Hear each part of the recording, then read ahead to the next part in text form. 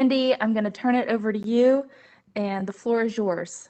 Great. Thank you so much. Can everyone hear me and see me? Okay. All right. Great. And I'm going to start the presentation. Let me know if anything gets funky. Everything still looking good? We're good. Great. Thank you. So, and thank you, Christina, for the introduction. But just to reintroduce, my name is Andy Mock with CAS. I'm the senior project manager for the Lynx Silverline project. And so this project is very similar to that of the Blue Line. Hopefully most people are familiar with the Blue Line. It's a light rail project, and it spans from at least this study stands from Belmont the whole way to Indian Trail to seek to develop an alignment alternative that goes that entire distance. And it's also complemented by two other projects. That there's a rail trail project which seeks to develop a vision for a rail trail similar to that of the one in South End that everyone loves so much, and also a complementary TOD or land use study which looks at land use recommendations and improvements for the areas around the stations, and that's led by John Howard. So John's going to give, I'm going to do the beginning part, and so my piece of the puzzle is the design and the engineering and the environmental work, and John's piece of the puzzle is the land use work, and we all kind of all work together on a daily basis, complementing each other. But just to now that you kind of have that kind of organizational understanding of what we are, what we're trying to do, the where we are in the process is we're really at the very beginning, and I think it's really important to emphasize that we're at the very beginning of this process, a very, very conceptual level of design. And the first phase of this project, which we really began just a little over a year ago, is called LPA refinement. And I'm going to use the term LPA a lot, and really what that means, it's locally preferred alternative, it's just an acronym, and it's what the Metropolitan Transit Commission, or the MTC, that is our governing board, and that is the LPA is the alignment or the project in which we are directed to pursue. So we started with an alignment back in February of 2020, actually before then, with a kind of a more general corridor, a more general way. Hey, you're going to get from Belmont to Center City, generally along Wilkinson Boulevard, without a lot of definition for what that exactly meant. So our task is to unpack that a little bit, to really figure out what that means and how are we actually doing that, because there's lots of different ways you can kind of slice that. So our job was to try to figure that out and get a little more definition for what that actually meant. Along that road, we were also working closely with the TOD team led by John to identify the kind of the best alignment and station locations for TOD, or transit-oriented development opportunities, or those great developments and those great places that you see around stations like in South End and Noda and other places. So to make sure that we are positioning our stations and alignments to best leverage those sort of investments. Part of that, we also, so as we're working together, defining things and coming up with our recommendations, we're also going through early scoping, which is an early environmental process, really looking at for our federal agencies to come in to look at it, see if there's any big red flags that they might see with the project, so that we can know them earlier, sooner rather than later. And we're heading towards an MTC adoption of that refined locally preferred alternative, or that recommendation, which we've been out to the public on, and we'll talk a little bit more about that in a second. Once we have that recommended alignment, then we have a lot more certainty for what the project may be, and that we can really kind of begin with some of those more detailed environmental studies, engineering studies, and also TOD and stationary planning studies, which John's going to talk about at the end, as that kind of takes center stage after this first phase of the project's complete. So just to talk about phase one approach, and I'm just going to talk about this briefly because I've done this presentation a number of times. I don't know if folks have seen it. So just to kind of understand what that phase one is that big fat line, the kind of Sharpie line on the left side, is where we started. And where we're at is on the far right, which is a more defined line. Still not super detailed, but much more defined for where we actually think we're going to be. To do that, we broke up the big fat Sharpie line into really 100 different ways you could think to define what that corridor could be. You're getting into things like, which side of the street are we on? Are we elevated? Are we below grade? Where are the stations? This side, this quadrant of the intersection, this quadrant of the intersection. all that's going through a public process and a stakeholder engagement process to really refine that down to what we're putting forward as our refined locally preferred alternative for the MTC adoption. And so just to cut to the chase a little bit, this is the staff recommendation that we put forward for public input in the spring of this year, and also our put through MTC information. And now we're going for action this month. And so just in broad terms, the alignment goes from Belmont along Wilkinson Boulevard the whole way to Morris Field, then transfers from Wilkinson right away to what's called NS adjacent, or the area next to Norfolk Southern, and then follows Norfolk Southern the whole way into Center City, transitions at Charlotte Gateway Station from the west side to the east side. And don't worry, I'm going to share more details of this in a moment, so you don't have to. I'll get there.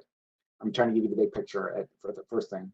Then we follow around 277, then out Independence Boulevard, transitioning to Monroe Road near Village Lake, through the town of Matthews into Indian Trail and Stallings, with a terminus station in Indian Trail. And so you might ask, how do we make those decisions? How do you make 100 big citywide decisions in such a short amount of time? And so really, it's a weighing of benefits versus risks. So we want to make sure that we have the most beneficial project as we can on different dynamics versus weighing that risk, because we also want to put forward not just a planning project that's a pretty picture. We want to put ourselves in the best position to compete for funds and to deliver a project. So we developed with our stakeholder team this framework of decision making based on maximizing benefits, and that is, competitive light rail. So we want good light rail service to actually provide fast, frequent service to people, what everybody wants when they think of light rail, and also, but to balance that with promoting equitable trans-oriented development. So we want great fast transit, but we want great places around those stations, and also to have great access. So it's not really very useful if we spend all this time and money and create this great train that people can't get to. So we really make sure that we have great ways for people to get from their homes to wherever they work, play, or whatever, entertain themselves via light rail and back. But the risk we're trying to balance is our dependency. So we want to make sure that the project can stand alone for as much as possible and not be dependent on some other big project that we can't control. We want to make sure we're always mindful of capital and operating costs. That's a lot what drives these sort of things for implementation and operations. And also be very mindful of environmental screening, as this project will go through a very robust environmental review because it will go through a federal process. So environmental screening was a key decision maker for us on many different aspects. To talk about public engagement briefly, we did just complete our round 3 of public engagement, and the comment period closed on March 11th for the survey. It was very well attended. We had over 2,000 survey participants, over 3,300 virtual public meeting video reviews. So people that you can still see, and I'll show you the website at the bottom, the story maps.arcgis, that long thing. I'll show you that website at the end. But all those videos are up, so if you're interested in seeing the videos or the presentations, that are still available to you at that website. And we had 470 live virtual public meeting attendees, meaning people actually dialed in as we're giving the presentation virtually and then asked questions. So very well attended, a lot of good feedback. And just the punchline of that was really a lot of support. So we had about 83% of the survey participants either supported or strongly supported the project. And so that makes us feel good. We had 77% were somewhat neutral, and about 10% were somewhat opposed to the project. So all in all, we feel pretty good about those numbers as far as pushing forward a big project that really goes over 29 miles and has varying impacts. So we feel pretty good about the positivity of the survey.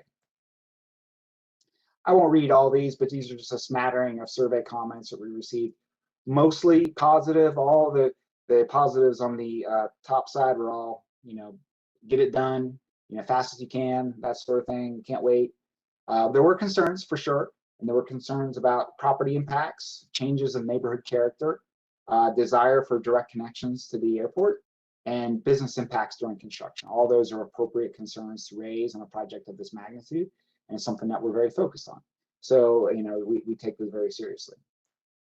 So just to dive into the Fourth Ward area a little bit, because that's the focus of today's conversation. If there's other areas that people would like to see, we can pull up the virtual map and kind of dive into some of those other areas. But just to dive into the Fourth Ward area, this is the preliminary staff recommendation that we put forward. We put this out as a mailer to anybody within a half mile of the corridor, and this is really what we're using for our recommendation to the Metropolitan Transit Commission. And this kind of shows the purple line, which is the staff recommendation, and then the gray line is the alignments that we have evaluated but are not recommending at this time. And also, if you note, there's a yellow triangle with an exclamation mark. That shows where there was a change from the previously adopted locally preferred alternative. So if you notice it over near Moorhead, the Moorhead sign or tag, you can see my cursor. We did have a locally preferred alternative that went through this area, and that was a change primarily because it impacts to historic buildings, floodplains, and park resources. So the deviation or the change from the previously adopted LPA to this LPA was because of environmental impacts primarily. And also there's also a much greater savings in runtime, which is one of the things that's very important for us to have a nice competitive trip. So this is a much faster transit trip to go along the railroad. We then cross over Norfolk Southern with a station at Charlotte Gateway. And I'll show some more zoomed in pictures than that in a moment. Then following along the railroad to Graham Street with a station near Graham Street, and that's the focus of today's conversation. Then transitioning from Graham Street in the Fourth Ward area over to along 11th Street with a connecting station at the Blue Line, and then out Central Avenue and beyond Independence Boulevard. So I have a couple kind of more zoomed in images and just a couple key notes in here. And I'm really going to focus on everything from Charlotte Gateway Station over to 11th Street. And then we can pause and take a couple questions or comments that people might have. So if you see this red area, this red line with the red area with the yellow lines, sorry to describe that strangely, that shows the guideway for the Silver Line or the track infrastructure. And the red denotes that it's on a structure or a bridge of some kind. So really, we're talking about a mostly elevated alignment that goes the whole way from Norfolk Southern, really the whole way over to past Central Avenue. And there's a lot of challenges that have pushed us into that elevated scenario. But we have a station here at Charlotte Gateway Station, directly adjacent to the proposed Amtrak station, which is being put forward by NCDOT as part of the broader CGS development. So the key challenges there is we have to get over Norfolk Southern. That's always very challenging to cross a railroad, and we're bridging over for this alignment. But we also have to get under Duke Power's major transmission lines over here. So we have some engineering challenges that we have to sort out in this area. We think we have an approach to do that. And when you get into Charlotte Gateway Station, we are elevated above the street, above Trade Street and 4th Street, but we're very similar to the ground line of the Gateway Station development itself. So you won't, and when you're in Gateway, you won't perceive the Silver Line to be elevated, only from the street.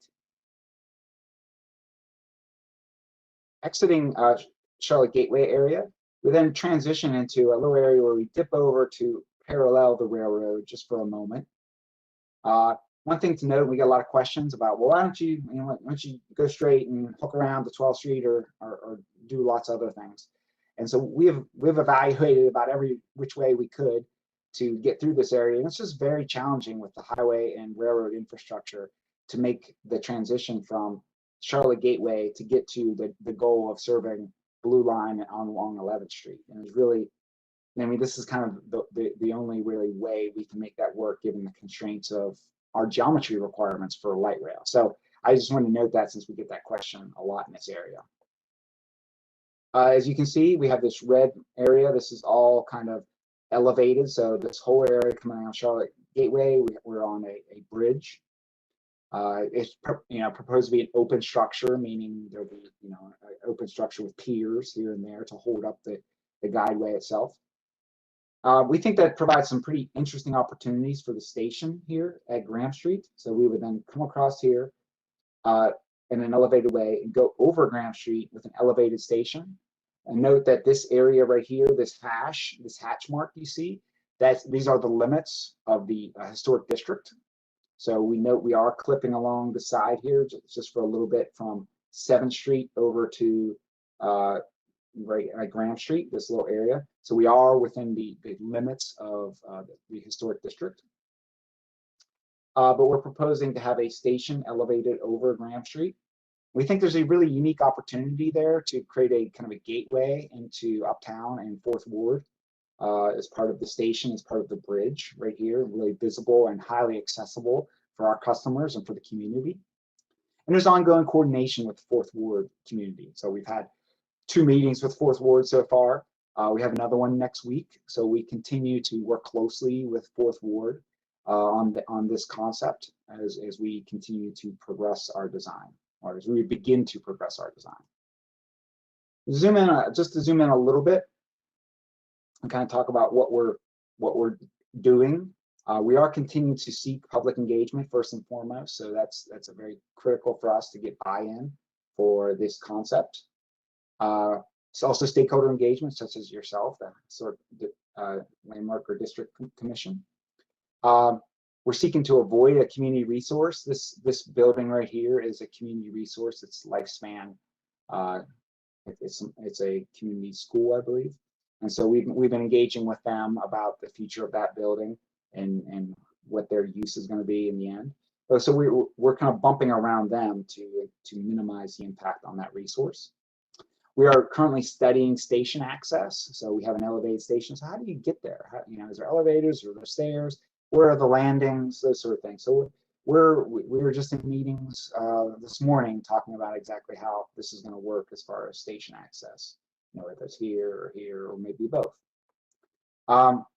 So we as I said, we're really just at the beginning part of this design, and we don't have a lot of detail for, what kind of bridge is it, and what would the materials be, and things that this group will probably be very interested in. But that conversation will be beginning this summer. So once we kind of have this Metropolitan Transit Commission adoption, then we will begin the initial bridge. We'll identify some initial bridge types, and really what that means, that gets into the overall look and feel of the bridge structure itself, including the construction approach. That will be very important for us because we have a very the approach for this will be challenging because we're in Uptown. We don't have a lot of property to mess around with, so we have to be very cognizant for how we actually build these given a constrained scenario, and also what the materials of the bridge would be. So all that conversation will be happening over the summer.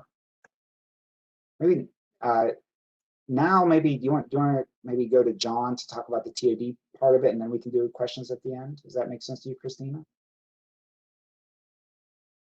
If you would, sure, that sounds great. Candace, if you would switch to John being the presenter. Actually, I'll just forward it for him if that's it's only 3 or 4 slides. Okay. That'll be easier. Yep, that'll be easy. Thanks. Okay. All right. So John, if you would kind of round us out to look forward to the TOD study and where we're going from here. I do not see the presentation now. No. It went away. Okay, hold on.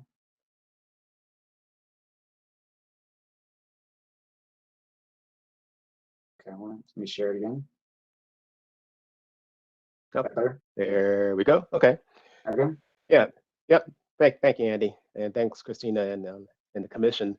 So I'll talk briefly about the Silverline TOD study and what the goals and the scope is of this part of the project. You can advance, Andy.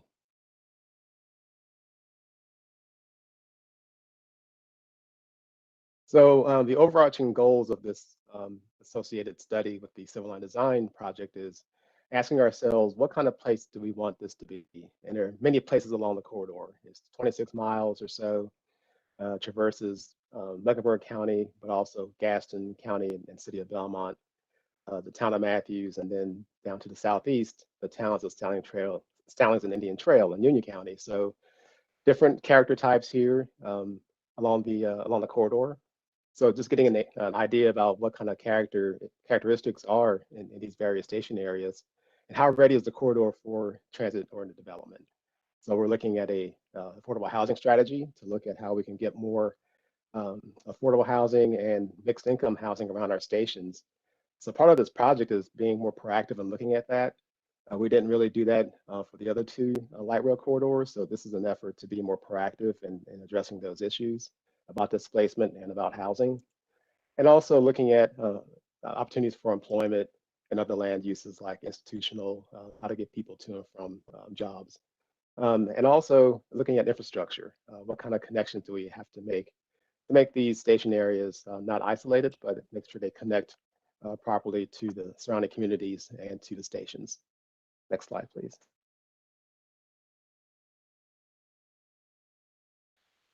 So again, just a little bit more of a deeper dive into how are we going to approach these goals. The first category is enhancing connectivity. Again, we want to make sure we have safe connections to and from the stations. That it does include things like greenway connections, the rail trail, existing infrastructure, and also new streets, and also how we interface with local transit service. Second is to encourage a development that will support transit. Obviously, higher density is what we're always going to go for, but not all stations will be the same. As you look on the blue line and BLE, some are maturing faster than others, and some are just going to be kind of what they are. If you think about the airport, you're not going to have multifamily near the airport. It's going to be mostly office and maybe light industrial and those kind of land uses.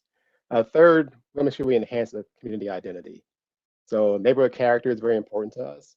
So it's not just about redeveloping everything, but it's also about preserving important landmarks, important community resources, and make sure they weave into these station areas. And again, to expand opportunities, that is expanding access to education, jobs, affordable housing, and other neighborhood resources. Next slide, please. And as Andy mentioned before, we're coming up to the adoption part of the alignment, and we're starting to put together our approach for how we reach out to the community and talk about these station area plans. So we have an engagement strategy that we'll be working with Andy's team on. We'll start looking at station area concepts around the summer and meeting with different parts of the alignment and parts of the community along the 26 miles. And also looking at an implementation strategy around the end of the year. So our goal is to have a station area plan document ready to go by the end of the year. And hopefully we'll have that for public dialogue by that time, and also by the maybe early spring of next year. We'll wrap this up. This is part of a FTA grant. So we have kind of a hard deadline to wrap this up by March of 2022. So that's our goal, to have this ready to go when the design team moves forward on the next phase of development for that project. And with that, I'll kick it over to Andy and Christina, and we can have questions and comments.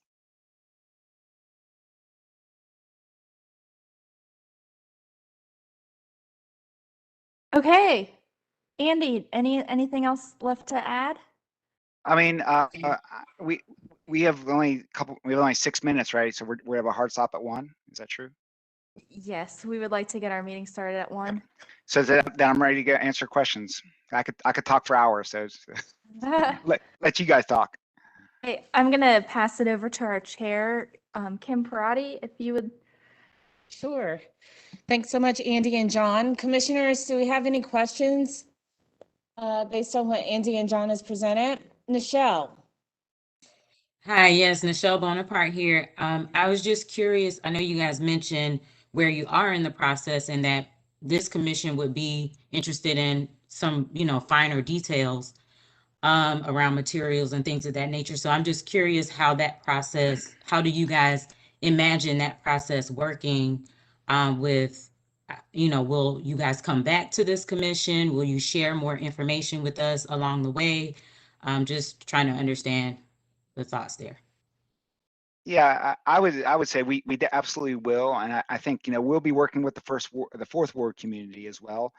So I feel like once we have our heads around a little bit more about the kind of the options for the bridge types and the design details a little bit better about the menu of options that we have, then I would want to engage back with Christy and the right people at the Historic District Coalition to make sure that we're, you know, on our commission, that make sure that we're in the ballpark. We might need to do some, maybe have a workshop or a charrette to kind of understand a little bit more about kind of the thoughts about material selections or shapes or bridge, or kind of if there's any thoughts about things that could influence our design. So we haven't really kind of got there, that exact outreach strategy, but I'd say that it would be good for us to focus in on with the right folks within this group to get some feedback or some guidance for some directions maybe to go in some of those initial conversations, and then come back with some concepts that would allow the Historic District Commission to kind of provide some guidance to us so that we can, you know, hit the ground running and not be, you know, going around and around. It would be our goal as much as possible. Thank you. If there's a model that this group can press direction on as far as like how it's worked well in the past, I think that would be great to know, and we'd look for any guidance that you could provide us. All right, sounds good, Andy. Any other questions or comments, commissioners? It's very exciting to see Charlotte building its infrastructure to support the growing population. Any questions, any comments? All right, so we don't have anything right now from the commissioners. I'm sure we'll have more once we get more. So thanks for presenting, Andy, and thanks for coming back to present, John. Thank you. We'll be in touch with Christina. Yeah, thank you so much. We really appreciate the in-depth overview. I think this is the first time some of our commission has heard the details about this project, so we really appreciate it. And we look forward to working with you and the whole CATS team as this moves forward. So Great. all right. Thank you for having us. Thank Thank you. you both. Want to take a brief 3-minute break, 4-minute break, and reconvene at 1 o'clock for our meeting? Sounds good. Great, thank you. Thanks, Dina.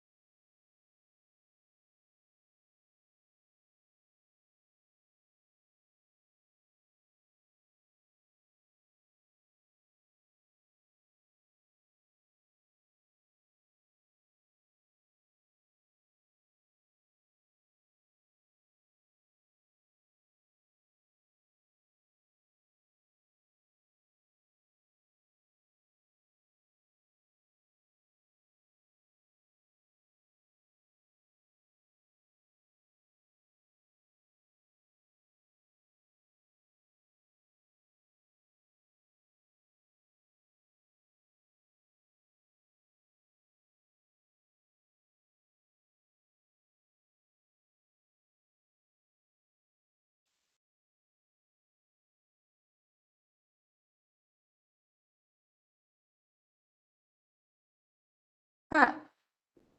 Kim, you're gonna have to repeat everything. The whole thing. The whole thing. I'm sorry.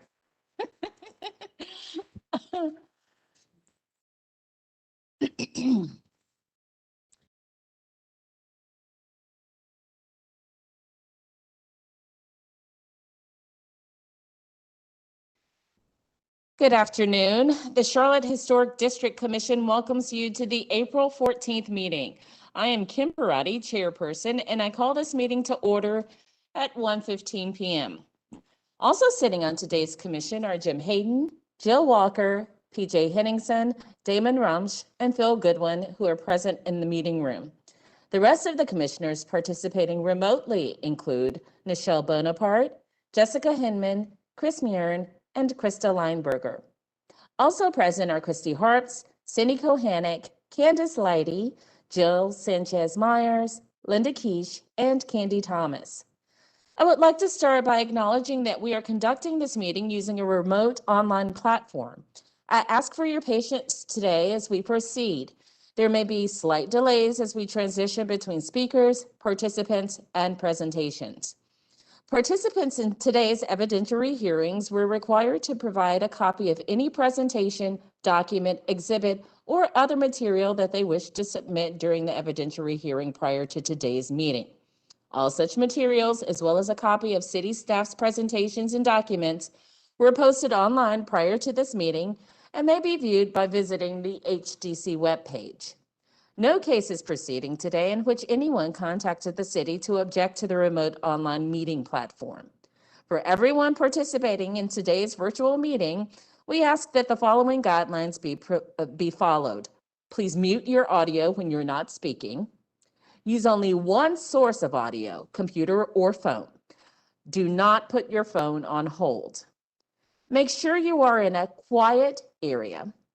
Please turn off or silence electronic devices and do not speak over the person talking, or you will be asked to leave the meeting. Please use the raise your hand tool. Please do not speak unless recognized by the chair, or staff.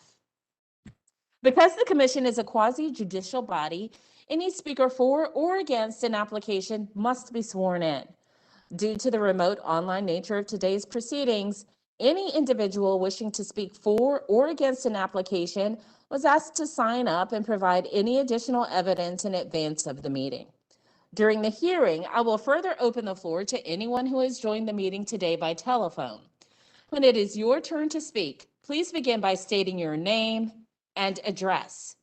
The review of each application consists of the presentation of the application and deliberation. The application is presented by the HDC staff. The applicant presents their testimony for the application. Other parties wishing to speak for or against will be given reasonable time to present factual sworn testimony based on the HDC design guidelines.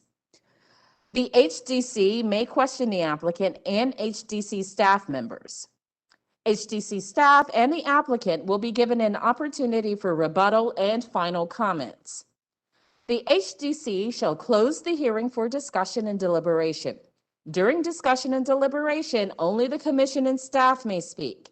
An HDC member may request the hearing to be opened for further questioning. The HDC will craft a motion for approval, continuation, or denial. The majority vote of the commission present is required for a decision to be reached. A final vote by the HDC will end the hearing.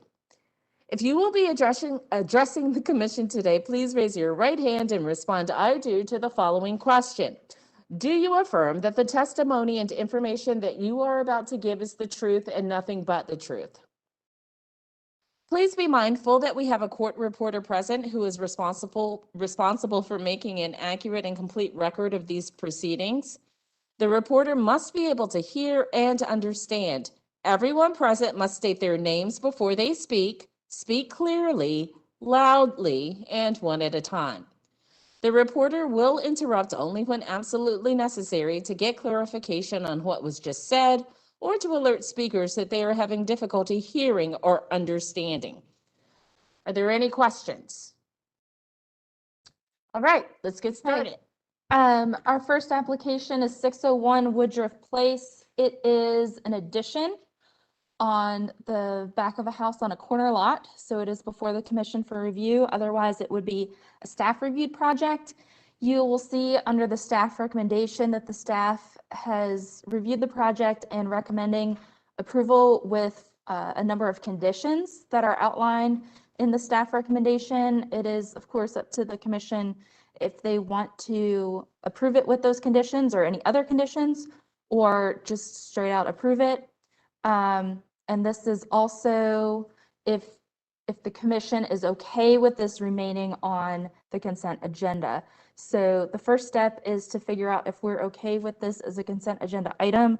I do not believe we have any member of the public wishing to speak for or against this case.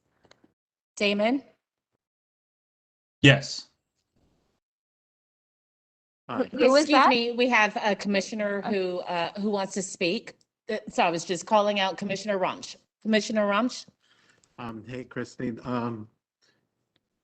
The only concern I have with this property is the double driveway. There's a, oh, I did, it is. Is the double driveway, what's happening is there's a single curb cut for the driveway on the existing. And the new has a double curb cut.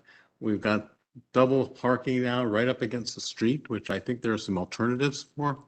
And I either wanted to hear from you as to why this was within our guidelines, or I think we just need to review it. So The rest of you the can- stuff on this application is fine with me. So if the rest of the application is fine, you can make that a condition of the approval, that the driveway remain a single car driveway and they take it back to the back of a lot.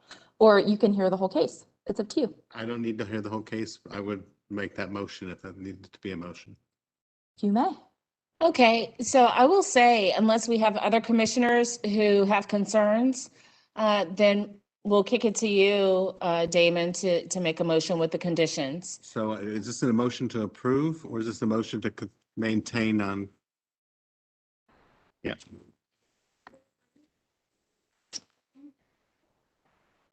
If you look at the memo, that is your motion right there. The staff recommendation? Yep. So if you start with the project is not incongruous, we recommend approving with these conditions, A, B, C, D. Okay, and then add fine with add that. yours. Okay. Mhm.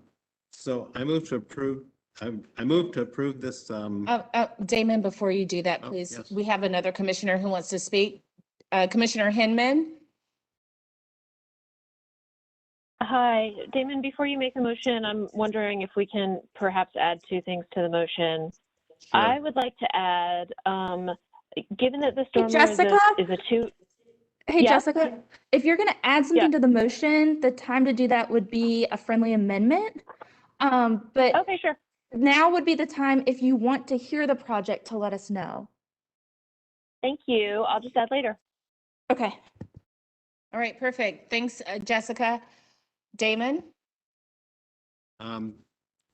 So I'd like to move to approve this motion with the following conditions. The project is, I move that the project is not incongruous with the district and meets guidelines for additions, page 7.2. Per 10.4.1 of the rules of procedure, as the staff recommends, I'd like to suggest the following changes. Applicant to work with staff on the window trim, mullion sizes on the new pair of windows in the rear dormer. Dormer to be dropped a few inches below the main ridge to allow for correct roof vent conditions. Rear porch columns to be full wood, not wood wrapped in hardy. And that the project otherwise meet the guidelines.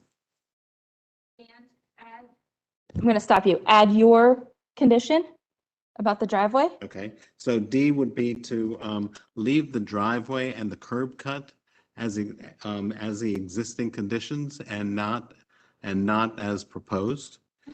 And then Jessica has some, Well, yes, and then let him finish. And then Okay. D is the project otherwise meets the guidelines and is recommended.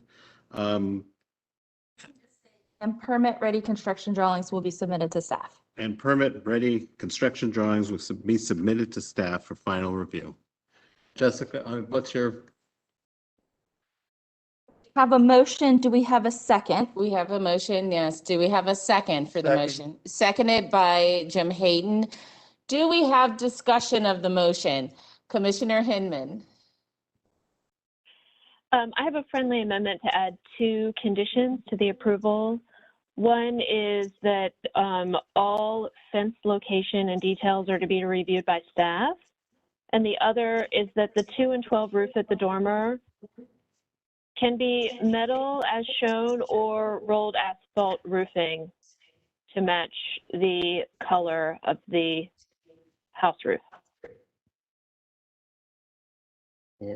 So, so the amendments to my motion would be that the fence design and materials to be reviewed by staff, and that the 2 and 12 metal roof be approved as either a metal roof or rolled asphalt roof to match the color of the existing roof. Is that correct, Jessica? That's correct. Commissioner Hayden, you still want to second that? Yep. Okay. Okay, any further discussion of the motion before we vote? Okay, let's vote. Commissioner Goodwin, Yes. Commissioner Henningsen, Yes. Commissioner Walker, Commissioner Rumsch, Yes. Commissioner Hayden, Yes. Commissioner Bonaparte, Yes. Commissioner Hinman, Yes. Commissioner Muirn, Yes. Commissioner Lineberger, Yes. Commissioner Parati, yes. Motion passes 10-0. Thanks so much, Brian. Okay, let's move on to the next one. Okay, our next application is also consent agenda. It is in the 4th ward. It is at 321 West 11th Street. And it is also recommended for approval with permit-ready construction drawings submitted to staff. It is the addition of an accessory ramp right in this location that I'm pointing to with my cursor. This is an oddly situated building with the front of the building actually facing 10th Street. And so depending on how you're walking along 10th Street, it's minorly visible. This is really more of an access road back here and it dead ends. So you can see the building back here and it would go on the other side of the existing ramp. Are there any questions about the project or any commissioners that wish to discuss the project? I guess Kim, I'll turn it over to you. We don't have any members of the public wishing to speak on this project. Okay, so it looks like Commissioner Walker has some things she wants to say. I just have one simple question. Will the old ramp be removed? The old ramp is not to be removed because they are dividing the building up into 2 different uses. And it's the new ramp is serving a new office with a new door that does not have access through the main door. Thank you. Any other questions? Commissioner Hinman? Do you have questions about this one or is your hand still up? Nope. Forgot to put my Okay. hand down, sorry. Okay, no problem. All right, any other questions or comments, commissioners? All right, Commissioner Walker, would you like to make a motion on this one? Yeah, I would like to make a motion. Is one question. Is this a motion to approve and move, or is it the motion to move? This is a motion to approve the project. So I make a motion to approve it and not a motion to move it to the. Not unless you want to review it. If you want to review the project. Okay, you I can- make a motion Okay. to approve this application as submitted. All right, so we have a motion. Do we have a second? Seconded by Commissioner Rumsch. Any discussion of the motion? All right, let's vote. Commissioner Hayden, Yes. Commissioner Goodwin, Yes. Commissioner Henningsen, Yes. Commissioner Rumsch, Yes. Commissioner Walker, Yes. Commissioner Bonaparte, Yes. Commissioner Hinman, Yes. Commissioner Murin, Yes. Commissioner Lineberger, Yes. Commissioner Parati. Yes, motion passes 10-0. Thank you.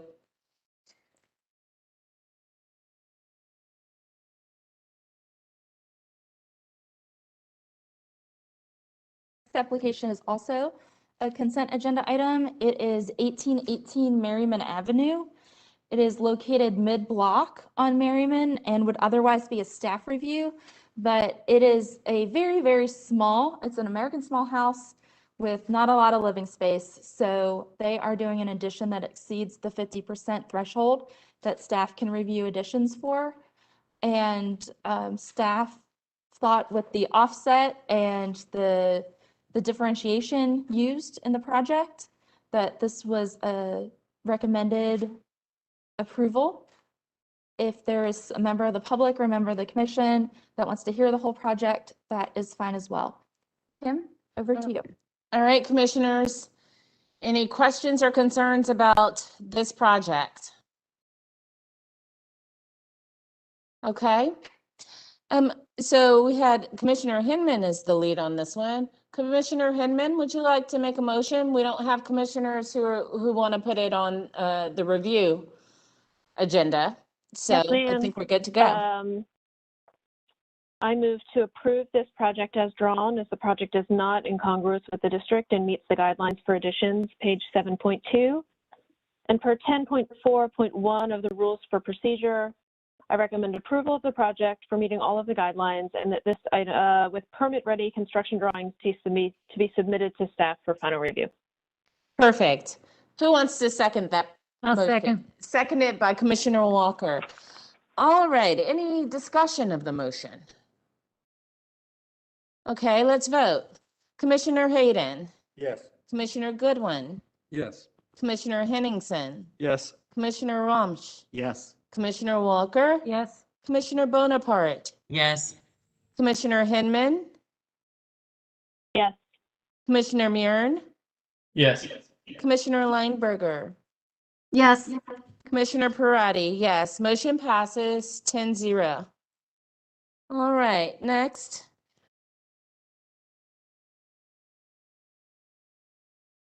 Okay, our next application is our last consent agenda item. It is 429 East Boulevard. And it is for, so interesting about this project, it was approved by the commission back, I believe, in 2011, and the project was never built. So it's the addition of a handicap access to a existing rear entry. And staff is recommending approval. Okay. Commissioners, any questions or comments about this particular application? We do have one member signed up to speak. Okay. From the public. It is a neighbor. So I think we should open it up to him to see if he's objecting to the project Okay. and wants to hear it. Okay. So why don't we open it up? Caller? Do you have the caller's name? Chris Camano. Chris, are you with us? Not Chris Luke.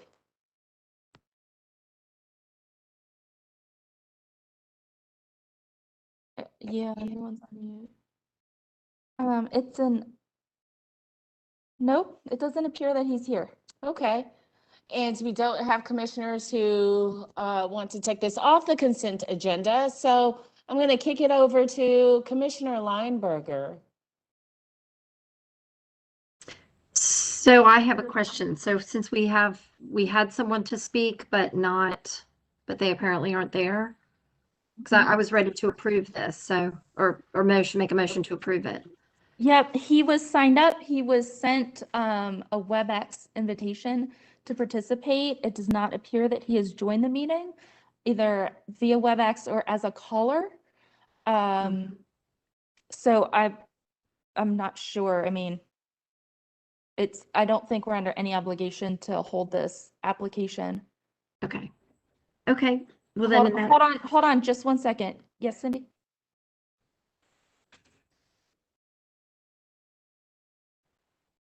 Okay, yes. his email did not indicate whether he was for or against the project. He just wanted to sign up as a participant. So we don't even, that's all we know.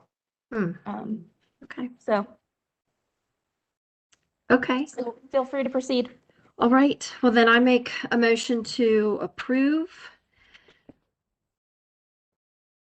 this application as the project is not incongruous with the district and meets the guidelines for additions, page 7.2, and access ramps, page 8.10. And also per 10.4.1 of the rules for procedure, I recommend approval of the project with the condition that the lattice screening. Oh, no, I'm going to take that out because we got that revision, right? We We did got that. receive that revision. Yes. So I can take that out altogether, correct? Yes, you can. Okay. So then I recommend approval of this project and that staff can do the final review. All right, thank you, Commissioner Lineberger. Anyone want to second Commissioner Lineberger's motion? Second. Seconded by Commissioner Hayden. Any discussion of the motion? Okay, let's vote. Commissioner Hayden, Yes. Commissioner Goodwin, Yes. Commissioner Henningsen, Yes. Commissioner Rumsch, Yes. Commissioner Walker, Yes. Commissioner Bonaparte, Yes. Commissioner Hinman, Yes.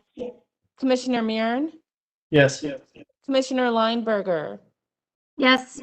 Commissioner Parati, yes. Motion passes 10-0. Okay. Moving on to application number 5. This is a continuation from our special called meeting in January. It is for 1141 Leganor Place. I believe we have a couple of recusals. So we have a recusal with Commissioner Rumsch And Commissioner Walker, I believe. and Commissioner Walker. Okay.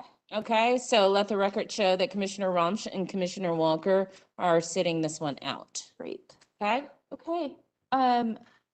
The staff memo on slide 62 outlines the reasons that this project was continued for the addition, for the driveway and accessory structures, for painted brick, for the site plan, for photos, for windows, and for trees. And I will note that you requested documentation of the window conditions, and the applicant has removed the request to replace the windows from their proposal. So that is out of consideration right now. At this time, I'm going to turn it over to the applicants. Stan and Chris, are you with us? Chris Geltrop and Stan Russell. Yes, I'm here. Okay, have y'all been sworn in? I did, yes, I raised my hand at the beginning of the meeting. Perfect. Chris, I did were you as well. sworn in? Yes, I was on at the beginning of the meeting as well. Perfect. Okay, well, if you would just state your names and your addresses for the court reporter, you may get started with your presentation. Chris Geltrop, 1141 Linganore Place. Stan Russell, 1506A Central Avenue.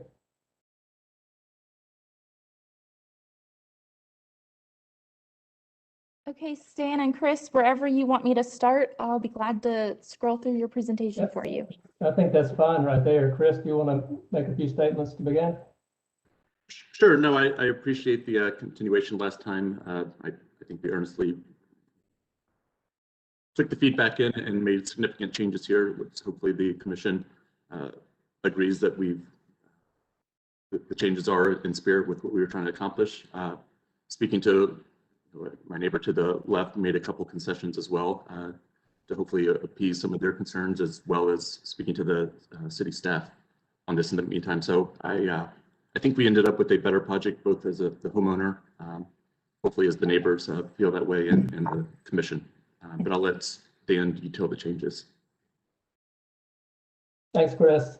I'll echo Chris and thanking the board for giving us another shot at this. And I agree with Chris that I think it's made the project better.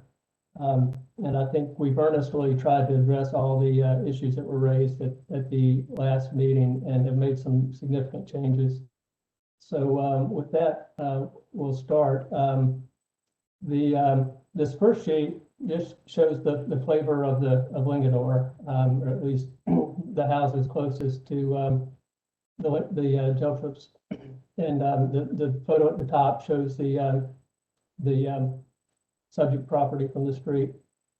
And I think that just shows that there's a pretty wide variety of houses on the street. And in fact, since we're doing something on the rear a little more modern, that at 1121 Linganore, there was a very nice mid-century modern house that had existed for years and was demolished in maybe 20 years or so ago, but created even a little more diversity for the street. Okay, if you can go to the next sheet, please, Christy. I've got a few sheets here of existing photos of the existing property. 6 and 7 at the top show a rear addition that was added at some point that both were fairly poorly considered and in very poor shape. So the plan is to remove those. Photo number 4 shows an addition to the north, to the left side, that's visible to the street, that was added and is also in bad shape and is created a place for mold inside and outside the house. So the owners really want to get rid of that soon. Number 5 shows the right side of the house where the existing drive is and the carport beyond this. And you can see again the nature of the rear addition on the right, and then the steps and the basement access, and this is mostly concrete right now. And then 1 and 2 show the house from the street that you can see very little of the left side of the house beyond the front face of the house because of the vegetation. There's a garden wall hidden in there. It's central to our concept. And then the right side of the house, the view on number 3, shows what little bit you can see south of the property, looking up from the neighbors, beyond the neighbor's drive. You can see a little bit of that rear addition, a little bit of the carport to the right. Okay, next sheet, please. These are just a few more photographs. This number 8 shows an existing shed dormer that was for ventilation that we are planning on removing and proposing to remove, but it does have it has copper sidewalls. Number 4 and number 1 on the left side of this sheet show the view to the left side of the house from the front. You can see the garden wall on number 1 with the big cryptomeria that's we're planning to retain. The garden wall we're planning to retain and actually extend extend to the right of the house. We'll extend it where the addition is now that's coming down. And so that garden wall is really kind of central to our scheme. Photo number 2 just shows the front entry. It shows some corbelled brick, which we're picking up on and detailing. And number 3 shows the existing carport, which is in very poor condition and not suitable for parking because of its size and condition. And the next sheet, please. Okay, this just shows, again, more conditions of the existing house. 4, 6, both show that rear addition. Number 7 shows the, some cracks between the existing house and the original house and the rear addition. That's at the left side of number 5. And then again, 1 shows that north side, left side addition. And then the other 2, the 2 shows the front again, looking towards the left, and 3 shows the right side. Pardon me. Okay, next sheet. Our design strategy was really, I think, improved by issues that we needed to address based on the last meeting. And just to make those clear, some of those were the same strategies we had originally, but I think we've just refined those a lot more and made some big changes. On the existing site, you can see the two additions are in red on the house, and then the carport's there on the right in red, and there's a poor quality storage building in the back corner, and we're proposing that all of those be demolished. To the left of that house addition on the left, you'll see the garden wall runs all the way to the neighbor's property line. So we're planning on maintaining that. There's existing vegetation in the front yard on the left side, some nice trees, all of which we're planning to maintain. The original house is in blue. And then when you move to the proposed site, you can see that by removing that addition on the left, we're creating a new garden space behind the garden wall. We're moving the drive from the right side of the house to the left for better accessibility and to get on-grade accessibility for parking and entering for the owners of the house. And then also to set up a nicer rhythm with the drives on the street. The drive right now is adjacent to the neighbors on the right. And then by removing that drive, that gives us a new garden area on the right. That's where those wooden steps came down, and it's just all concrete right now. So that'll be a green space as well. So the original house now will be flanked by green space on either side facing the street. The design strategy now calls for what I think a lot of you refer to as a hyphen, where we're pulling the addition off the rear of the original house, trying to keep the house intact and maintain the severability of the addition, and then to layer the new addition with a more traditional element that then layers again to a more contemporary addition that faces the rear yard and the pool. But you can see all these additions were pulled away from the house, so that the original block of the house actually reads. So going to the front elevation, you can see that the garden wall, now becomes kind of this screen.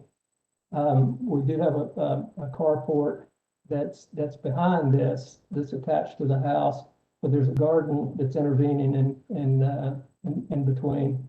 The carport has a flat roof so that it won't be visible from the street. And then our more transitional addition you'll see behind, which is 2 stories, and it will be brick with a lower slope standing seam copper roof.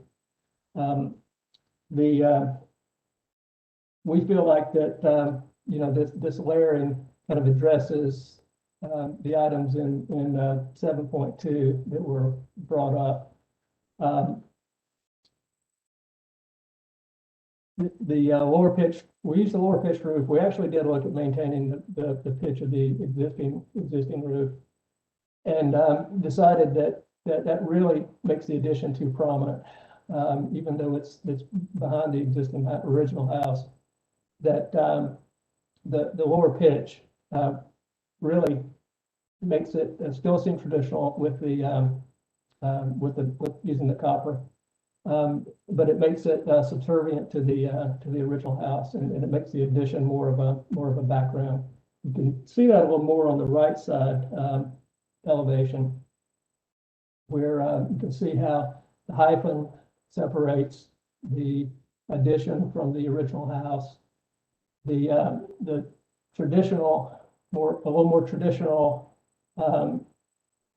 addition, part of the layer of the addition, the first layer, will have brick with true divided or simulated divided light windows to match the steel sash windows in the existing house. And then you move behind that to the more contemporary part, which is also brick, but the layers are much smaller, and this is almost invisible from the street. And then in the mass material concepts at the bottom kind of shows in a little more detail what we're doing with this transitional piece. The hyphen would have flat seam copper siding, with the notion that when it's oxidized, it will really just kind of tend to go away, and then not bring attention to the windows either there. Trying to make that more transparent, and then reading all the corners of the house. And then looking at on the more contemporary part of the rear addition, that we tried to maintain the proportions of our new doors to be in line with those of the existing windows on the house. We have proposed that and also on the mass materials, you'll see the corbel we're using is picking up from the notion of the corbel that I pointed out earlier, existing corbels on the front of the house. We just feel like all these things, this layering and this lower pitched roof, really help to minimize the mass of this addition and make this subservient to the original house. On the garden side, there's also a trellis, which I didn't mention, in the garden coming off of the carport. So there'll be lots of green space there. And I think, the brick, there was a discussion last time. Our original proposal called for painted brick. And so and I know that's frowned upon. So because we're not sure if and can't find out, did some research and can't find out if the house was originally painted or not. And so because of that, we're going back with unpainted brick. But our concept is to use a light brick, like a light gray or even an off-white, to match the color of the house. And that way it will still be consistent. It will tie into the existing house, but it will be unpainted brick. So that's the idea there. So just going through, here's the front elevation. You can see this is without the garden wall being shown. So you can see the transitional part of the addition with the copper roof, the steel sash windows. The windows in the first floor of these windows in the first floor addition on the left side of the front elevation will be repurposed from windows we're removing from the existing house because of construction on the back, and one on the front. We're proposing on the right, which is the existing kitchen, which has a high sill. We're moving the kitchen to the back of the house, and so this becomes a study. So we're proposing that new steel sash doors be added there, and a Juliet balcony to give a view to the street, and really to better reflect the proportion of that little gable end. And I think the sill was high there originally, again, just because of the kitchen. So I think that the door is in proportion with that mass. The left side, you'll see that again, this is behind the garden wall, but you'll see the trellis coming out, and then way beyond that is the garage. The existing front elevation, you'll see hatched to the left is the existing addition that's being removed. Okay, next. And this is the front elevation with the garden wall and the cryptum area being shown. There's also quite a bit more vegetation there that you can see, if you notice in the photographs, that a lot of which is remaining. So from the photos, you can see that almost nothing behind this front gate is even visible from the street. This is, that's it. Okay, this is the left side elevation existing. You can see down below, you can see the two existing additions that are being removed, and then the dormer, shed dormer for ventilation is being removed, and then one small dormer on the rear side where we have to get access from floor to floor is being removed.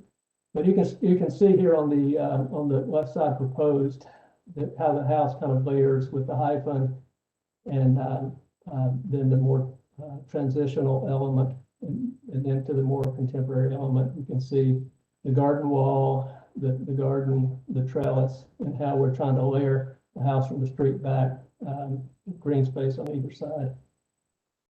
Okay. And then this is a site section, and looking at the left side elevation, it shows the existing garden wall. And it shows actually there's a new window where that existing addition is going away. So we'll put a window which we're thinking that's probably where the original window was. We don't have any documentation of that, so we're putting that back. So we're really kind of restoring the body of the original house. And then the garden wall, a view from the sidewalk, because of the grade, shows that very little of the garage is not visible. And this is with no vegetation.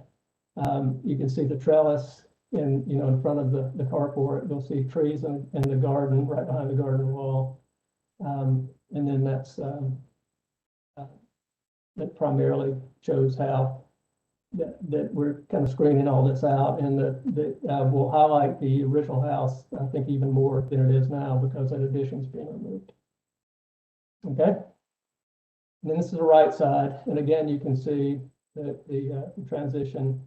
We're replacing a slider in that basement with windows doors that will match, the pattern of the existing windows. Again, and you can see in the transitional element of the addition where we're using the windows to match the original, and then you get to the back and you see the layers that are more contemporary. And then this is the rear side, which is more contemporary, which is what the Gel Trips had wanted because of the site and their lifestyle. They really wanted an addition that was cleaner and simpler and complement to the existing house, although a counterpoint. And so we made a big change here. We originally had these copper clad kind of frames and went back to brick. So if you can zoom in on the corbel brick example at the bottom, on the left, just the part on the left right there, that shows you what we're proposing for these corbelled brick areas. Thanks. You can go back out. And so you can see how on the left side everything's fairly is inset. Where you can see a little bit of the back of the house from the left of this rear elevation, it would be the right, the south side from the street. We dropped that down to 1 story with the copper roof. And then on the right side, while you can see a little bit of this, it's still well below the ridge of the existing house. And so this is just real clean. The door, as I mentioned, the door proportions are similar to the window proportions of the existing house. Okay. And then this is a section that shows the kind of the strategy of this hyphen, the original house to the left, the addition to the right. And you can see that this had to come up some because if you'll see the dotted line of the existing roof and wall, just a little portion of which is being removed. The second floor has clipped ceilings, so that the slope ceiling comes down to a point of less than 6 feet. So we had to raise that to gain access from one space to the other. But we have this hyphen in here, it's kind of minimal, and then the 2 layers of the addition on the back, and then you can see the existing pool and then the pool house, which is the kind of similar construction and strategy as the rear part of the addition. Okay. And yeah, so this is the pool and pool house. It's the same. It's the same corbel brick idea. Very very simple. The notion is that this the scale is low. These buildings will have green roofs, and then you can see on the rear elevation of the pool house, you can see the new wooden fence on the north side of the property, the left side from the street, which we have proposed, and new trees, which the Geltrups we have noted on the plan that there to be at least 8 feet tall at planting and with irrigation. So that was from a conversation with the adjacent property owner. So we've done that. Okay, next slide. And this is the fence that's being proposed. The right side is the solid vertical wood fence that will face the neighbor's side. And then the left side is and again, all wood that just has a little more detail that faces the property. Okay. And then these just show the existing street elevation and proposed street elevations. You can see there's a pretty big gap right now between the subject property and the next door neighbor to the left. And from the carport edge, at least, of what you see from the street, well, you really don't see the carport from the street, but if you did, from that edge to the neighbor's house is still greater than most of the others on the street. The separation is. So we're, I think, kind of at least maintaining the spacing of the houses on the street.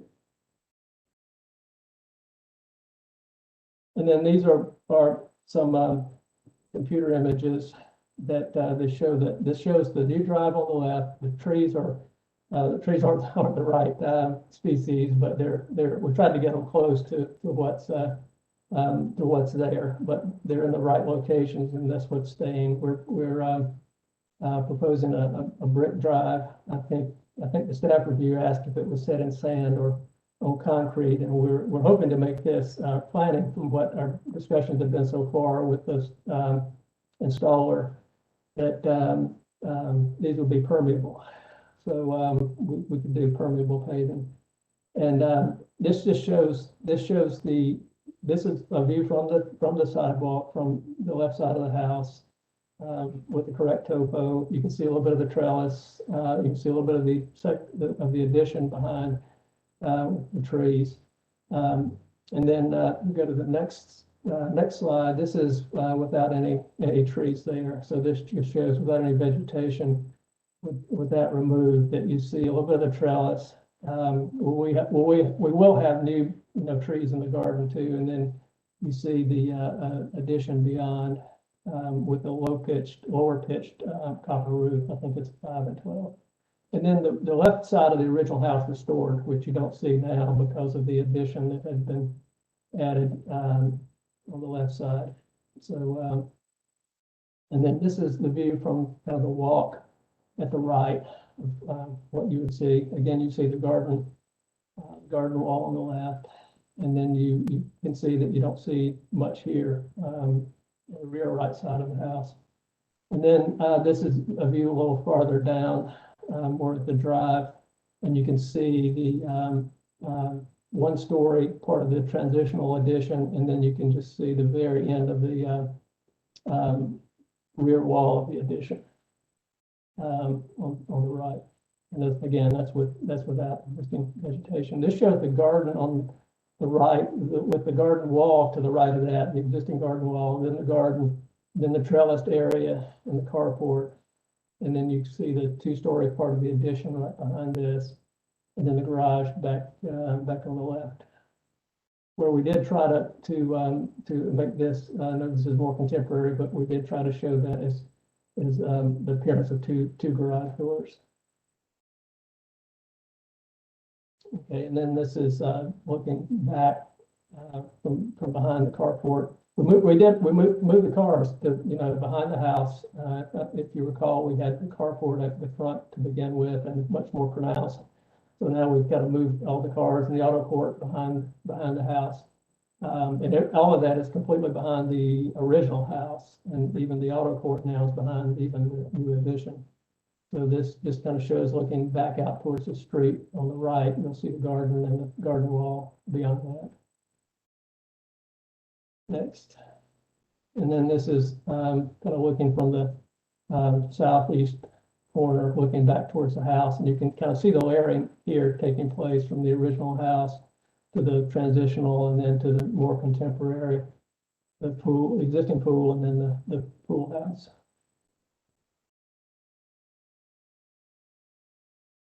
And then this is just a kind of a rear view showing the addition and pool in the pool house. These were precedents just for flat roofs, for materials, for larger glass areas. Even included a Lewis Asbury precedent that his 900 Grenfell had had flat roofs on either side. And then he actually did a much more modern house in the 50s on Cloister Drive down on the bottom right. So I think it was I don't think he was always a traditionalist. I think he was just an architect, like a lot of us, doing what what the clients wanted and to try to do something good. Okay, and then the next is just precedents again for roofs, for low pitch roofs and for metal roofs. I think we can find those all over the neighborhood. And then that's it. Do you have anything to add?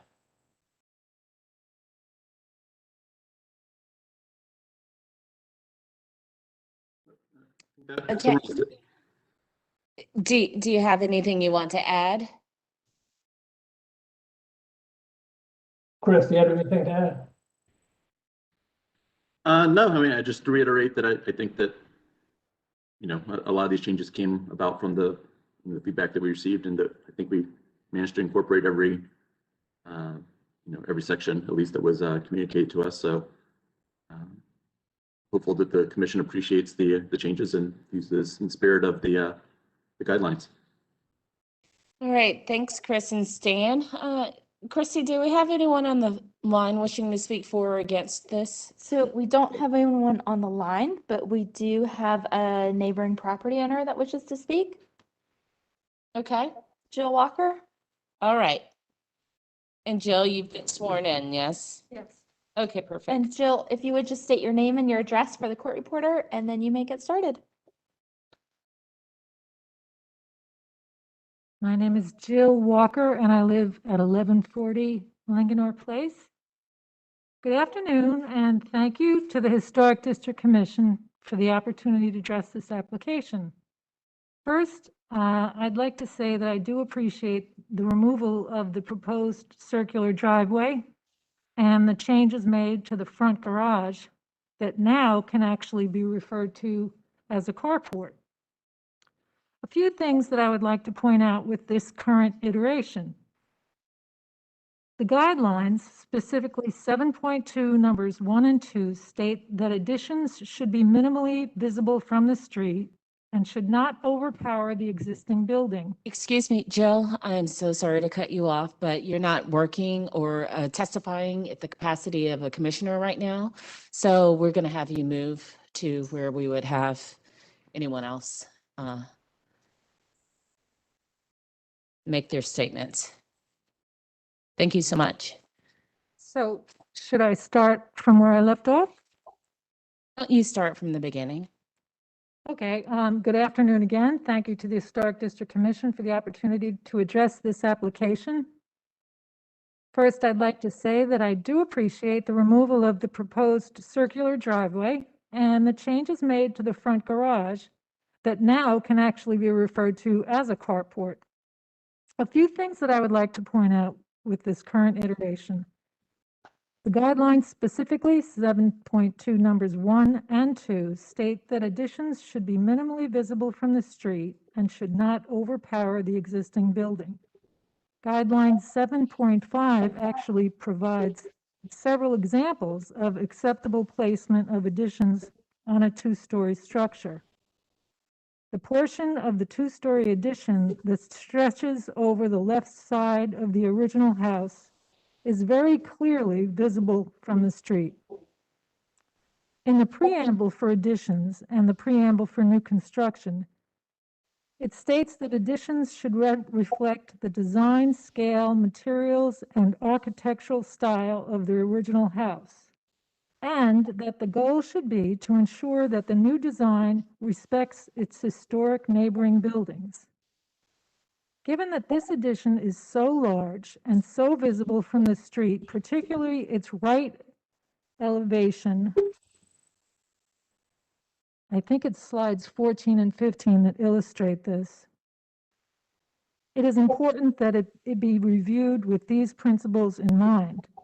The right elevation of this proposal offers up a mixture of design elements that seem to compete with the original structure in such a way as to compromise the historical integrity of the property. It does seem that the impermeable ratio as measured from the original house might need to be substantiated and/or confirmed by staff. And lastly, as slide 25 illustrates, the impact of all the changes to the front of this residence gives the appearance that the house and its property will now be barricaded from the street. And I also would like to just point out that I believe the original owner of this house, Ann Maxwell, is still alive, so she might be able to add information on its whether the brick was painted or not. That's all. Thank you. Thanks, Jill. All right, commissioners. Back to the applicant if they wish. This is Chris, Stan, would you like to respond to those comments? Chris, No, I guess if we could go to the very first slide, just showing the houses on the street.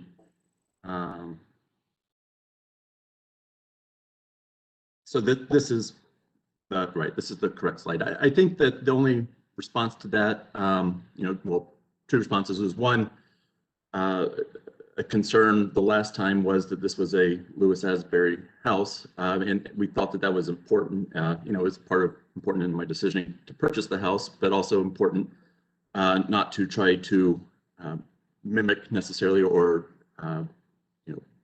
pretend that we were Lewis Asbury or Stan was Lewis Asbury, and therefore preserve the original house, remove the additions that were non-original, which I think improves the house considerably, and then have a differentiated style that is complementary but not mimicking. But the reason I asked to go to this slide is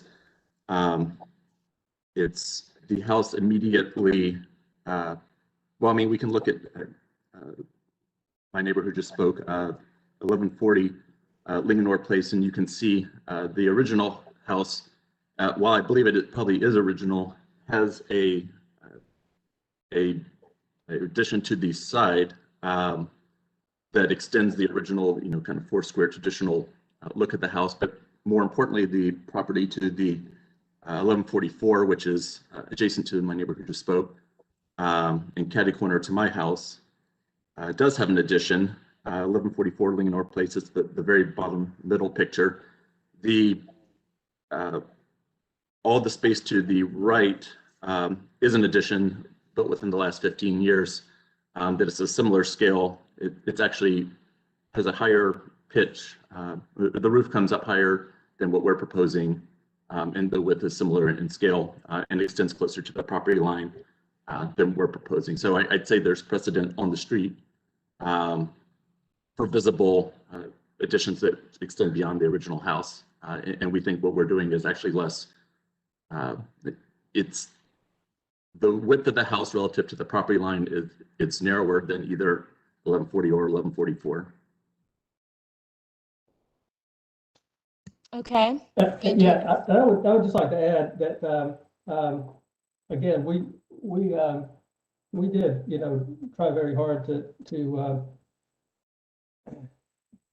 respond to the guidelines, and I know that these can be a little bit subjective, but on the addition, it does say 7.25 says it says, it does say maintain the existing roof pitch, but then it says roof lines for new additions should be secondary to those of the existing structure.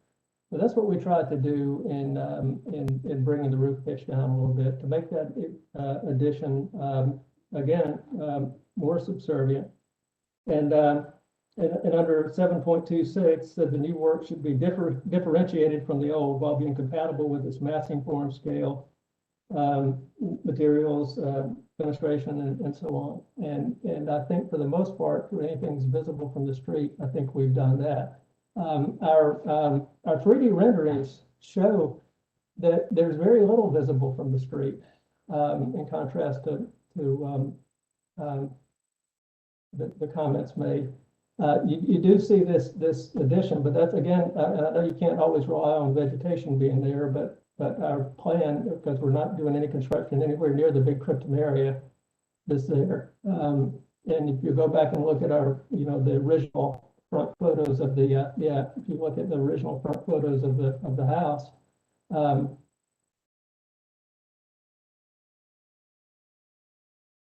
okay, one and two, that's pretty much what you see there. The on the left, and if you can picture this addition, beyond this, we're not planning on doing much on that vegetation.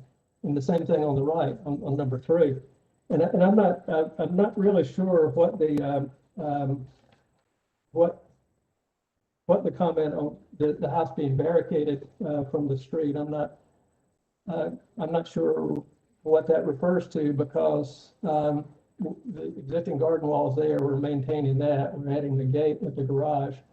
There was a space which looks like that it may have had a gate on the right side of the house at the original drive. Right now, we're maintaining and rebuilding that wall and then adding a gate there. So, if anything, by removing that left side existing addition, I think we're opening up the original house more to the street than it's open now. I think that's all I have. Thank you. Thanks, Dan. Okay, commissioners, questions of the applicants, questions or comments before we close? Commissioner Henningsen. Yeah. Hi, good afternoon. A handful of questions on landscape features and some of the site changes. I'm just going to start rattling off. Okay. If we can go to, and I apologize, I don't know what slide it is, but it's perfect. Slide number 70. I'm looking at the proposed site plan. There appears to be a walkway that's parallel to the driveway. Yeah, the driveway is going away, and the way you enter the house now is you have to walk up the drive, and that's the only parking for the house right now. So you have to kind of turn sideways and straddle the. If you look on the left, you'll have to walk up by the cars that are parked there and to the steps, and then go up the house that way. So our proposal was to keep the front walk to that point of where the stairs go down to the existing drive, make a transition there, and then create a new brick walk to the street. But then the drive goes away, so that becomes green space to the right of that walk. Okay, got it. Thank you. While adding an additional walkway is minimal, we do have a guideline that says do not replace grass in the front yards with paving, pavers, etc. Right. Another question for you on the driveway, since we're still in that, we'll just stay focused on that corner for a minute or two. Okay. Is the current drive, how wide is the driveway today, and is it original concrete? It's concrete. I don't know if it's original or not. And to be honest, I don't know the width of it right now. Okay. It's pretty, it's narrow. Okay. Generally speaking, though, you are proposing to widen the driveway. A little bit, yeah. We're okay with keeping it a little, to address that, but right now we're showing it a little bit wider, just for access. Okay. Next question. The stairs. the stairs that lead from the driveway, they hit a walkway, you've got another set of stairs before you go up into the house. Those appear to be original historic stairs, is that correct? They are. Concrete stairs? Right. Yep, okay, and why are they damaged beyond repair, or? Which ones are you referring to? I guess both sets. We'll start with the first one. You've got a set of stairs that go from the driveway to another walkway. So are those original stairs damaged beyond repair today? I'd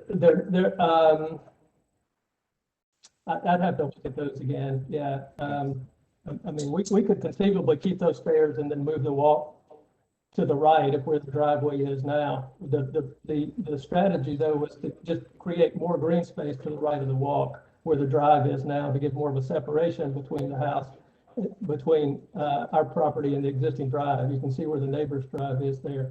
So it was really just to give a little more green space there. So we're going to end up with, with less paving on that side of the house. We have more on the left side because of the new drive, but we have less now because the driveway is going away and a narrow walk is being added. Okay, and the background of my comment about the original stairs are we consider original stairs historic site features that should be retained. Okay.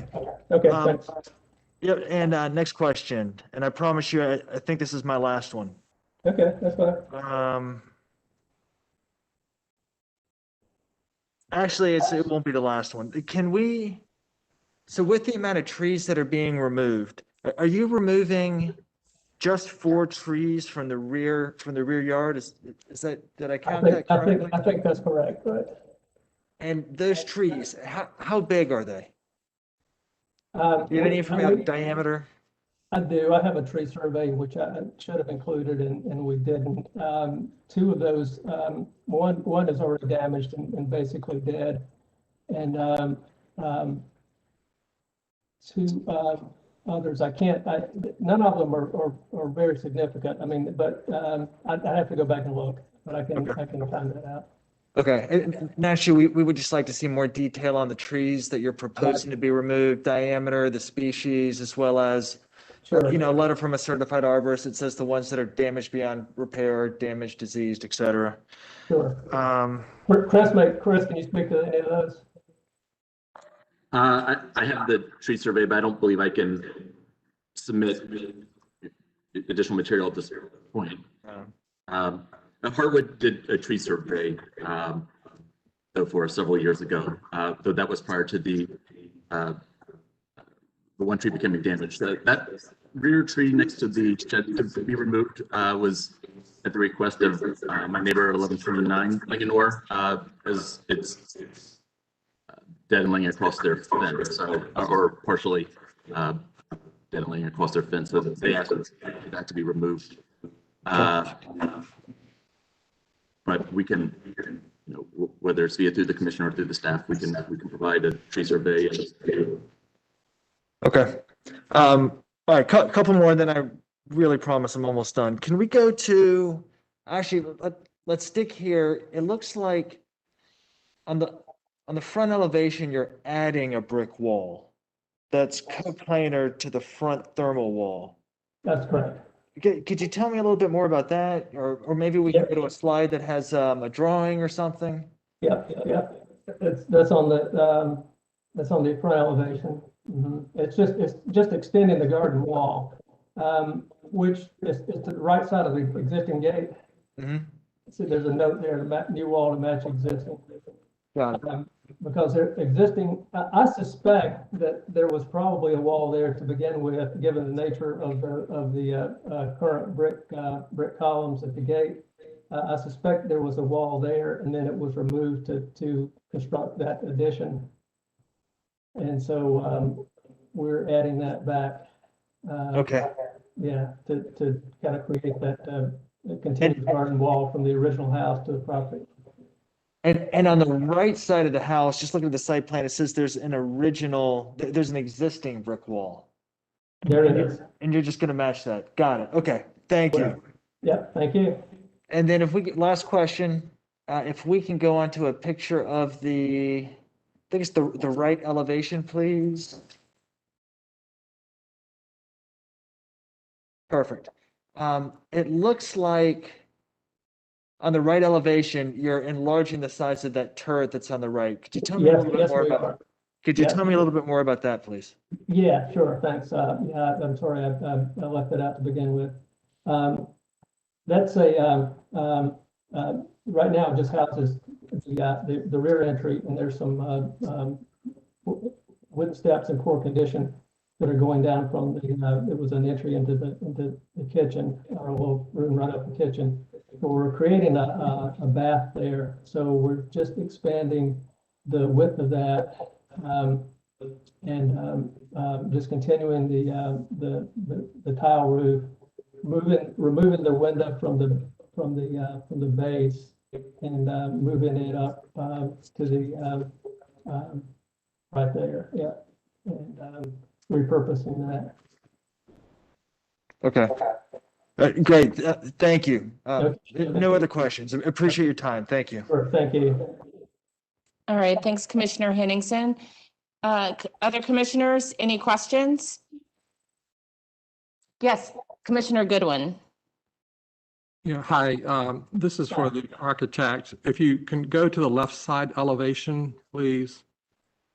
On each side of the two-story addition, I'm looking at flat seam copper siding. That's correct. Is that vertical? So that's vertical copper panels? Well, they're horizontal copper panels. Mm-hmm. Okay. Yeah, yeah.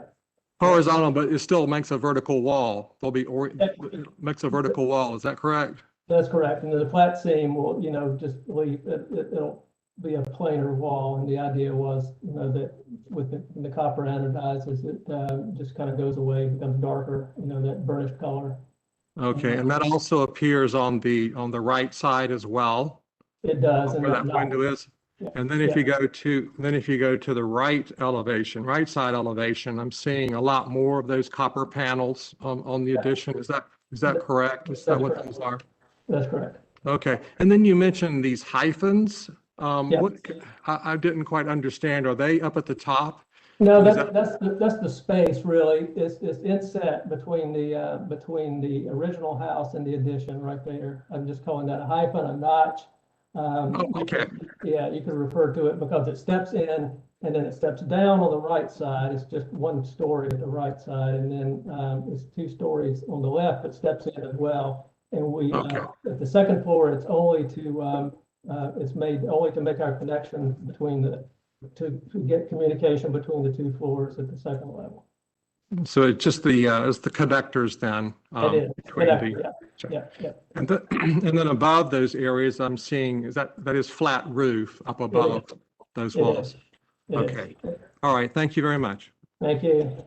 Thanks, Commissioner Goodwin. Commissioner Hinman.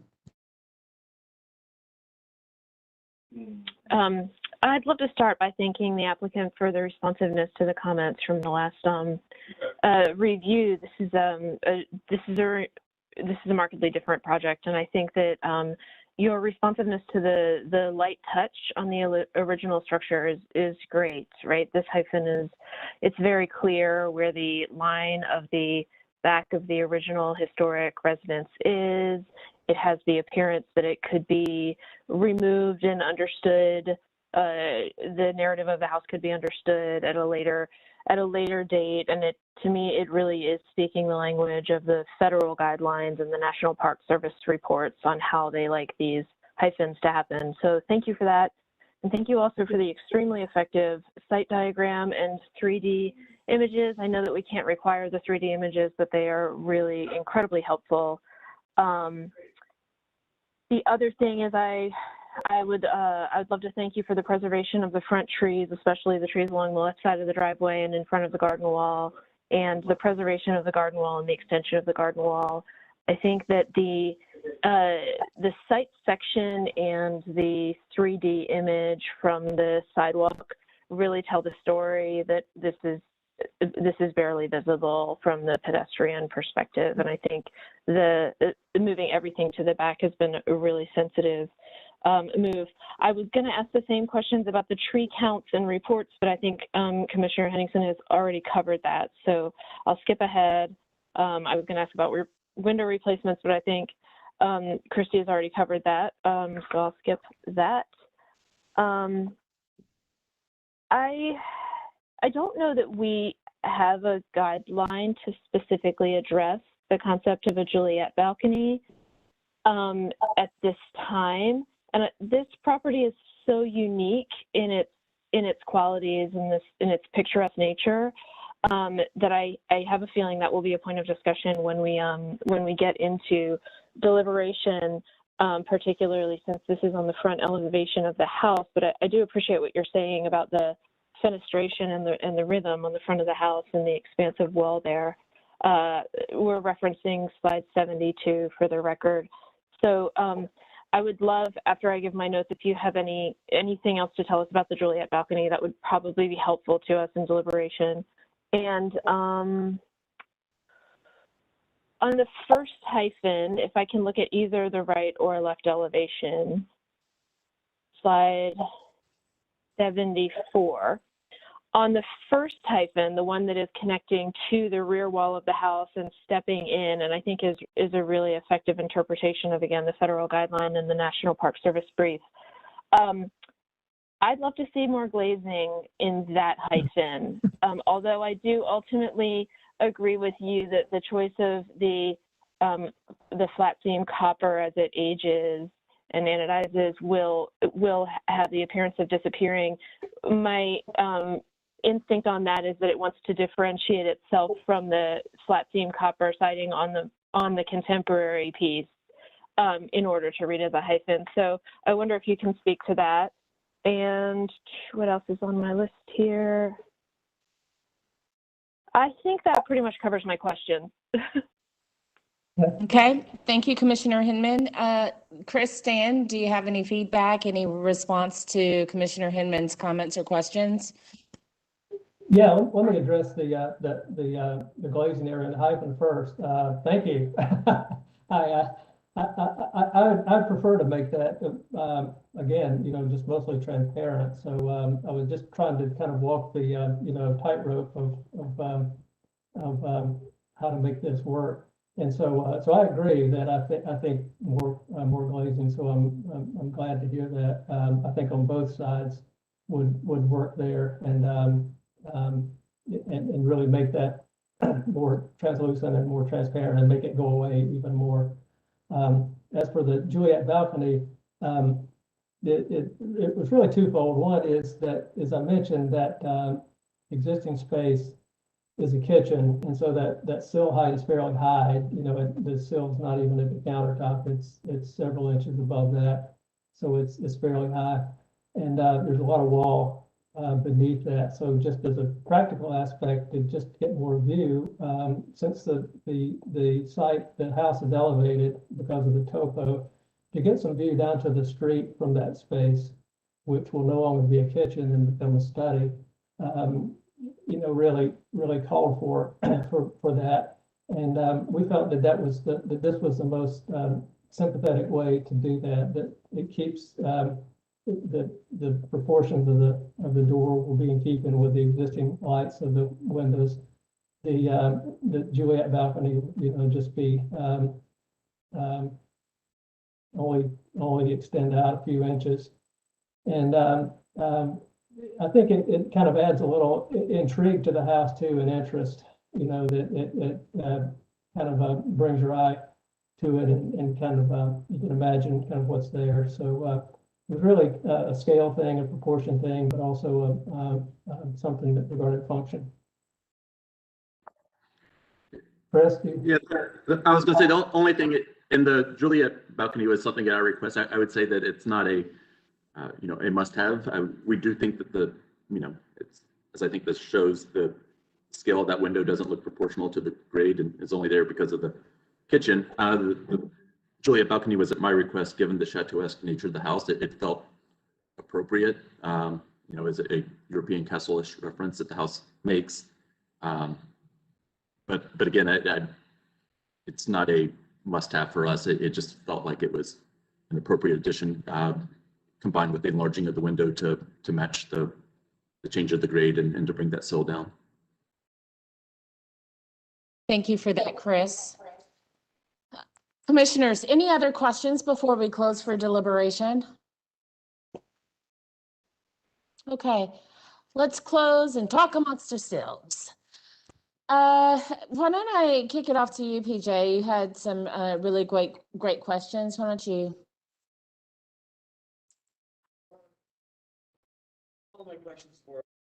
All of my questions are really related to the site features, right? I mean, generally speaking, my feedback is with the adding the walkway that's parallel to the driveway. You know, our guidelines don't support that.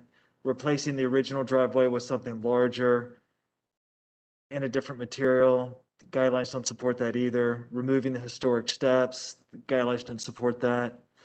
Just talking about some of the ancillary stuff in the addition, the right elevation, I mean, that turret is a historic feature. You know, that shouldn't be changed. The fenestration on the front elevation with the Juliet balcony, I mean, our guidelines are clear. Yeah, it's a very visible elevation that we shouldn't alter the size of that opening. Those are just some of, that's kind of where I am with those aspects. Obviously, there's, I'm sure, handful of other things that one of our architects will cover as well. Sure. So with that being said, let me kick it over to Commissioner Hinman to talk about some of the things that she pointed out during the question and answer session. Well, I'll pick up on some of Commissioner Henningson's comments to further the dialogue on those. I have questions about the driveway and the front walk as well, but my inclination in those situations are for us to, you know, review the project with a little bit of independence of those site features, in the interest of, you know, of forward progress, honestly. The front walk, I actually, I feel good about. I think our guidelines support having the front walk connect directly to the street, and it doesn't currently do that. And the curvilinear part is a preservation of an existing walk. So I feel like it's essentially taking the existing walk and the curvilinear picturesque nature of it and creating a landing that's in the same language and then coming directly to the street, which I feel like is really in the spirit and intention of our site guidelines. And I'm really comfortable with the location of it to give the green space as a buffer to the neighbor. So I don't have any reservations about the front walk. The only thing I would say about it is, you know, per our recent discussions about the front walk guidelines, the sculpture pier at the sidewalk is something that would have to be reviewed independently for massing. But the walk itself, I think, is, again, within the intent and spirit of the guidelines and works in a compatible manner with the existing curvilinear picturesque walk. So it's only that sculpture pier that I really am struggling with on the walkway. And then the driveway, I almost feel like that's a layer of detail we could get to when we get past, you know, the structure itself. For the addition on the right side, you know, I've gone back and forth in my personal review of it, but I do keep coming back to the idea that it's not taller and not wider. It's tucked behind the existing one, and the massing of the kind of extruded version of it is consistent with the massing of the historic components of the house. So I'm going back and forth on it too, and I really see where you're coming from, PJ. But I don't know where I fall on that because it is tucked behind an existing, you know, secondary piece on here. And from the street view, appears very much the same, although I will say coming up Linganore, you do see this side of the house pretty readily. While we're on slide 76, I will say the rear addition in 2D format here, I think is a little bit misleading because so much of the addition is set an entire room back from this perspective. And it's really only this one-story piece with the 15 light window in it that presents as a side elevation to Linganore. The rest of it is tucked an entire room back. So so we really should be reviewing this elevation in the 3D images and not in the 2D images. So this is slide 85, and you can see that the front kind of secondary piece that Christy's pointing to is the existing, secondary addition that has been extruded back. And then the back piece, which, appears to be 1 story with the grade of the lot, is what we can see of this addition from this view from Linganore. And what we're seeing in the rest of the 2D elevation is really tucked pretty far behind the house. Christy, can you go to the site section?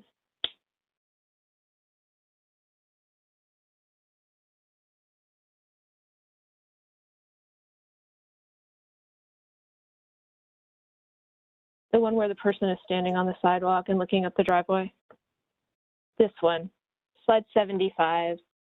I think this is such a powerful exhibit because where you see the garden wall in this exhibit is the location of the non-historic addition that's being removed, right? So it's lessening the non-conformance there, and I think returning this house to something closer to its original state. From the pedestrian perspective. And the addition piece, which again is a little bit turret-like, it's speaking the proportional language of the historic house, and it is set so far back on the site. And in fact, it's past the rear building line of the historic house. And from the sight line perspective, with the grade of the property, has the presence of, you're only seeing 1 story of it because of the sight lines. And it's tucked behind that garden, which is so successfully hiding the carport, that I think that when we talk about it being secondary and compatible, this is a piece that's picking up on the language of the house, successfully using the hyphen. And I think it has, again, if we can go to the 3D images, a really quiet and unpretentious quality that hides the rest of the addition. This is slide 83. This is the one without the landscaping, which I know we can't depend on as a permanent fixture, but that appears to be a quiet, secondary, and compatible addition to me. And if you can go to the one with the landscaping, which is 82, I think, this I think also tells the story. It's there, but it does not have a great presence. It's so far behind the existing rear wall of the existing house and the hyphen. We're going to have to talk about the painted brick at some point. I think that I've spent a lot of time trying to unpack the painted brick guideline with regard to this project, because I imagine this house probably was painted brick from the beginning. And I think the challenge of our painted brick guideline is that the reason we don't allow new projects to have painted brick is that it becomes very difficult for residents of the districts to understand why they can't paint brick, and that it's an irreversible change. So every time someone makes the mistake of thinking they can do it and not having a COA, it furthers this nonconformity. They're not asking for So- painted brick anymore. They said that they were Yeah, going so to I go was with a gonna lighter say- brick. Yeah. I was going to say, in the context of this picturesque historic structure, I am comfortable with the lighter brick with a visible mortar line as a way of being compatible, but also contrasting the original structure. Kim, I'm pretty sure that's everything on my list. Sorry, I know I went on for a while. No, that was incredibly helpful. All right, Commissioner Goodwin. Yes, thank you. And can very much appreciate a lot of the changes that have been made, based on the last presentation and our feedback. I'm still having a lot of difficulty reconciling this very contemporary addition with the original structure and with the guidelines. So if I might speak to a couple of those guidelines, we've mentioned some of them before. 7.2, number 5. Roofing, maintain existing roof pitch. Of course, with this contemporary structure, we're seeing a lot of flat roofing the accessory building, flat roofing on the addition, is not consistent with the original. Number 6, design. I want to make sure that the design of the addition is compatible with the existing. The new work shall be differentiated from the old, and it is, while being compatible with its massing, form, scale, directional expression, roof forms, materials, foundation, fenestration, and materials again. And I'm uncomfortable with the copper walls, for example. But there's other things too. The roof forms also I'm uncomfortable with. I'm having trouble with the rhythm. 6.12, number 1, relate the window and door openings to the historic context, and especially with respect to the rhythm and placement of windows and doors. When I look at the elevations of this, I do not see the rhythm that I would like to see on a historic addition. 8.9, number 3, accessory buildings designed to be compatible with the style and character of the primary historic building, especially in scale, elements, and roof form. Once again, we've got a very contemporary structure with a flat roof. It is not compatible with the original structure. And then also the Secretary of Interior Standards, number 9, and this is also a repeat of our section 7, or a similar thing. And that is, the new additions shall be differentiated from the old, and they are, but still compatible with massing, size, scale, and architectural features to protect the historic integrity of the property and its environment. That's all that I had. Thank you. Thank you so much, Commissioner Goodwin. All right, any other comments? I will say that I feel strongly about the points Commissioner Henningsen brought up as it relates to 8.2 with the historic walkways. I wrote down number 1, number 2, number 3, number 6. And I also referenced 7.2 for additions. Number 1 and 2 is let me call out what those are. 7.2. Number 1, attempt to locate the addition on the rear elevation so that it is minimally visible from the street. I will say that Commissioner Hinman and the 3D elevations is kind of helping me with that. Because I also wrote down point number 2, limit the size of the addition so that it does not visually overpower the existing building. And it is true that the way it looks in 2D is vastly different than the way it looks in 3D. There just been a number of changes to the front elevation with the site itself, with the window becoming a door, with the Juliet balcony. And, you know, I know that architects see things in that, you know, us lay people don't, but when I'm looking at the guidelines as they're set out here, and I know we have to take a holistic approach when we look at it, but when I look at these guidelines, particularly for the most important elevation, the front elevation, there just still seems to be, they just don't seem to really jive with the guidelines that we have, although it's an incredibly beautiful design. And yes, many of the notes were taken. I still have some challenges with those issues. Do we have any other comments, commissioners? Yeah, Commissioner Henningsen. I do want to talk about Commissioner Goodwin's comments about a contemporary edition, right? And you know, when I look at guidelines 7.2, number 6, make sure the design of the new addition is compatible with the existing building. I don't interpret that to mean, okay, if I have a craftsman house, I've got to have a craftsman style addition on it. It has to be compatible. So there's a lot of vagueness to that.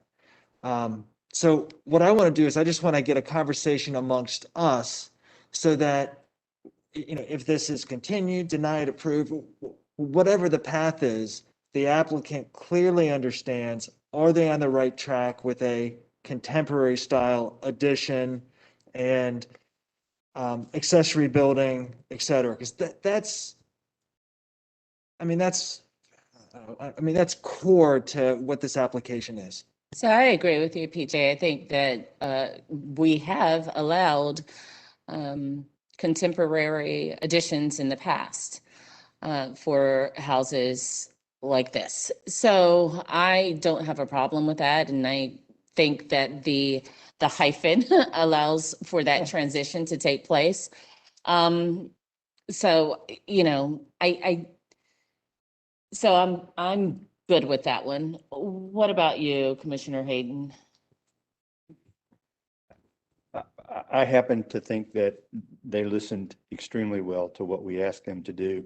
Are there still a few minor things that we may want to tweak and play with?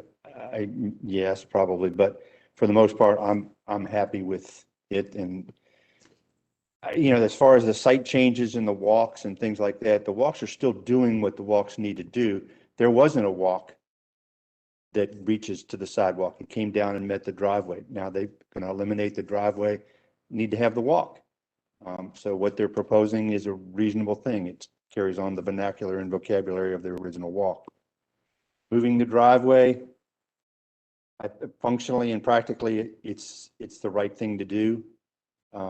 And I don't think that the existing driveway and the existing garage situation is a functional consideration for today's lifestyle and today's cars and everything else. So doing what they've done with the driveway and the new garage in the back, I'm fine with. And I'm fine with a very contemporary architectural expression. The hyphen works for me. I may have a little problem with the materiality of it, but I'm okay with the contemporary aspect of it, because the truth be told, the bulk of the original house is still intact. Thank you, Commissioner Hayden. I just keep going back to our retreat and our guest appearance by Mr. Fairs, talking about the rhythm of the walkways and how, you know, when you start making changes, it throws that rhythm off. So I think that this, I don't know, it seems relatively minor given the scale of the project, but 8.2, number 3, retain existing historic driveways. 8.2, number 1, retain existing historic walkways. So, 8.2, number 2, which goes back to rhythm. Walks and walkways in front and side yards are those that are substantially visible from the street in new construction, or those that are substantially visible from the street in new construction should follow the historic design precedents of their surrounding environment. So I'm stuck on those. Commissioner Hinman? Can I say something? Sure.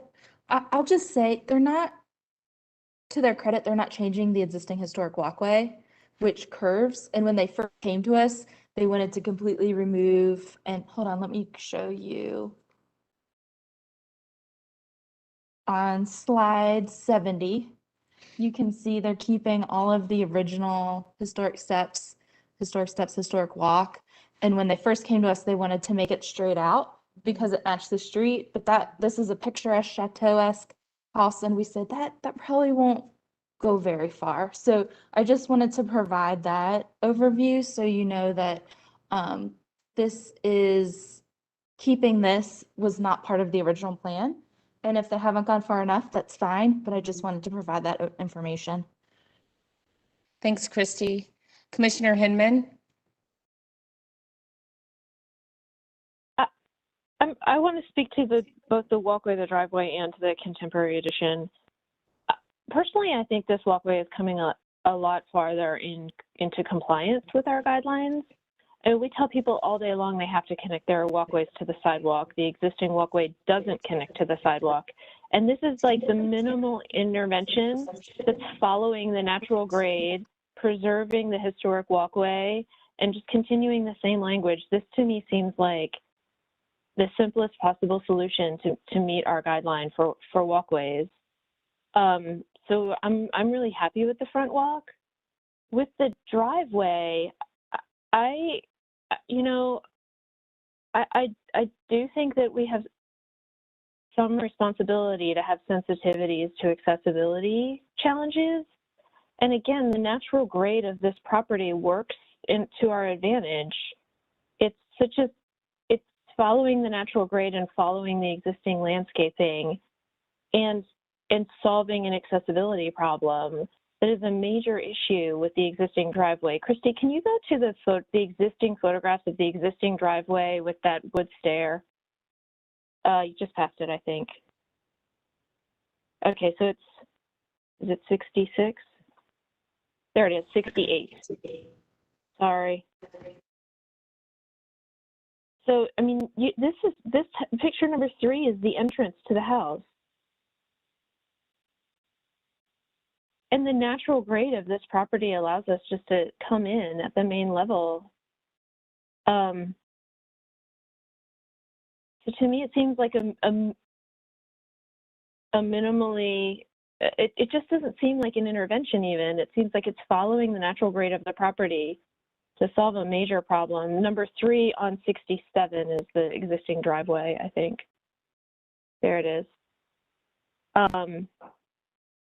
So the driveway doesn't bother me either. I think it's really sensitive to the rhythm of the street and the natural grade of the property. As far as the contemporary nature of the addition, I think that the federal guidelines are pretty clear on this. The State Preservation Tax Office's interpretation is pretty clear on this. And the National Park Service has published so many briefs about this. And I think that this solution is very much in the spirit and intent of those. And I think we probably ought to reference the Secretary of Interior's standard number 3, as well as number 9 and number 10. And number 3 is the one that says each property shall be recognized as a physical record of its time, place, and use. And this is also the guideline that is referenced in contemporary editions, that the approach to this project has not been to turn this, small footprint picturesque home into a large footprint picturesque home. And the contemporary aspects of it are completely hidden by the layers and massing that are referencing the historic home. I think it's a successful interpretation of the federal guidelines and the briefs on this topic on an academic level. Thank you, Commissioner Hinman. Commissioner Mehren. Yeah, I'd like to quickly apologize. I have to drop off at 3, but I just want to kind of echo some things and possibly add to the conversation that Jessica was kind of bringing up. I think first and foremost on the driveways. I mean, I understand. I think where our guidelines are coming from in the respect that, we're moving this to the complete opposite side of the house. But I think, like Jessica mentioned, in functionality, we're making the house more usable and actually like kind of truer to its usefulness. I think there is a way though to do it both with the new walkway, trying to find its original footprint within, as it comes to the street, try to find its original footprint within the driveway as is. I know that's a little bit trickier because of the grade, but trying to at least keep that memory of what that was. And if it's possible to keep it all the way to the gate or to the house, I think it at least has that memory of what the driveway was. And then for the new driveway, looking at permeable pavers that the applicant brought up, but whether it's kind of the honeycomb design with grass growing in between it, or has the real impermeable surface for the tires or something, it really looks like something that's been put in there to preserve the landscape and not a brick set in mortar or even a brick and sand kind of layment there. I think the modern aspects of the house are hidden enough for me, at least, with the image that was showing from the guy or the sight lines from the street, that I think they're done very tastefully. And I think also the introduction of copper that we haven't really touched on much on. I think since it was on the house and the dormer that they picked up that had the copper on the sides, I think that's a really neat detail from the old house that they're carrying through with the indentions between the old house and the new. Thank you so much, Commissioner Mehren. All right, so we've had a lot of good discussion on this. Any other, it feels like, I can't tell whether or not we have a motion. Any other comments that that commissioners want to make would be helpful now. I think Commissioner Hinman has a pretty strong sense of the build of this and the addition, and how it relates to our Secretary of Interior standards and all of that. I still disagree with the guidelines relative to the site, but that's just me. So did you have anything you wanted to say? I just want to make a comment. Commissioners, great discussion. Really great discussion. Generally speaking, what I'm hearing is the contemporary design on the addition and the garage, is in alignment with the Secretary of Interior standards and our guidelines. Obviously there's some little minor tweaks and stuff that we can flush out when a motion is being made. I don't know, and I think we're kind of split on the site plan. But I don't know. I agree. And I am against the window becoming a door with a Juliet balcony. But we have to start somewhere. So I'm actually going to kick it over to Commissioner Hinman to see if she feels like putting together a motion, and we can piece by piece get to where we need to be. Commissioner Hinman? I'll be happy to do that, but I'm going to need like some assist on this because my notes are in 3 different colors of ink on 4 sheets of paper. So we'll work it as a team.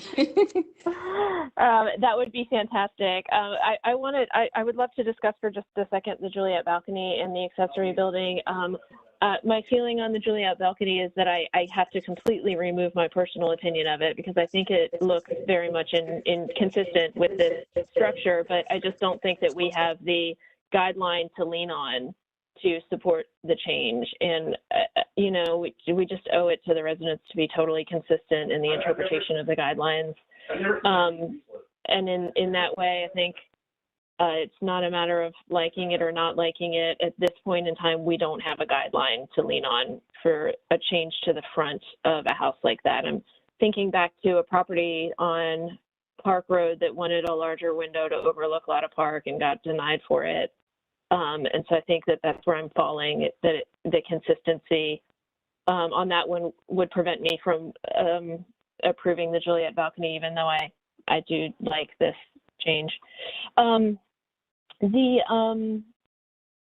The garage we haven't talked about much, and I think that's sort of falling, for me, it's hard to review the accessory building until we've gotten there on the house. And I think I might be alone in that regard.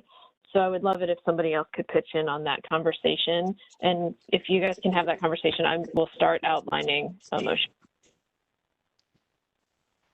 Because we are talking about the overall house first, can we just address that and then revisit the other items when they come back? So we can do that, Jessica. Always. Yeah, so let's just stick with the main point right now and address the others once the main issue has been addressed. Once the house has been addressed, then we can talk about the garage and other items. Okay, thank you. I'm going to keep myself unmuted while I make some notes on actual guidelines. I do have a quick question. Oh gosh, and the term just left me, but the historic part of the house on the right side elevation that's being expanded, how do you feel about that?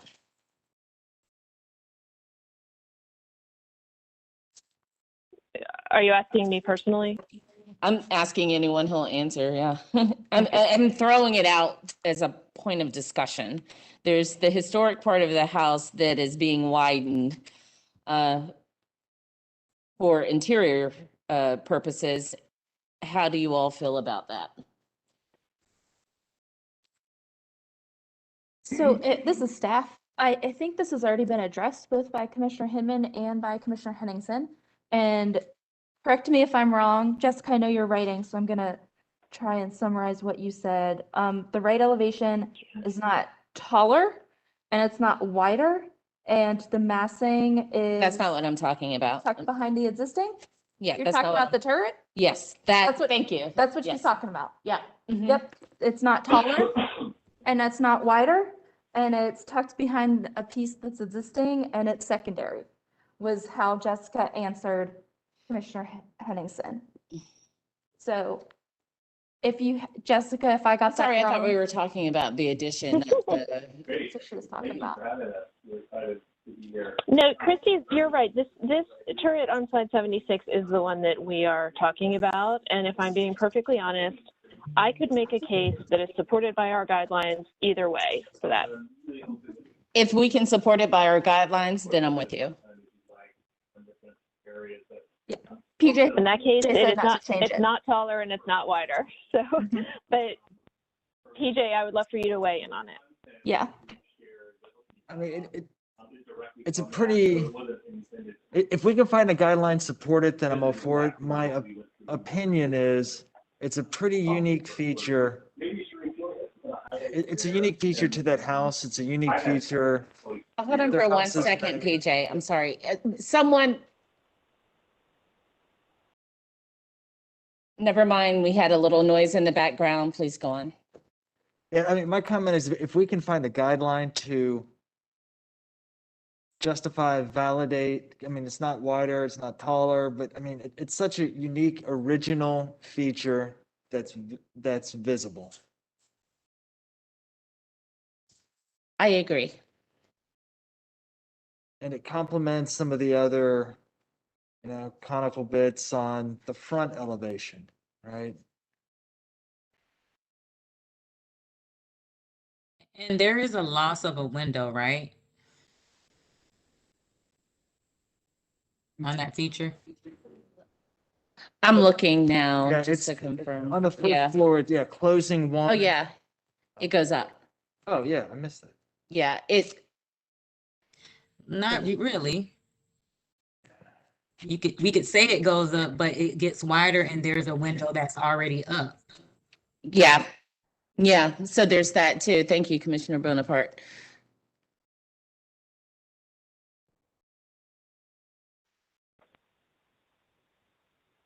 Hopefully we won't spend too much. Sorry, I'm going to mute myself again because the Wells Fargo trading floor is talking. Thanks, Jessica. So it appears that Chris and or Stan want to say something, so we'll open up so that they can give us the information we need. Chris?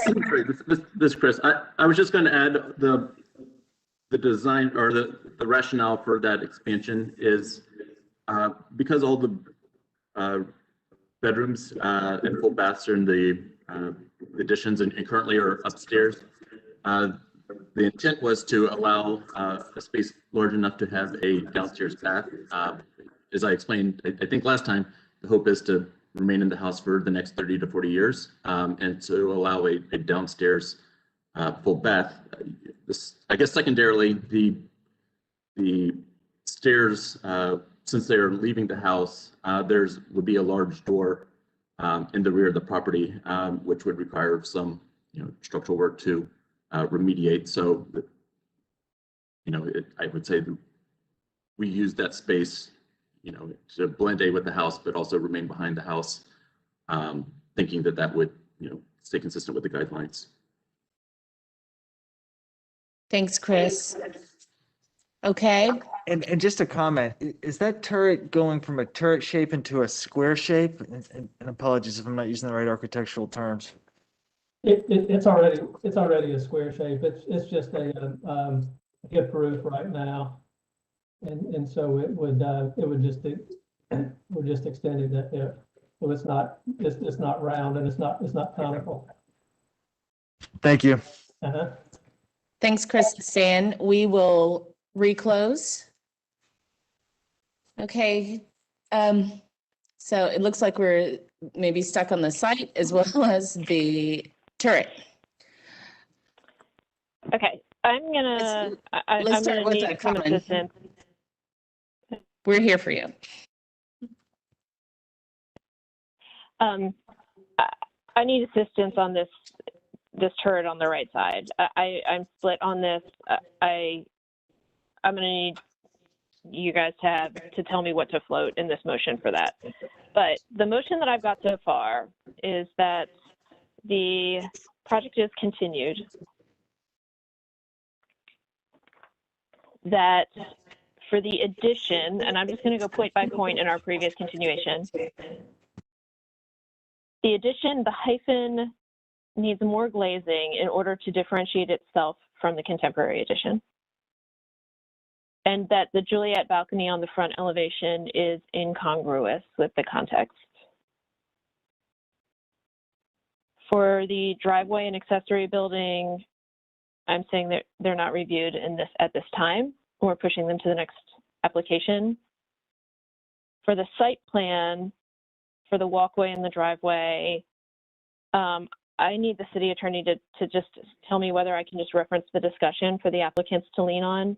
I don't feel like we can give them specific direction on that. But I will say the sculpture platform at the sidewalk is incongruous with the context. For the trees, I'll say that we do need a copy of the tree report and the protection plan. And for the brick, I'm saying that the colored brick in principle is approved, provided a material and I guess a material submission.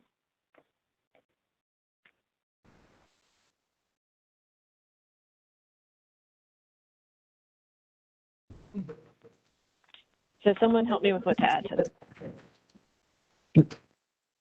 Jessica, one thing to add with the Juliet balcony is, as the plan's written, the window size, the fenestration is larger.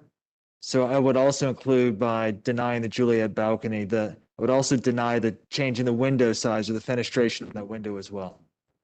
I'm sorry, Jessica, if you're going to deny something, could you separate that out as a separate motion? Sure, I can do that. Okay. And I think can someone find me the reference for the change in window size on a primary elevation? Sure thing. And I think Jill had an answer for your question about the site. Yes, I just wanted to confirm that you could do that. It is 4.14, number 6. Correct. Okay, so for the site plan, I can say reference discussion. Thank you.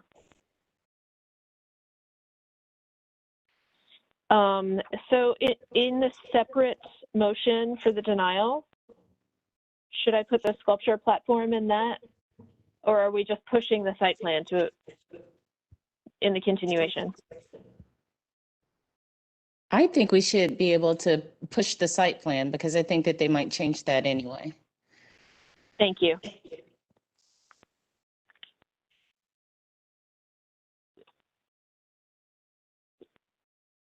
Chairman Parati, do you have a read of the room on this question about the right elevation?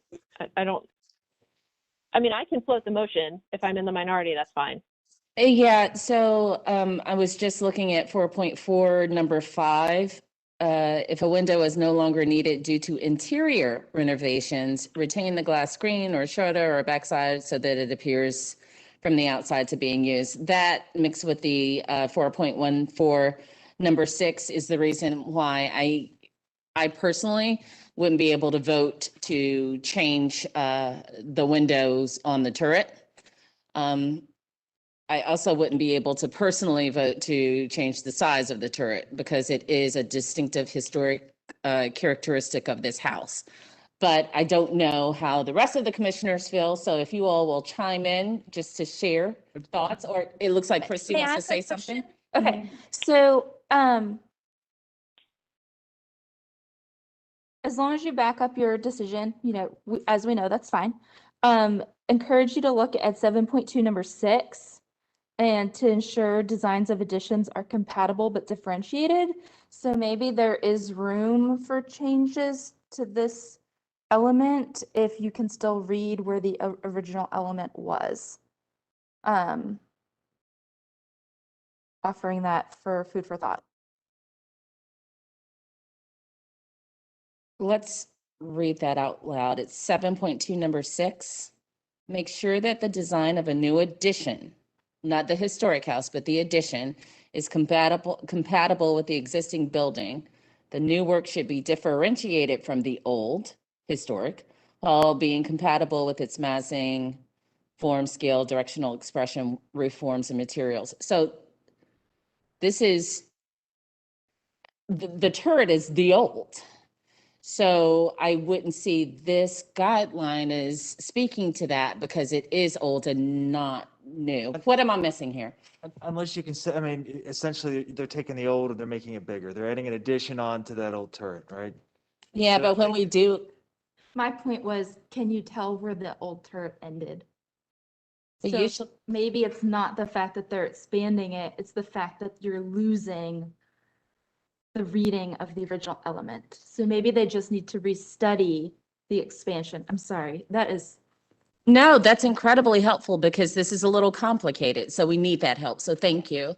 Because when we're talking about additions, we also say that we want the addition to be able to, if removed in the future, still preserve the historic part of the structure. So that goes hand in hand with that guideline. You- So, You can PJ, also argue the other way that says, we do a lot of front porch additions, and front porch additions are considered additions. And using a front porch as an example, it's different, it's open. In many cases, we're taking these small porches and making them bigger, right? But you're not keeping that. we're not designing it for them. And maybe the motion is simply restudy. Restudy. yeah, I think so, because I think a porch versus the actual structure itself is very different. We encourage porches because it increases the pedestrian interest. We don't encourage people taking the historic part of a structure and making it appear differently without showing what it was like before. Definitely sounds like a restudy. Sounds like a restudy. Would you be open to including that as a restudy in your motion, Jessica?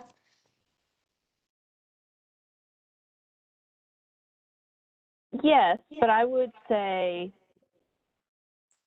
we should hold this to the same standard we would hold any application in that manner.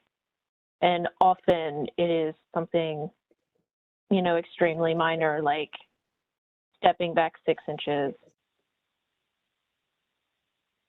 Sure, and Correct. they would have to figure that part out, but if I'm we not could use, being prescriptive about it, but we're not asking Yeah. them to do something.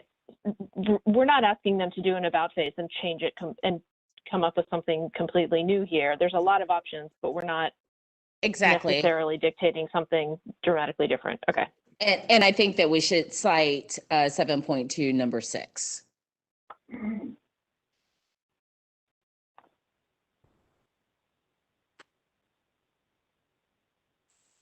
And not to muddy the waters, unless of course the applicant can prove that that turret is a non-original addition that happened sometime.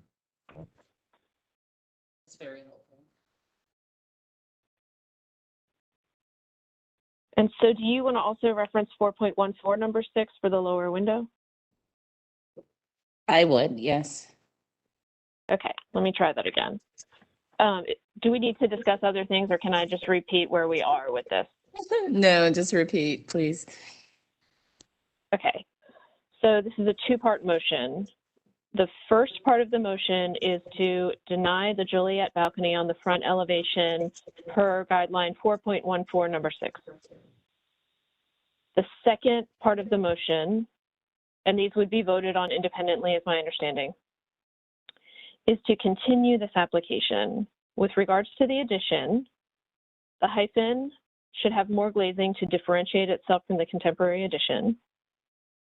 And the right side elevation which we are looking at in slide 76, should be restudied for the expansion of the historic turret at the main level bathroom so that the historic corner is recognizable and the historic window remains per 7.2 number 6 and 4.14 number 6. That the driveway and accessory building are not reviewed in this motion,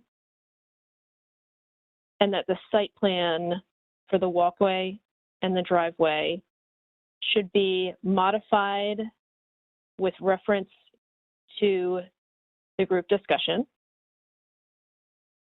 That for the trees, to submit a copy of the tree report and protection plan, and that the brick, the colored brick, is approved in concept pending a material submission. Great, Jessica. Any, PJ? Friend or comment on the denial, if you would please add deny changing of the window size on the front elevation where the Juliet balcony is per guideline 4.14 number 6.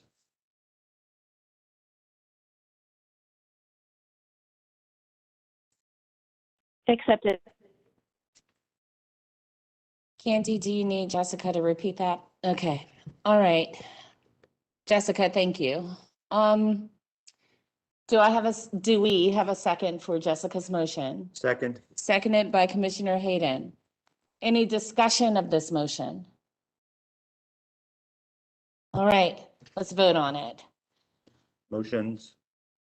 Motions, thank you, Commissioner Hayden. So let's work on the denial first, okay? And you are seconding both of those, Commissioner Hayden? Correct. Okay, so the first one, the denial, Commissioner Hayden, Yes. Commissioner Goodwin, Yes. Commissioner Henningsen, Yes. Commissioner Bonaparte, Yes. Commissioner Hinman, Yes. Commissioner Lineberger, Yes. Commissioner Parati, yes. Motion to deny passes 7-0. Now we're looking at the second motion to continue.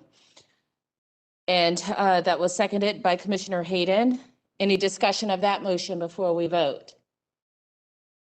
Okay.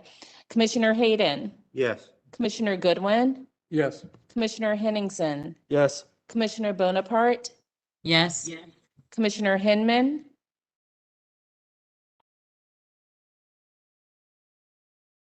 Commissioner Hinman,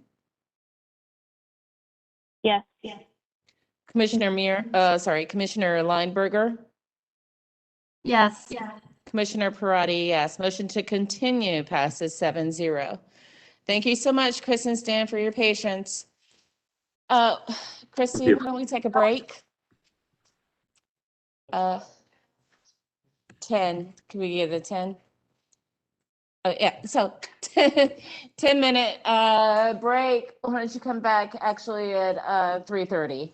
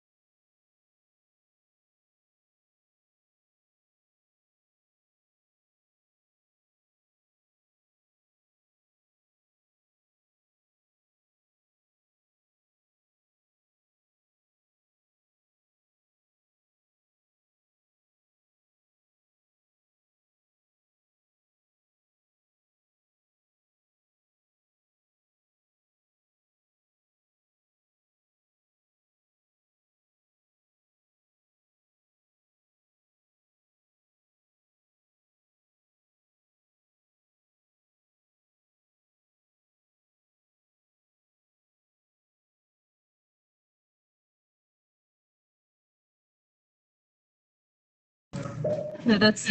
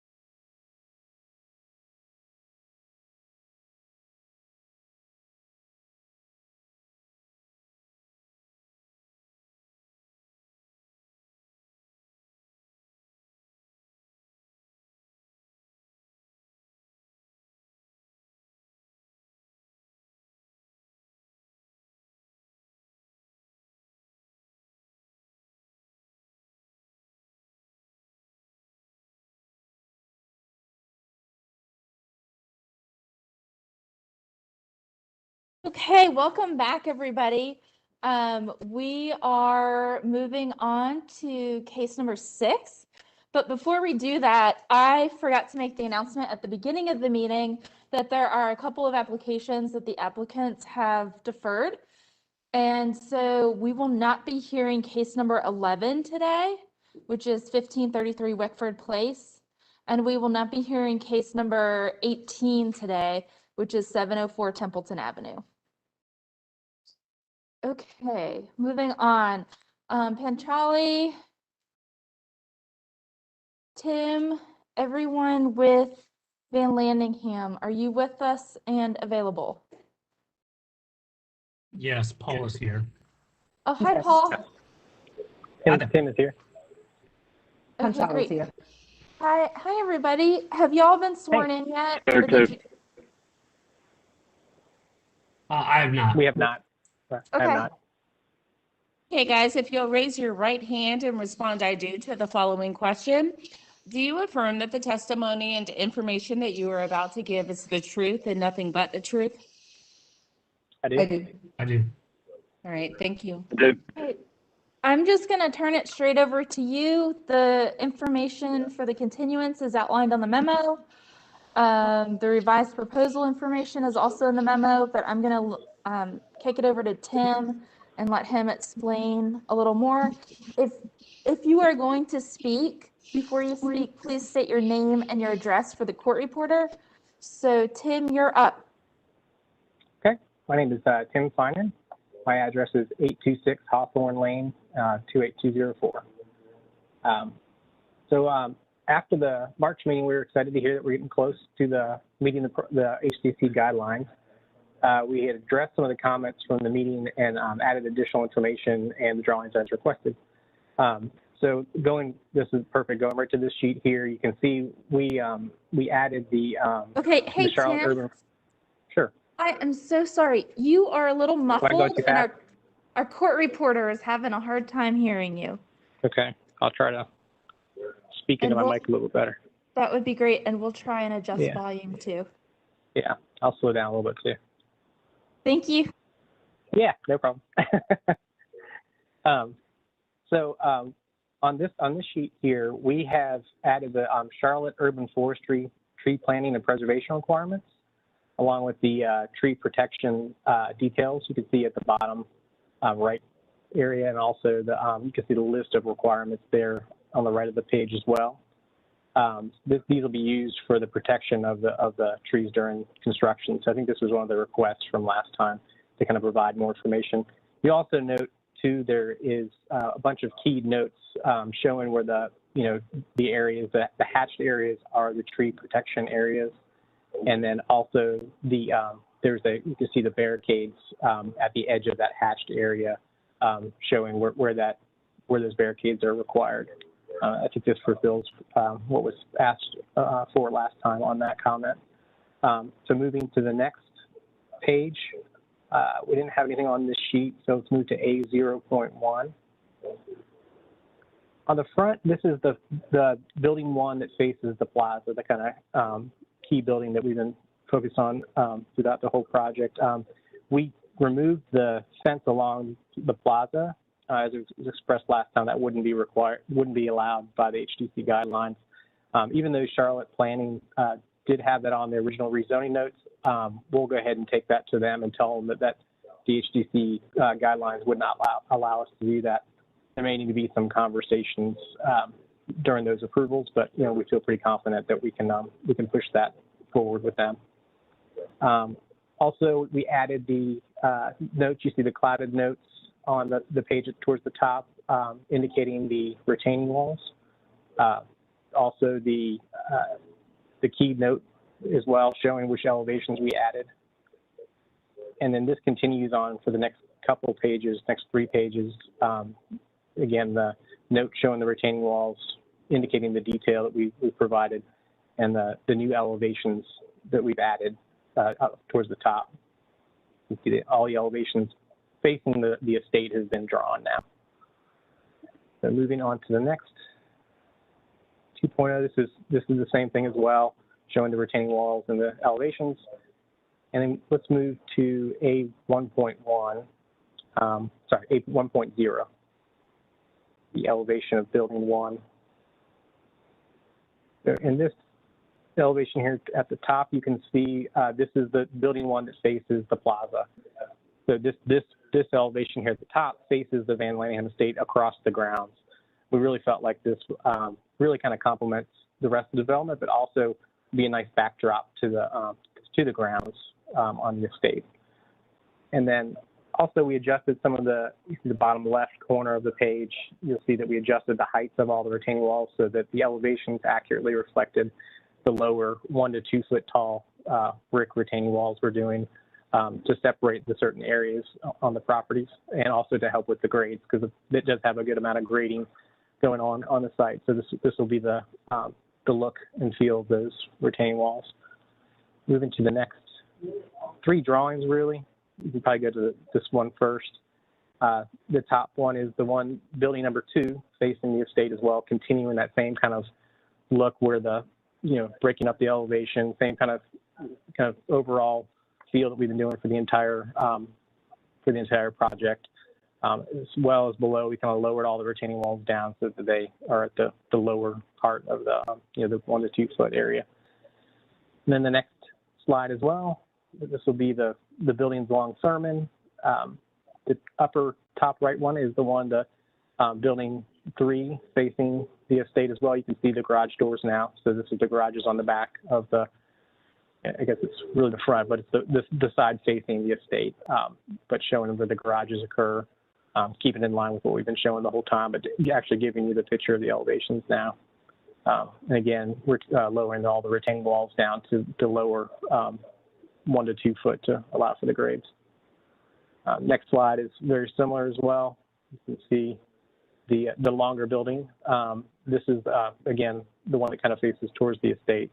Has the entries to the units, similar to what we're doing on the other buildings with the garages as well. But you can kind of see how it steps down the grades, following what the other elevation did. So the next page, if you go to A3 point, so these next couple pages, we didn't change anything on these. These are the same drawings we showed previously.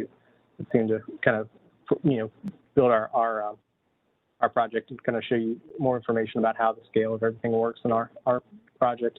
So skip forward, I think, to a 3.0. Yeah, these are the surveys that we provided last time, showing you the heights of the surrounding properties. A 3.0 here, we changed the details showing kind of more in line with what, the retaining walls, adding the retaining walls in. There was a couple of tweaks and things we made to the plan, like towards the front, and things we wanted to make sure that some of those things were adjusted to kind of make sure that they still worked with what we were showing on the other plans. And then the next page is where we added the detail. You'll see the brick retaining wall detail there. It's brick on both sides with a brick in the middle, so it's like a triple white brick wall, about 12 inches wide, with a brick cap on top of it. So it's pretty common wall that's used, all around town, not just in the historic districts. So next sheet would be the materials. So this was one of the big asks from last time. Provide all the materials. The brick we're proposing using a kind of an orangish red triangle brick. It's called the Old South. We want to do like a gray mortar on it. It's a modular size brick. It's got a lot of variation to it.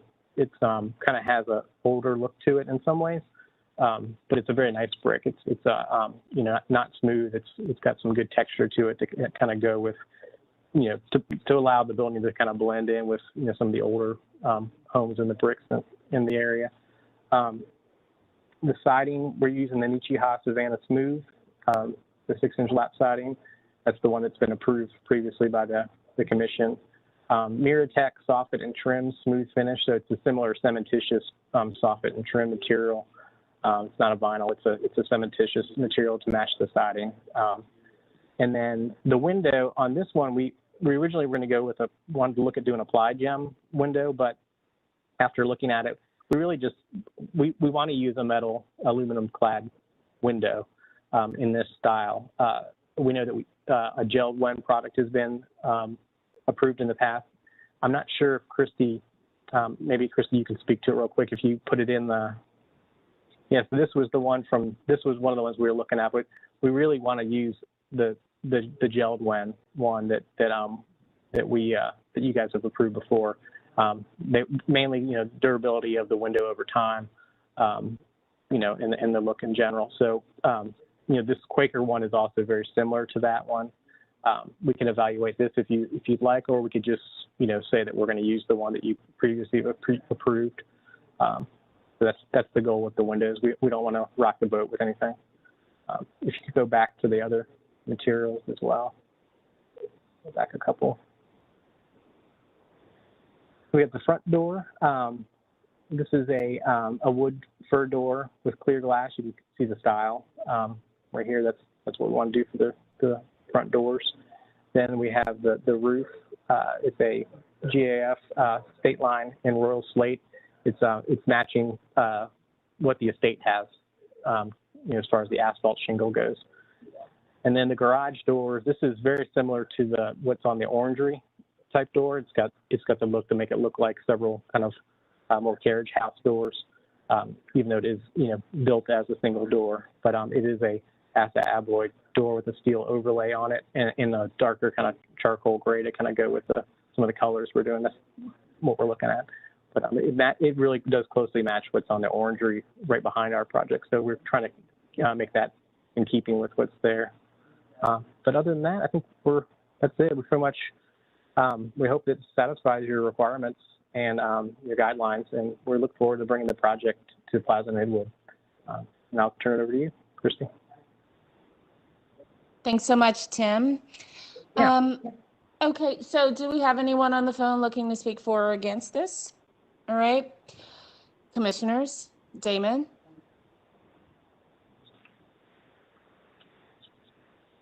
We've specifically several times talked about the connection between the Thurman buildings, the front doors, and the street. And I'm not sure that I saw that addressed. I still think that there's a solid hedge there. We talked about possibly opening up some spacing so that we can have some kind of connection to that street. That is a very, very important aspect of that piece of this project. And I don't know if you've decided that can't happen, or would you please explain that? Sure. We looked at this. The biggest problem we have is that each one of these units is a private residence. If we opened up to one of the person's yards there, it doesn't really work for connecting the entire people from coming up to the place to the rest of the units. It would just basically be like walking into someone's private yard. So we didn't feel like it was a good connection to the community. It was more of a connection to a single yard. So because each of these is going to be owned individually, that person could choose just to close it off. So we didn't feel like that combined with the fact that it was going to kind of harm the hedge in some ways, we just didn't feel like it was something that we could accommodate. We really just don't feel like it's a useful thing. We do see the usefulness of the ones down by the lake. If you go a slide or two back, the ones that are kind of surrounding the pond. We thought that was very kind of open and inviting for people to kind of come in and walk around the pond there, and it kind of really speaks to making that more of a public area. But the one on the other one, it just felt like someone's eventually just going to put a padlock on it, and it's going to end up being a thing that just isn't really used. So it didn't seem like it was worth it. So. Well, for me, it is worth it. That is the connection to the street, and that's the front door. And right now, there's a wall between the front door and the street and sidewalk. That flies into all our guidelines. And we've had this discussion. This is the third time we're talking about it. And each time you've gone away saying, yeah, we can do that. And then you came back and said, well, maybe we can't do it for every house, but we can do it for every 2 or 3 houses. I'm not asking for a gate or a fence, but just an opening through the hedge that will allow some kind of relationship to the house. It also, we talked about it being a kind of a glimpse into a secret area that was kind of inviting. But right now, what you have is a wall between that street and everything else you've done. I mean, you've gone the extra mile. But for this, which is a really important part for these units, you've completely ignored. I have several other questions, but if you'd like to continue to respond, that's fine. Yeah, I mean, and we totally, if it's something that's that important, I can run it by Panchali. Panchali can even hop on now and talk about it. We just, we didn't feel like it was good for everyone. We felt like it would be really beneficial to one unit, but really that's the way these units are set up too. It's really the back of the unit. So I know that from the street side, it's going to be the front of the, it's going to look like the front of the unit, but the way that these set up with the garage at the back and the entries at the back for the units, we do have entries on the front as well, but it's with the way that they're set up, we didn't feel like it was going to be as useful. But again, if it's something that's really that big of a deal, then I don't know if Panchali wants to hop on and kind of speak her mind about it and kind of talk about it as well. It's the streetscape that we're charged for, and this is the streetscape that we're talking about. So it's a very important piece to what we approve.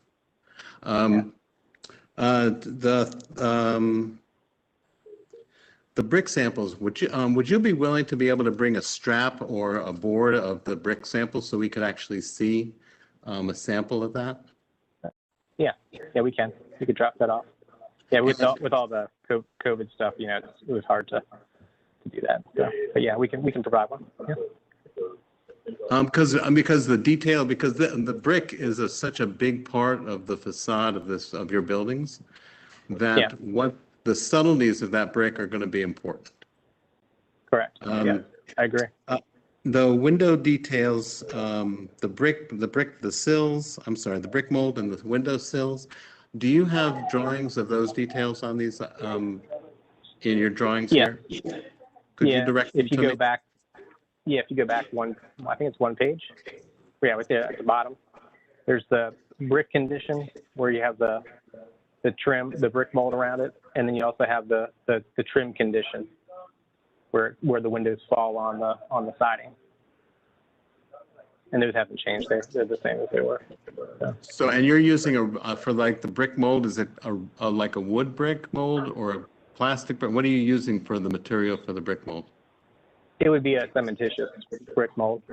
So. It'll be a regular 2 1/4 wide brick mold. Correct. Yep. Okay. It would look just like the wood one. So, yeah. The slate line is a great roof. Just for general, that's a really nice asphalt roof that kind of simulates as close as you can to slate. That's a wonderful decision. Thank you, I think. Yeah. The garage doors, they're wood? Yeah, no, they're a metal clad. They're like a steel door. Do they have the appearance of a wood door from the distance, or do they?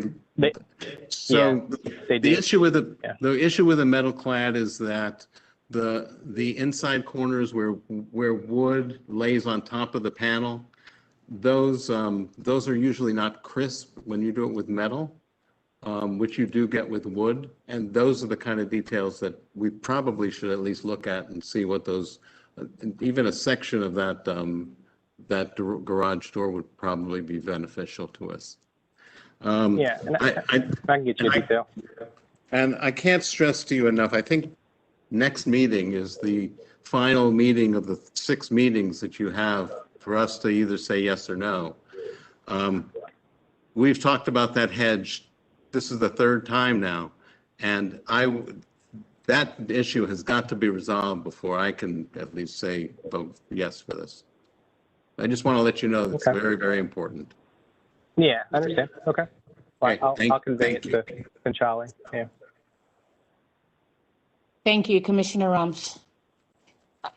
Commissioners, other questions or comments? Commissioner Hinman? Hi, Christy. Can you go back to the first elevation sheet? I believe it's a 1.0. Slide 112 is up. Is this the one? Yes, it is. Thank you. Tim, thank you for your responsiveness on these retaining walls. It's what I needed to see. I just need you to walk me through a couple things that I just need you to help me reconcile them. When I'm looking at slide 112 and I think also slide 113, sorry, my stuff is taking a long time to load.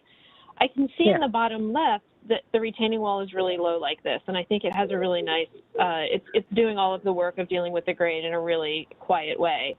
But when I'm looking at the elevation in the top, in between each unit, I'm seeing what appears to be a tall brick retaining wall. And that's what's confusing me. And I just need you to walk me through Let me look at mine. reconciling them. We may have Christy, missed can one. you Let me hold zoom on. in on the interior units there? Oh, it looks like we missed. Did the elevation before have this? Did the page slide before this? Yeah, maybe. So it looks like in A10, the elevations facing the estate have the tall retaining walls, Yeah, but the side elevations have the low ones. Yeah, I missed it. Those were supposed, the ones that are, Okay. yeah, I can see them. They're supposed to come down. Yeah. Sorry about that. Thank you. I just wanted to make yeah. sure. Thank you. That's No, you're perfect. good. That Good. sounds great. Good eye. Good eye. And then the end units have these little kind of cap walls, which I totally understand what they're doing. Are they just in between the two buildings, or are they on the ends that are facing kind of the corner? Does that make sense? They occur in between building 1 and building 2, but then they do occur on, go to slide number, let me see that one, building 3, and well, yeah, that one shows it right there. They do occur on the end because of the grade drop off there. I mean, we could do like some kind of a rail instead of the brick. I thought the brick was kind of nice. It made it fit. I like the brick, actually. I think it's really nice and consistent. We're referencing slide number 113 right now, and I'll use as an example the bottom right image, which is the building 2 facing Thurmond. Is there any way to perforate it a little bit? Does that make sense? Yeah, like do not that it can't be brick. Yeah, something just to make it a little bit less of a wall. I do appreciate what it's doing from an architectural and a grade perspective, but if there's a way to make a little bit less to perforate it a little bit on those elevations, that would be helpful to me. Okay. Maybe I could do that like really was my primary. Yeah. My primary question was really just understanding those walls. Yep. Thanks, Commissioner Hinman. Any other questions or comments before we close? Okay. All right, let's close for deliberation. Damon, I'm going to kick it over to you first. Yeah. Well, And if you can, I know. I think the design is great. I think we've come a long, long way. I think that it addresses the plaza really wonderfully. I think that the retaining walls Jessica was talking about, I think they've worked out okay. If they're modified according to what we're expecting, but not addressing the streetscape on Thurmond is a real, I mean, I can't approve this project with that, not even having some kind of expression to the front. It doesn't have to be walkways. It could even be, what I'm thinking is that quite often you can, when you drive by a large complex or something and there's a wall in front of it or a hedge, there'll be an occasional opening, and what you get is a little courtyard in there that kind of services all of them. And so it could even be an opening in the hedge that at least gives you a connection, that you're not looking at just a wall that's separating you from the building. So, and that is, I mean, of the one thing that we do, it's the streetscape. It's when there's a relationship to the building, to the front yard, to the street. And so I just think that's really important. Everything else I'm very happy with. Sounds good. Thank you.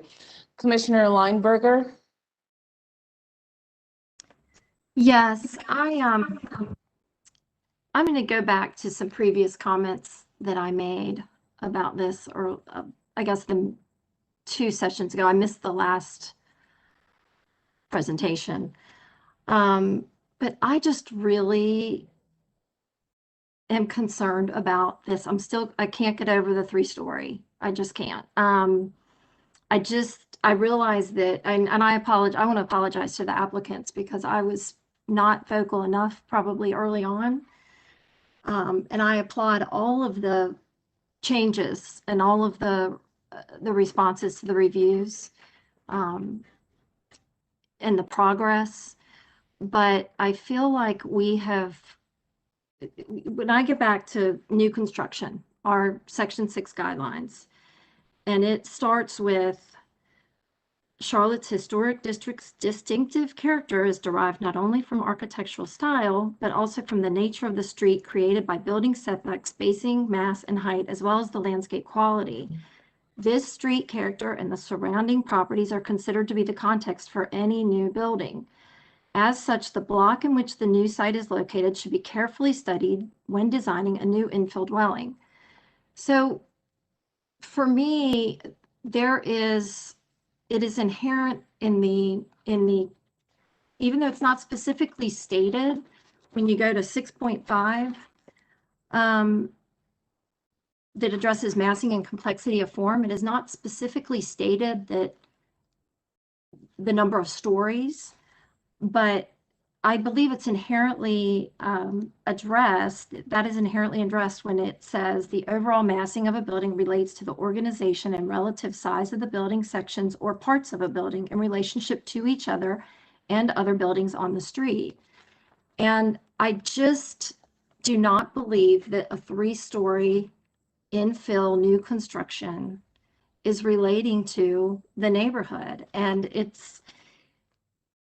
addresses the zoning even though it's been rezoned, I understand that the rezoning allows for the 3 stories, but our guidelines supersede that. And when it addresses new construction, zoning along the edges of some areas of the historic districts allow larger multifamily or commercial buildings along the edges. This is at the heart of Plaza Midwood. It is not along the edge.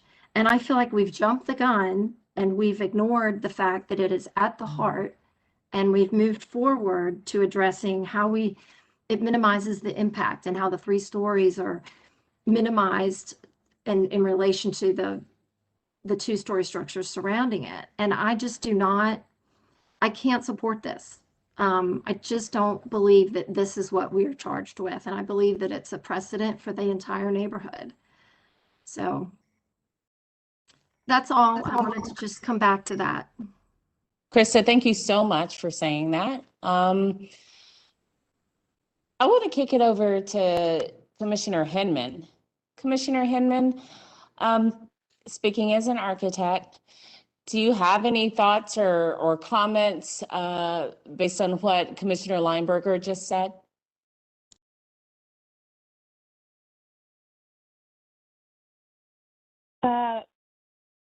I feel like you asked me to give those comments in the last meeting, and it would be, I think I just have to leave them where I did in the last meeting and let other commissioners contribute to that conversation, if that makes sense. Well, I would love to hear from an architect and/or a builder. So anyone who could provide a counterpoint to Commissioner Lineberger's comments that can help us as a body would be helpful. So if it's not Commissioner Hinman, Commissioner Rumsch, Commissioner Goodwin, Commissioner Murin is not here right now. So it would be very helpful to hear from all of you.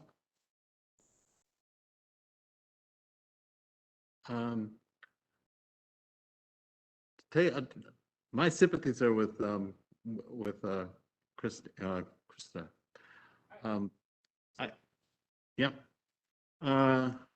So if we had our others, I think the 3 stories is too much. I mean, I would love to feel that we had the right as a commission with our guidelines to say, no, you can't do this.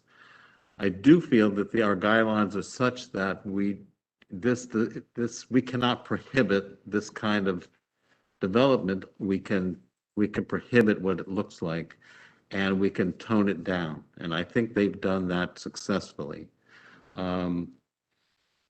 When I first looked at this, I was just appalled that we were going to have 3 stories or even 2-story condos all tightly put together in a multifamily in this area. But our charge, I don't think, is to prevent the development of this site type. It's to control it so that it works with the landscape, the streetscape, the general size and massing of the neighborhood. I think this works. I think it works okay, and I'm, although I wish I could say no to it, this part of it, I feel like we're okay. Thank you, Commissioner Romsch. I'm just going to kick it over to Commissioner Goodwin to share his thoughts on this in reference to what Commissioner Lineberger has stated. Yeah, I feel like we were going in the right direction. I know that the height issue has been an ongoing concern, but I feel like it's been addressed. The last couple of times that this has been brought up, and there's been significant changes made to help bring that perception of height down. And so I think at this time, I think it's acceptable. Thank you. Thank you, Commissioner Goodwin. And not to beat a dead horse, but Commissioner Hinman, now that we've had Commissioner Romsch and Commissioner Goodwin speak, if you will restate what you said before, just for the record, that would be helpful. I know to me as a commissioner who is not an architect or a builder.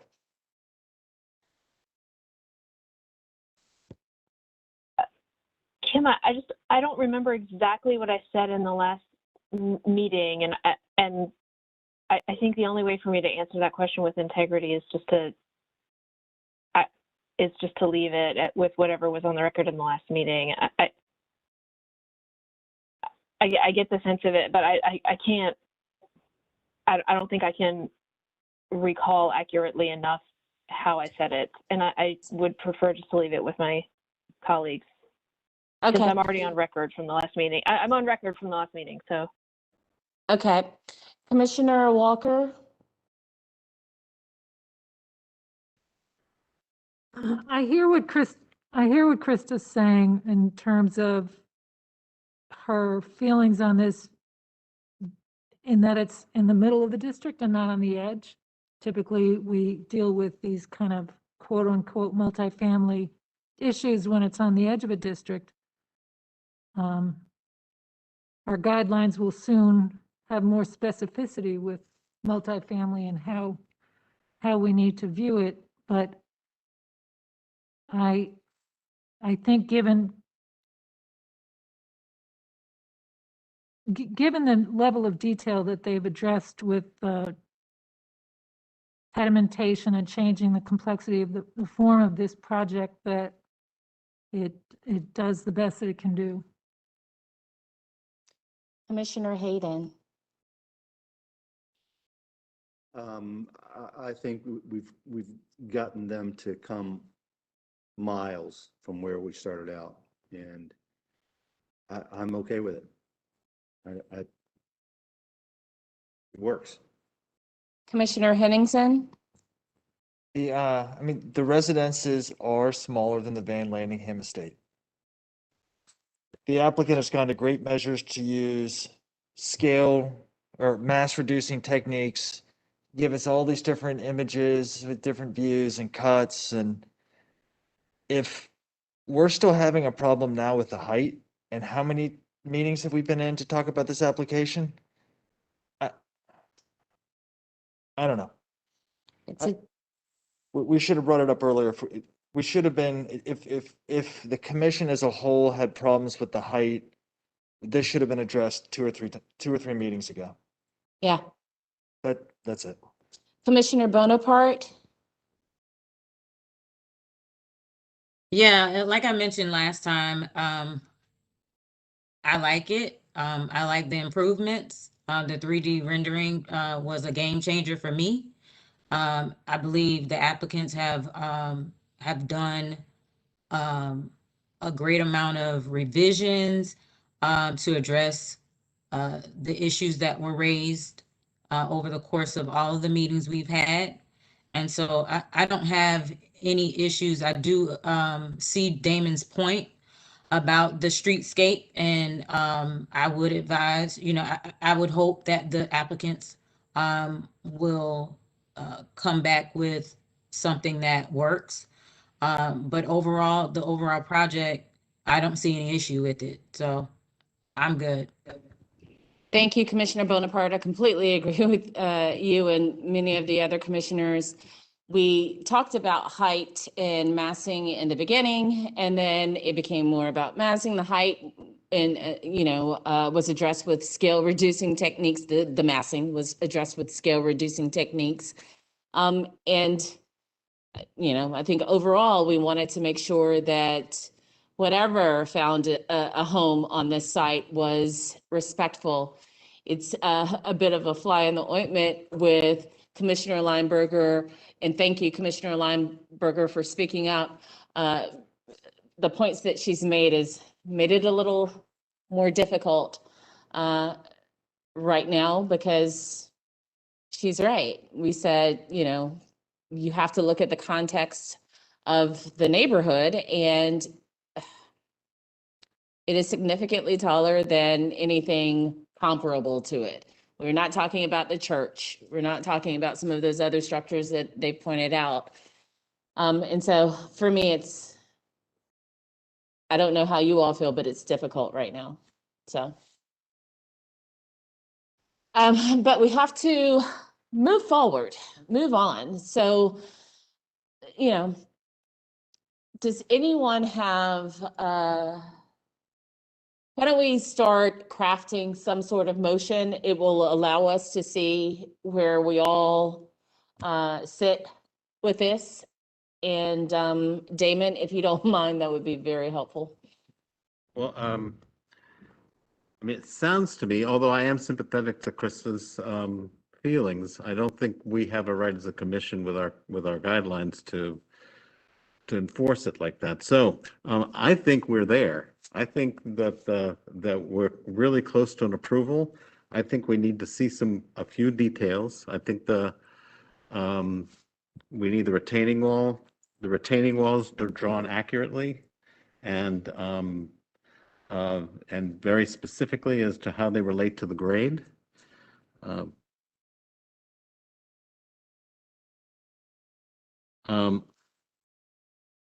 would like to make sure that the commission agrees with me about Thurman, because that has been ignored.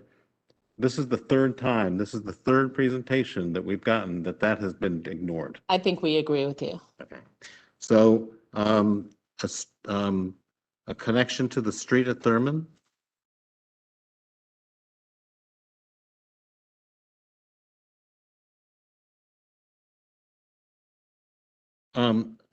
I think the brick, the type of brick, the texture of the brick, the color of the brick is important. So I think we do need to see a strap or some kind of brick sample that we can look at. So samples of brick.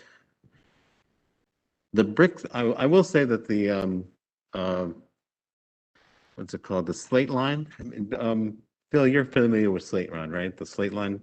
It's a wider tab with a shadow line asphalt shingle that is intended to mimic a slate look, even though it doesn't look like slate, but at least, and it's also a more durable asphalt shingle. So I think the selections have been pretty good, but I think the garage doors are an important feature, especially as visible they are. So I'd like to see a sample of the garage doors, especially since they're aluminum clad. Yes. Damon, you asked for like a section and a detail. Is that? That's fine. That's fine. Okay. It's something that we can bring into this room. Okay. Christy, does the windows that have been approved, are they approved? According to what? So we need to see. So what I don't know We have is, never seen this window. okay, so we also need to see a sample of the window. And this could also be a section. We're looking for shadow line, some depth between the mullions and the glass, so we need some crisp lines and some depth of shadow for the window. So we need to see a sample of the window, and I'll repeat this as a motion in a minute. Is there anything else that? Yeah, on our sheet, some of the reasons we continued it were for the tree protection plan. Okay, now he did show it, but I don't think that wasn't really a tree protection plan. It is, it's labeled. Is it enough? Yes, absolutely. Okay, we're good. Okay. And we wrote that we would also need to review site features, landscaping plans, front yard fits, the retaining wall. So you've So we've got, addressed those. good. Mm-hmm. Is there anything else that I need to include? Damon, would you consider on these openings in the hedge areas along Thurman, would you consider something along the lines of, well, we've got one where the driveway goes through to the back. Right. Would you consider something along for the 5-unit building, 1 penetration For each of the buildings? for that building, and for the longer, I guess it's 7-unit building, 2 penetrations? So a through the minimum hedge? of 3 And penetrations. let them decide Yeah. later in the field, after the construction and everything's underway, what's going to survive, what's not going to survive. There may be natural openings in there right now that simply need a little bit of pruning, and you're not going to have to take anything out. Right. But Well, Jim, I think what happens is that gets lost if we don't know what it looks like. Well, But it's very possible that they could define those areas now. And yeah. then if they come back, if there's a need to come to staff and say this needs to be changed in order to achieve this way, and let it come back to commission. But at least we have, trying to get, but I think kick the can a little. 2 or 3, 4, I mean, it needs at least 3, a minimum of 3 openings, but I mean, what you have there is a wall. And we would never allow, and this law is tall. I mean, it's a complete barrier between the street and so I think at a very well, it really you need to be able to see what they look like. If it's going to be 3, it probably needs to be a little more significant than just a gate. So for me to say 3 significant openings, I'm not sure how to put that. The hedge is there, right? Right. And so this evaluation that Jim has asked for can happen right now. And you can illustrate with like flags or even just like the spray paint marking that washes off Yeah. where it would go and photograph that, and that would show you what you need to see, right? All I need is an elevation with the, I mean, I don't, all I need is a connection. Okay, gotcha. Something that says it's a connection to the street. Okay. And- Okay, and- I think this is all very helpful for the applicant, so thank you. Okay, so. Jessica wants to chime in here. So Jessica? Yeah, Damon, I was going to ask 2 things. The first was, where are we with the garage doors? And the question for Christy is, would this garage door specification be approvable at the staff level? I think. And then the other comment I have is, we may be able to make this simpler with the windows. If they want to use a gelled one window that we've always approved, then we don't need to discuss it. And this vinyl ply gem window, we would not approve. So I don't know that we need to leave that issue open at this point. Does that make sense? Hey, Jessica, the window's not ply gem anymore. They swapped it. It's in the agenda supplement, so you might not be looking at that version. Thank you. Sorry, I'm looking at the wrong It's- page. It's okay. It's slide 125, and it's called a Quaker window, and it's a completely new window to me, but I'm sure the architects and contractors probably heard of it. And Jessica, we're so close to getting finished that to ask them to give us a sample of these things at this point, I mean, they're getting ready to do it. They gotta have, if they need to change it, they can. But at least let's see that it's not flat. So are you okay about me requiring them to give us some samples? Yeah, I rescind my comment. Okay, thank you. Okay, so more detail or accurate drawings of the retaining walls at the back of the buildings. You hold on. Yeah. Can you say you're making a motion to continue? Oh, I was just doing a checklist and I was going to make my motion. I haven't made a Okay, motion. okay. I'm just, so when I make my motion, I don't have to repeat it. Smart move.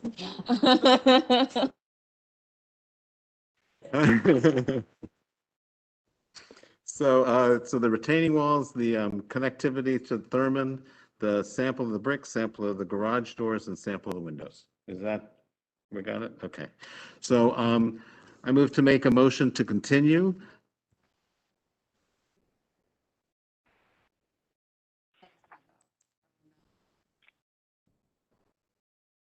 We're good? Okay. So this is, I'd like to make a motion to continue this for 1, 2, 3, 4, 5 items. One is a more accurate rendering of the retaining walls at the rear of the buildings. A study of the connection of the buildings facing Thurman, the connectivity from them to the street, and openings through the existing hedge. A sample, a brick sample of either a board or a strap of the brick that's going to be used, a sample or a corner of and a detail of the garage doors, and a sample or corner as specs for the windows. All right, do we have a second for that motion? Second. Seconded by Commissioner Hayden. Any discussion of the motion? Okay, let's vote. Commissioner Hayden, Yes. Commissioner Goodwin, Yes. Commissioner Henningsen, Yes. Commissioner Romsch, Yes. Commissioner Walker, Yes. Commissioner Bonaparte, Yes. Commissioner Hindeman. You actually had it for right before. It's Oh, Hyman. is it? See, it's Hyman. Thank you, Jessica. Commissioner Hyman. Yeah. Commissioner Lineberger, No. Commissioner Parati, no. The motion passes 7-2. Thank you.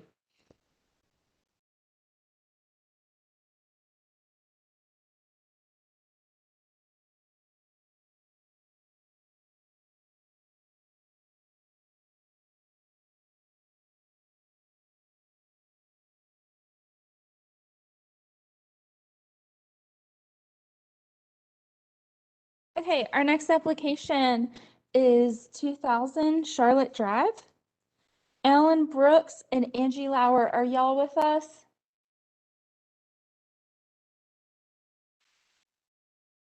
Yes, I am. Yes, Alan I'm Brooks. here. Hi, welcome. Have y'all been sworn in? Not yet. No. Okay. All right. Hi, Angie and Alan. Hello. If you will, please raise your right hand and respond I do to the following question. Do you affirm that the testimony and information that you are about to give is the truth and nothing but the truth? I do. I do. Thank you. Okay, I'm going to turn it right over to y'all. The memo contains the information for why the project was continued, and they have included new proposed front elevations throughout. So Angie, Allen, let me know what slide you want to start on, and we'll go from there. Okay. I think as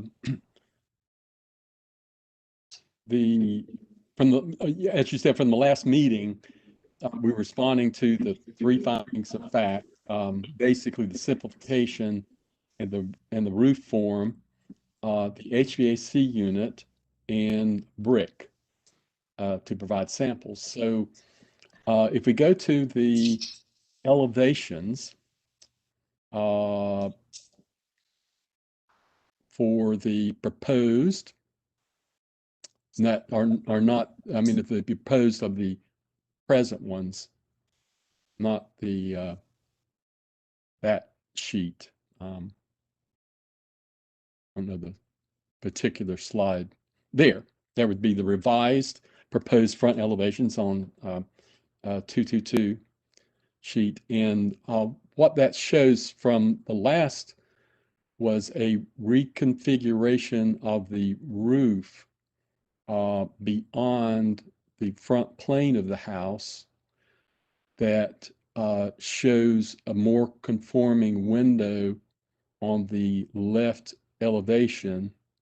And also we've included in that elevation, as you would see it, to jump ahead, wide casing around the existing window of the kitchen. And also you can see the air conditioning HVAC units there that would be both screened behind the plantings that are there, or supplemented to make the additional one work as well. So if we go to the left elevation,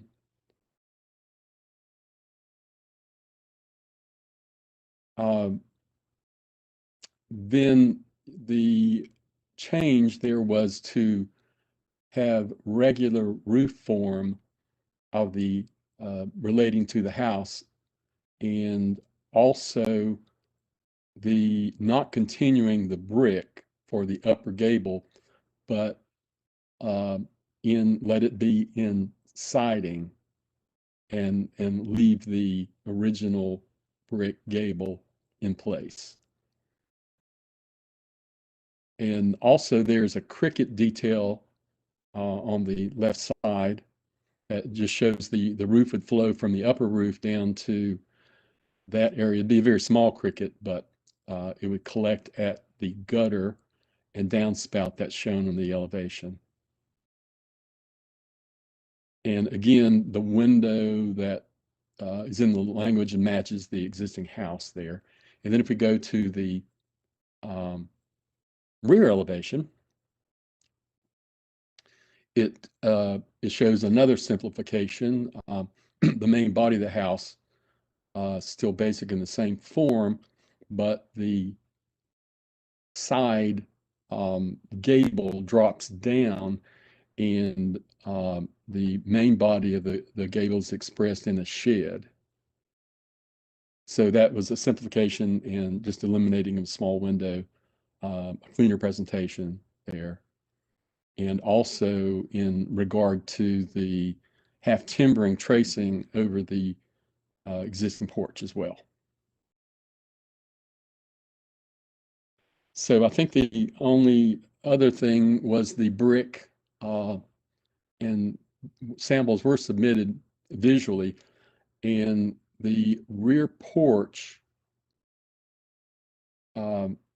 has use of the brick. So there were samples still left on site, and so I took pictures of those, and it would be, we would continue the use of the brick that was used for the previous edition of the brick porch in the rear.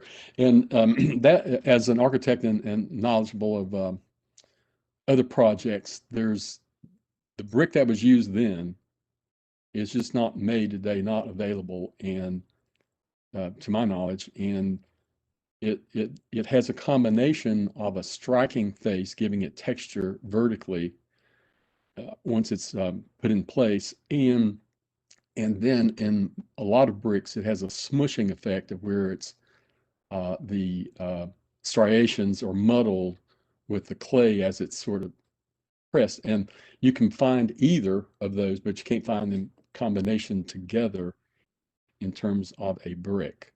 And it's funny that the brick that was used on the neighbor's wall that backs up from Dilworth Road east used the other kind of brick that it does have that irregular texture and the smushed effect. But anyway, what we propose to do is to use the same brick that has the scratched face that was used on the porch and extend that chimney, and also extend with the same brick the existing chimney, and pay particular attention to the mortar and the tooling of the masonry. So I think that completes anything. If Angie has anything to add. Yes, so one of the things that I think was the most striking in the last presentation If you do look at slide 222, the upper left-hand corner, the fenestration and the detail of that roof felt more intrusive than the proposal that we have today. So in the April submission, while it does look like that roof cuts into the window, if you then turn to the next slide, Christy, that is slide 225, you can actually see how the roofs are engaged. They do not cut into that window detail. Thank you for zooming in on that left elevation. And also to the comment regarding the siding, I know I'm just repeating what Alan had said, was to keep the original boxing and then have the roof extension above the brick to be siding. And it is my understanding that we are using wood and not a synthetic product. Alan, is that correct? Yes. Okay. So the materials are authentic materials. As far as the brick, Alan did talk about the brick, and I don't see that in the package. Christy, do you have the physical samples? No, I don't have anything. I sent this out on April 2nd, and I haven't I didn't hear that there was anything missing or that we needed something. So I don't have a physical sample. Oh, that was sent. A physical sample? No, not a physical sample, but the photographs of it, and that was sent to you, and you commented that some. I'm sorry. Okay, so I'm sorry to do this, but this might be a good education time for all applicants. I send everyone these presentations 2 weeks before the meeting and ask that you review and make sure that everything is in there that needs to be in there. And so if there's not, I'm really depending on the applicants to do that review and to let staff know. So I'm really sorry, but I don't have it. I'm sorry. Christy, can you go to the actual photos of the house? Can we just go back to that for a second? Sure. Okay, and I'm sorry. Okay, so if you could zoom in on the back portion of the house, only because that addition has the brick that we are going to use. With this left side at rear, is this an addition? No, it would be the right corner at Ideal Way. The right side. Okay. And I could also pull it up on Google Street View if that might help. I just don't want it to be an issue because the brick is existing on the addition that was back there. And it's the same brick that we will use because that brick is available, whereas matching the old original brick from the front of the house is not. So. And that was obviously an acceptable brick for the previous submission. Christy, I'm sorry that it was not part of the package. I thought you actually had the sample. My apologies. It's okay. It's okay. Just I can do that separately. Okay. Okay. Okay. So I don't want that to be a hinder or a continuance again. No, I don't. A commissioner in the room with me has said that they would like to ask you some questions about other things and not to worry about the brick right now. Thank you. Okay. Yep. All right, so thank you for presenting. We don't have anyone on the phone, right? Okay, commissioners, questions of the applicant. Commissioner Rumsch? Hey, good afternoon. I was looking at first of all, the elevation from the front, the left roof and window was a nice improvement. So Thank you. But I think specifically what we were looking for was simplification of the design on the left and rear elevations. So and in fact, when you look at what you proposed last time and you proposed this time, there is a simplification on both of those, the left and the rear elevation. But if you pull the existing house out and use that as where we're starting from, then you've still got a very complicated form on those two elevations. And I still think they need more study. That's more of a comment than a question. So I guess I'm saying that just so you can respond to it at this point. But Christy, if you'll just show the existing left elevation and the existing rear elevation, and then if you look in your books and see where we're at now, there's still a very complicated form between them.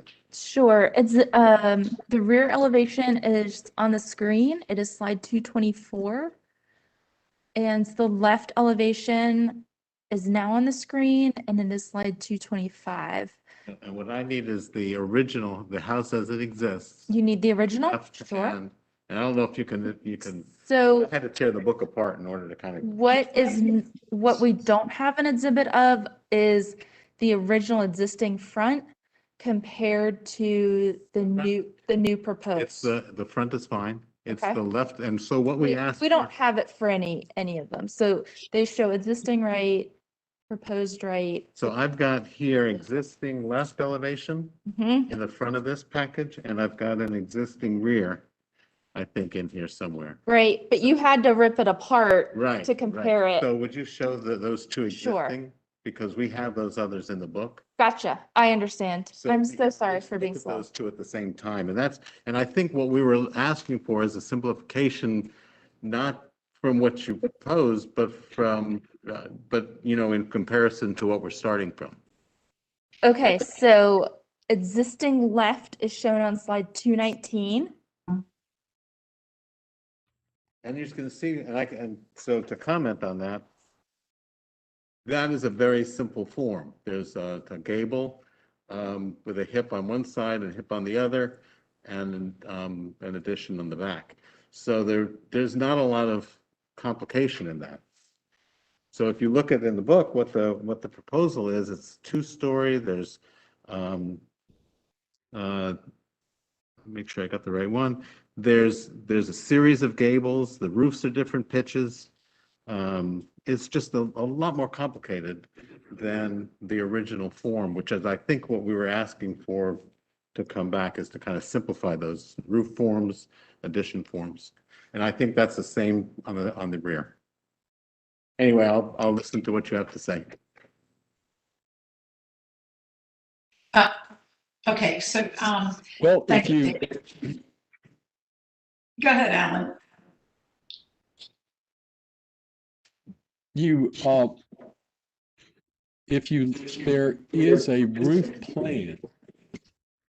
There is a roof plan included in the package that is one of the latter sheets. And you can see the lessons of the complexity in the roof plan. And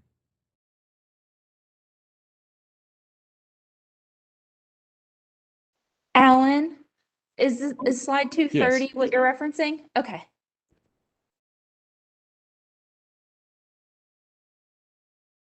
but it shows, there was the plan that shows, I don't think that is the one. It just shows the last submitted one, the one in March. This does show the proposed roof plan. But I don't think that's the one that shows. But that plan doesn't really give you the feel for what the slope of the roof is and how the gables interact and the additional gables and layering. So I'm looking at the floor of the roof plan, but it doesn't really tell us the story of what it looks like from the street. If I may, Damon, I'm going to interject. So the rear elevation, which I believe was slide 220. So on slide 220, what is of a different pitch? So the lower gable of the existing covered porch is there, remains.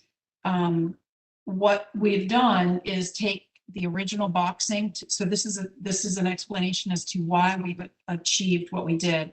We went from the original boxing to the proposed ridge height, and thus the overbuild, but that overbuild is further back than the back plane of that covered porch. And the best way to see that is actually on the right elevation, not the left elevation. So when you're looking at the house from the right, which is the street side, I believe is Ideal Way, this is what you see. And so that higher pitch that's in the back, Christy, if you can point to that, just to the left of the chimney. No, you were correct, right there. That line is further back than the plane of the covered porch. So while this has almost 3 sides, because you do see it coming down Ideal Way, so you see it as you come down toward Charlotte Drive, this is the prominent elevation. While I do know that the impact on the left elevation, we did simplify with a simpler roof form.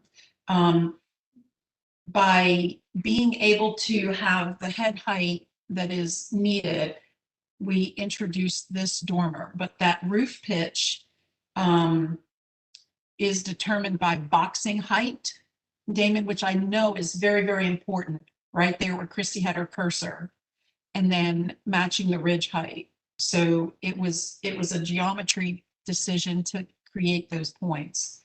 While it might look complex in 2-dimensional elevation, I think 3-dimensionally it does distinguish what was original, which is part of your guidelines. So if you were to ever, reverse it, you can clearly distinguish what was added. So, I'm not sure. Go back to the left elevation, because I agree with you. This elevation, I think, works. It's the left elevation that is so complicated.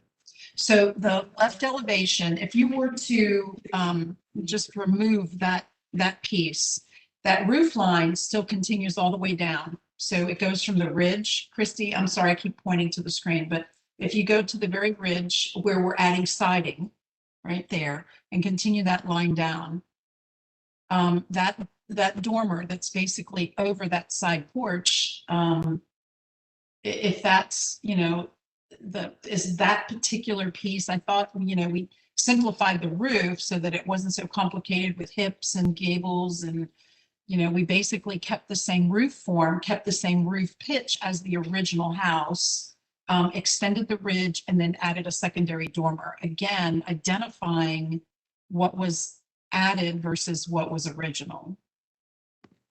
Okay, well, thank you. I understand what you were doing. Okay. All right, any other questions, commissioners? Alan? Oh, Alan, I was just going to say that this is the addition is an appendage that is a bay from it's not all coplanar there. They're in different planes. The left appendage on the left elevation. But if that doesn't need any further explanation, I'm fine. Yeah, I'm fine. okay. Commissioner Goodwin? Yeah, I agree. I think that the left elevation has been simplified. And one of the things that might make it look a little more complex is where you have raised the original ridge up. And so now you have a soffit there, and that separates the brick from the wood siding. Are those two surfaces coplanar? Stud to stud.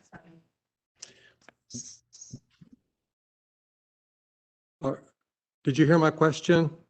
Yes, sir. So where the siding is, if you look at the cricket detail, so that wall, which is stud wall to where the brick is, it is in plane, but their offset is where the delta of the brick is, so that your brick sticks out further than your siding.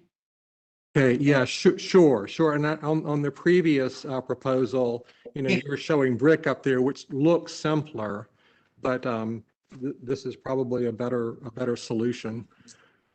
So thank you. Okay. Thanks, Well, I'm Commissioner actually, if I Goodman. may, because the brick was even harder to match, I think this is actually a better solution. Yes, I agree.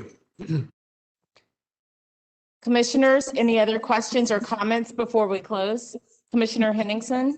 Yeah, I mean, this is just an application question. Damon, I thought you were a little crazy there when you're saying, hey, I only had this piece and that piece. I've been looking at March the whole time thinking that was April. So can you guys tell me, and I'm looking at A4.2 and A4.3, and it says proposed. Help me out here. Give me an elevation or. All right. Yeah, we don't have slide numbers. We have, yeah, There, what does the elevation say? left. Existing left elevation, and then below it, it says proposed left elevation. So I just assumed proposed left elevation was April, but then when I scroll through, there's a section that says, hey, this is March. I'm like, oh, I got it. So I'm confused. So we don't have a brick sample. I don't see anything about AC, and we're kind of looking at this application. Well, they did show AC. Sure. But it's just hard to kind of come from that, which is the original house. So what we're comparing is the last application to this one, as opposed to the original, which is what the last application was being compared to, in which we made our. Exactly. So in our statement in the front, when we were coming back, was redesigned for simplification of forms of the addition on the left elevation and on the rear. So we're not, what you're comparing is last one to this one, as opposed to where we were to start with. And that And was also confusing to me, and the last one is in the front, and you're thinking that's the April one, but it's really the March one. But then there's a section for March. But the March one, I don't know. So let's at least hit, maybe we can get one out of the three. Show me, where's the height of the AC unit? Pretty close. Sure, of course. The AC unit is shown on slide 222. It's at the bottom. It would be the April, if you're looking at April and March front elevation. Got It's shown right here with a bunch of bushes. That's gonna be the height, that's the confirmed height of the new unit. The existing unit, they're existing right there. That's the existing, but there was gonna be a new unit installed. Right. And my concern was, because I mean, I just The height. installed one and it was about as tall as I was. So what's the height of the new unit? It would ordinarily not be any taller, and in fact should be smaller because of its efficiencies. And that's. And the space upstairs is not as large as the downstairs. That's fine. So where is that height detailed in here? Graphically. That was my question. No, that was for the existing one. Show me a picture of what the new unit will look like with the height. That was my question last time. Remember, I was like, my 8-year-old, we just installed one. It was taller than her. She's little. It comes below my chin, right below my chin. That was my talk track. Yeah. So here's where I'm at. I don't really want to talk about this application because we don't have a brick sample. We don't have the AC stuff. And I'm incredibly confused and trying to figure out what was being proposed for April, because I've been staring at March the whole time thinking that revised proposed was really April and it's March. So that's where I am. All right. There's also the site plan that shows the HVAC. Show me a picture of what the new unit will look like with the dimensions.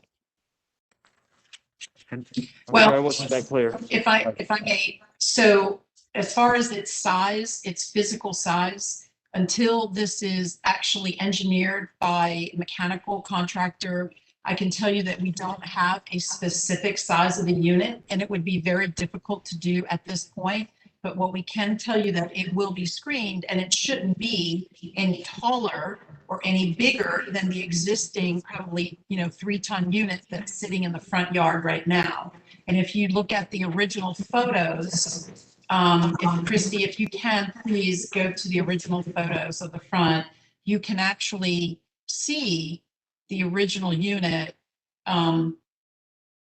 It's slide 214. It's right there where it says front left corner. So you can barely see it now. So there are rhododendrons or azaleas hiding this as it currently exists. Here, this is what I think, because I mean, obviously that's an older unit. They've made all types of advancements in terms of AC. I'm not an AC expert, but I do know that with all the new construction that I've seen lately, the AC units are large. I get that it depends on the size and the cooling and the tonnage, fine. So we can gamble and say the AC unit won't be any taller than the current one. And if it is, then we can come back and say, you got to fix it. Or you can relocate it to the back. I don't want to be surprised. Because I don't either. So, and again, I mean, it's almost like we're at an impasse. I wouldn't think figuring out the size of an AC unit would be incredibly complicated, but. Okay. That's Well, why while we're on this photo, to address the complexity of Damon's questions, if you look at the roof form that's there right now, extending that roof up and back with its context and the proximity to the fence and everything else, the view, and roof form, massing, scale, all of the other terminology that is in your guidelines. And you could see clearly this passage, the photo just barely to the left of where Christie's cursor is the area that we're talking about for that left elevation right there in slide 214, excuse me. So, this is, it's not the complexity of it, where I think it's more the streetscape from the right side elevation than its left, in my opinion. So you're saying it's not very visible from the. It is not hardly visible at all. Now, that doesn't change the fact that, trees could come down and shrubbery can change and fence could change and, a lot of what ifs. But if looking at the context as it is right now, the impact of what we're proposing is probably more impactful on the right side, which is where you see it on a severe slope where you have a basement lot, than it is on the left where the land slopes up. You've got like 12 steps to get from the sidewalk to the front door. So PJ, your comment about the air conditioning unit, when you're standing at grade level and you've got a 3-foot brick wall in front of you, plus you're going up another 8 feet, it's never going to be at eye level.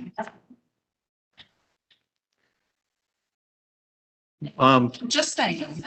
Thanks, Angie. But Thank you, Angie. keep in mind that the reason you're coming back for this is to simplify those elevations.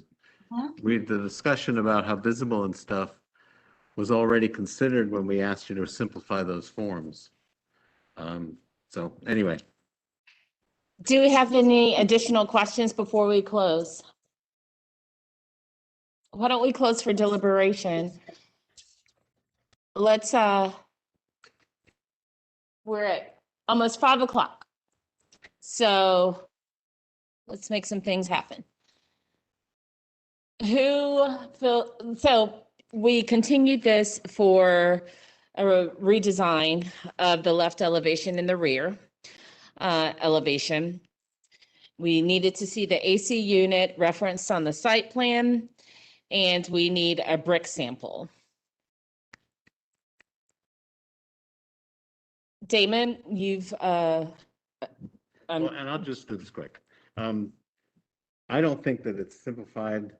I think there's a simplification from what they brought us last time and what they're showing us now. Yes, there is a simplification, but that simplification, the reference should be what's there now, not what they proposed to where they are now. And that's my objection to this, is I think there is some simplification, but there's still a series of forms that complicate a very, very simple design.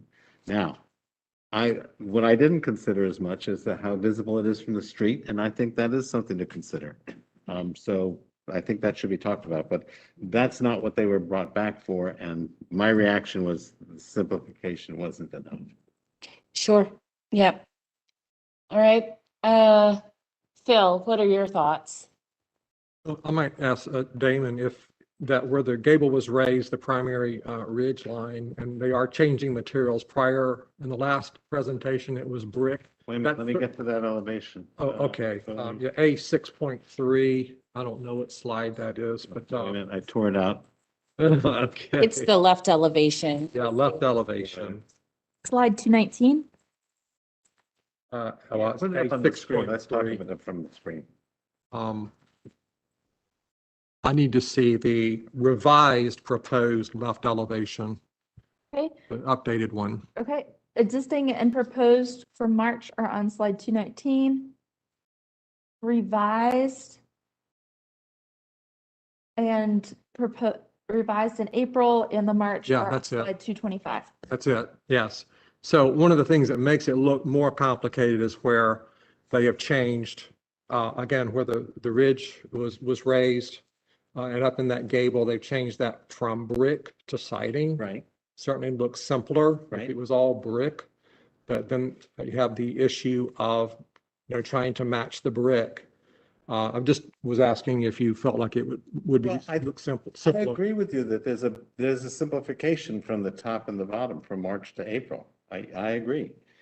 But what we have here instead of let me go back to the It's original 8.42. The original form, 8 the existing left elevation did not have the higher gable end, and it didn't have the larger second story gable end. And so you end up having a series, you have a truncated left barge rafter. Then you've got the recess, and I understand that there's those elements are at different planes, so they're not right in front, they're not on, but it still gives you a complicated form. Now, it is up against the neighbor. I don't know if the vegetation's taken out, how visible this is going to be. But the fact is, we asked them to simplify from the original structure. And although it has been simplified from the March application, it has not been, I don't think it's simplified enough to the present proposal. So I mean, I agree with you. It has been simplified in those, and by the means you've just suggested. But let's finish talking about that. Again, I mean, that side of the house is minimally visible, right? And yeah, I agree. Vegetation and stuff can change. It appears, and somebody please correct me if I'm wrong, that the original ridge line, the original roof line, that original gable on both side elevations is being kept, right? Because I think that was one of the big differences between March and April. Right? And I wish we had pointers and stuff. Yeah, so that's the original. That's the original. So the one to the is the addition. That's the addition. So that's one layer and an extra, and then there's another one. So where there was one gable end, now we've got three. Now, okay. So when we sent it back for simplification, it wasn't because it was visible or not. I mean, I agree with you. I mean, generally, I take that into consideration. I think we should. But this isn't what we asked for from our. Why don't we speak to what we asked for? Because we can talk about this too ad nauseum, but we really owe it to other applicants to move on to their cases. So why don't we address the points that we used to continue the application? And Damon, I'm going to kick it back to you just because you're on a roll. So you would say, excuse me, what the discussion has been that they didn't do point one. Right. They did do point two. They added the new CE unit on the site plan. Well, we're actually, And let me just suggest, I think, first of all, it is higher and you're not going to see it as much because it is going to be recessed. But I have seen where the more efficient ones are very tall, and they're very quiet. And I've also seen them, depending on the manufacturer, that they're short. So depending on who they choose could change what it looks like. And Phil, you know that. I mean, right? I'm correct about that, but from your experience, right? So we probably need to get some, either that or say it's okay as long as you can't see, as long as it's not bigger than the one that's there. So we can get around that by just saying, so we say it's okay as long as it's screened. I mean, No. that is the, well, then they could just bring the screening up as high as they. yeah, It's okay. And it's in front of the house. Okay, yeah, you're right. So then they need to address point two. And we also need point three. So let's get a motion. Clearly, we need additional information. We need a restudy based on the conversation that's being had. PJ? Do we need to talk about, Damon, any more feedback on the rear elevation, right?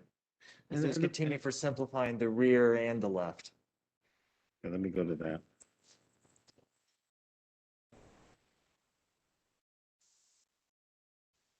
Okay, so there's the existing. Christy, show the existing rear elevation just so we can talk about it, and then we can look at the April proposed rear elevation in our books. Sure. Slide 220 has the existing rear. And the proposed April is A 6.2.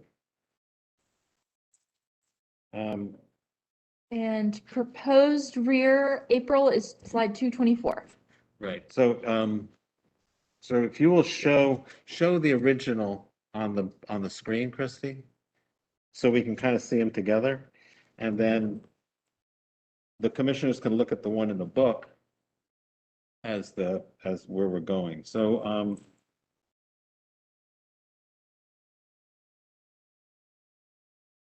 I think this one's less important than the right elevation. I think this one probably is not as you know, there is some complexity to it, but it's an addition and it's not overly complex. It's the left side elevation that I feel is overpowers the house in its complexity. So let's put that in a motion.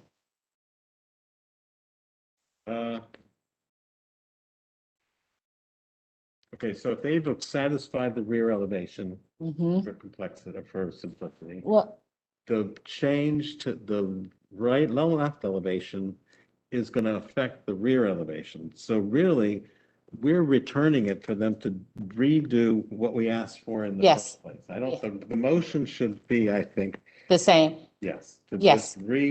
just so I moved to I guess to continue for a restudy of what we asked for in March. Could you want to just read that from the memo? I think it's much more powerful for us to say Okay. what we proposed here. Can I need to ask our attorney because I have to write a letter that says that. Okay. Okay, can he? So He's asked- what I want to say is that the applicant, I'm continuing it for the same reasons that were asked for in our last continuance. And just leave it at that, because to reiterate it is addressing a new, and they really haven't done it. We're still back at the first, from the original to the new, not last application to this application. Important point of clarity right there too. Okay. Okay.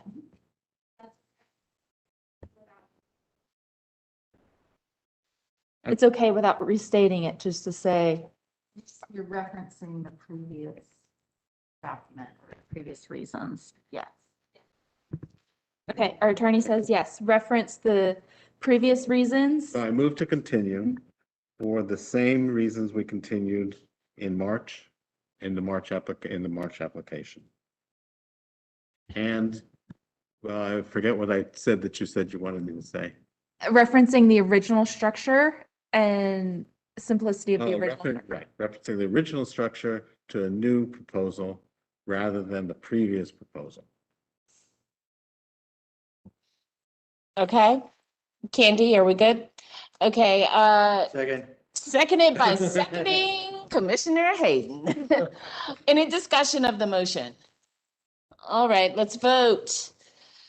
Okay, Commissioner Hayden, Yes. Commissioner Goodwin, Yes. Commissioner Henningsen, Yes. Commissioner Rumsch, Yes. Commissioner Walker, Commissioner Bonaparte, Yes.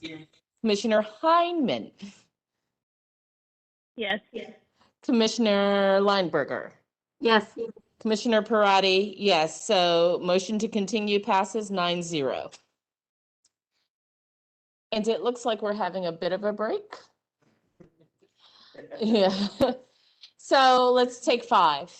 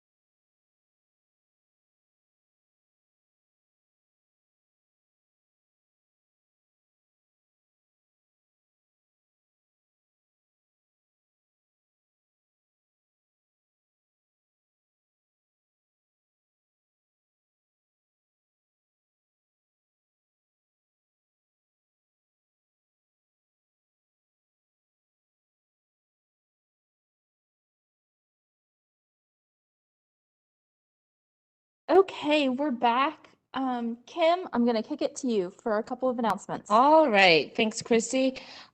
First, let the record show that our illustrious Chris Murin has returned. Thanks, Commissioner Murin. Also, because we are looking at, and our wonderful Commissioner PJ Henningsen is recusing for our next case. Thank you. And because it's less than 2 hours before the end of our meeting, I think it's safe to say that we will not hear cases 14 through 18 today. We will get in touch with you about another date. We've already, okay. You're going to, would you like to announce it I now? would like to announce that because we are such a hard-working board that we are going to add a meeting this month to handle cases 14 through 18. So we want to make sure that we take care of you in a timely manner. So we're going to handle 14 through 18 on April 29th, time to be determined, okay? All right. And we'll make that announcement at the close of the meeting. We'll make that announcement before the close of the meeting. Great, thank you. Okay, thank you. Okay. Next application is 251 West Kingston Avenue. And this was continued for 2 items, an accurate drawing of what's proposed and precedent for the use of fiber cement coplanar with a wood product.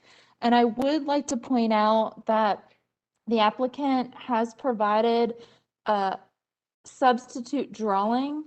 So the drawing shown on slide 275 has been updated and is now on slide 277, and that's also in the application supplement that is linked on the agenda online.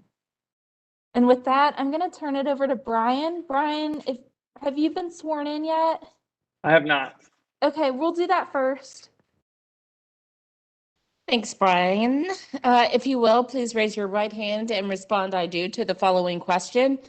Do you affirm that the testimony and information that you are about to give is the truth and nothing but the truth? I do. Thank you. Okay, Brian, if you would just state your name and your address for the court reporter, and then let me know what slides you'd like to start with. Sure.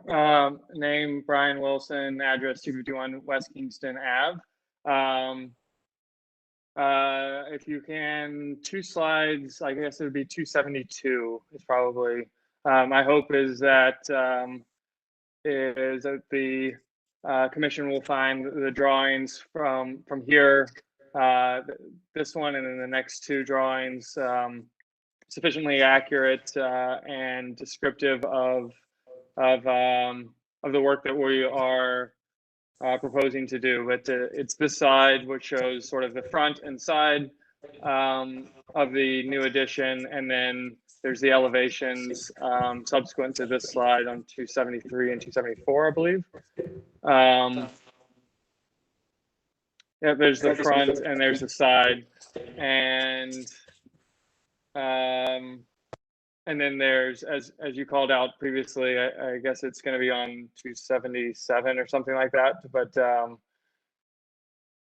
yeah, wherever. Yep, there it is. That is the detail on the material thickness and exposure of the corner board, window trim, flashing, etc. And so I guess my hope is that these drawings and this detail is sufficiently addresses the commission's previous questions, but happy to answer any questions about these or anything else. Okay, thanks, Brian. Do we have anyone on the line? No. Okay, perfect. Commissioners, Commissioner Ramsch? I'm a little confused as to, that was a little too terse for the presentation for me. I need to understand where explain the details to me. I just wasn't sure. You kind of brushed over quickly. Just kind of show me where that corner board, what the thicknesses are, all that. Sure. So the goal here is just simply to replace the siding on the new addition, and to replace it with a fiber cement siding that is compliant with the commission's guidelines. And so the windows and all that kind of stuff are going to be are as existing. The trim around them will be a 1/4 inch proud of the surrounding siding. The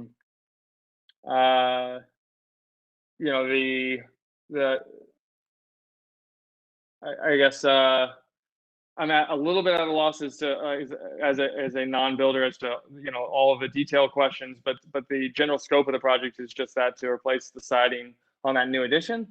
I think one of the points that was raised last time is precedent for the use of fiber cement product co-planar with wood product. Unfortunately, it's simply not possible as this new addition was built in 2007, 2008, and it doesn't comply with the existing guidelines. And so the best, my hope is that by using a fiber cement product here and using trim to differentiate the new addition from the historic structure, that will help this new addition become more compliant with the guidelines, particularly 7.26, which as folks know and have cited previously this afternoon or evening, is just simply to make it more differentiated. The new work should be differentiated from the old while being compatible with massing, form, scale, et cetera, et cetera. And so my hope there is that this is compliant with that, but the intention is simply to replace the material of the siding and change nothing else. All right, can I ask you some specific questions about where things meet? Yes. Okay, so it looks like there's a frieze, starting at the top, the gable end, there's a board that goes across there. Is that a flat wooden board that's there that's about 3/4 of an inch thick? I believe so, yes. Okay, so underneath it, you're gonna put a lap siding that's about 3/8 of it. How thick is the siding you're putting on? 5/8 party siding.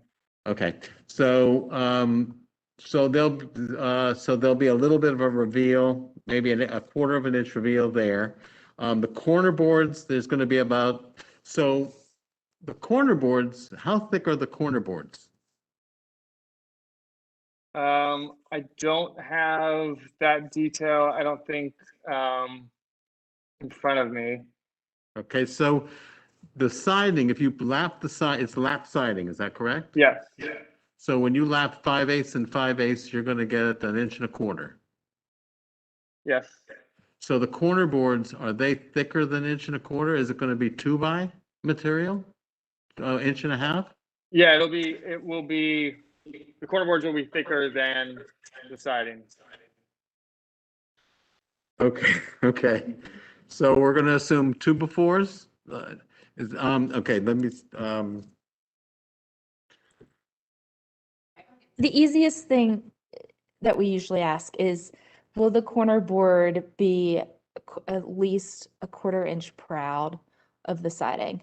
okay. And will that, if you built, are you planning to build it to that condition? Okay, so so the casings around the windows are going to be 2x, so the material has got to be 2x. It's got to be a 2x6 or a 2x with some back band, or a 1x, I mean, with some back band. So another question, the existing windows that are there, do they have back band around them? Do you know what back band is?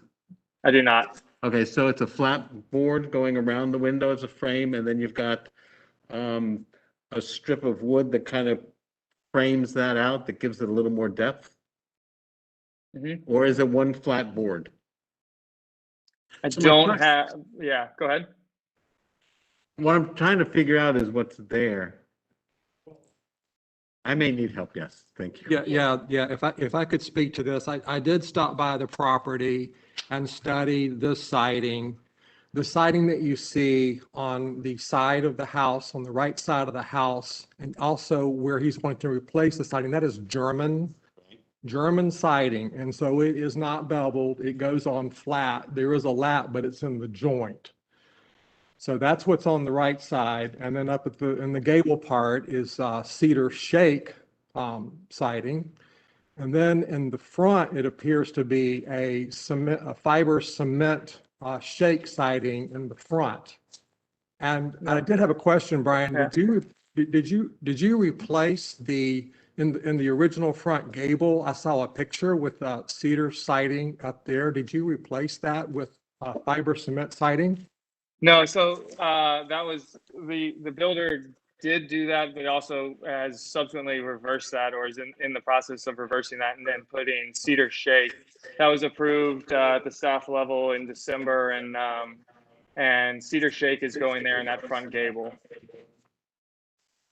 Okay, I understand. Well, what's happening now? So if you've got the cedar shakes and the gables, and then if you have the fiber cement siding at the front porch, and then you've got German siding on the side, and then you're asking to introduce another material, then you're going to have 4 different kinds of siding on this house, and I think that's a concern. And also, I do not know if you can even get 5/8 hardy. We cannot get artisan siding now. We can only get the 5/16, the thinner material. Have you been able to find the thicker material? But we've not been able to find it. Well, so let me address the first point. Our intent here is to have, I guess, three materials, right? The wood siding around the original structure,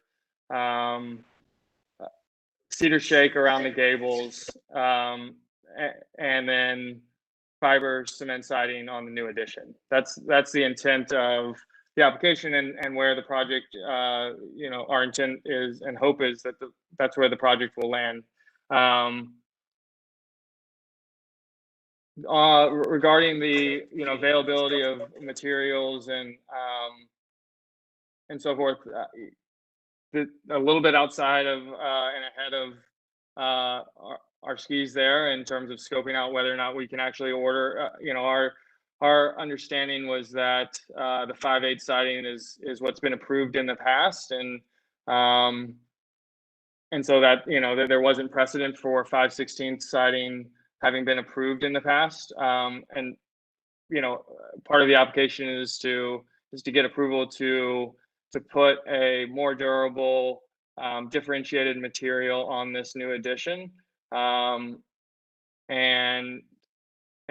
that it sets apart from the original structure and is a little bit more modern for that new addition. And in terms of executing upon that once approved, we'll sort of don't want to get the cart before the horse in terms of when we can actually get the material in stock and so forth.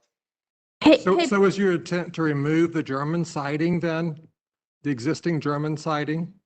So can I just clarify a couple of things? The commission he had originally proposed the 5/16 hardy, and the commission said, no, we don't allow that, go with the 5/8.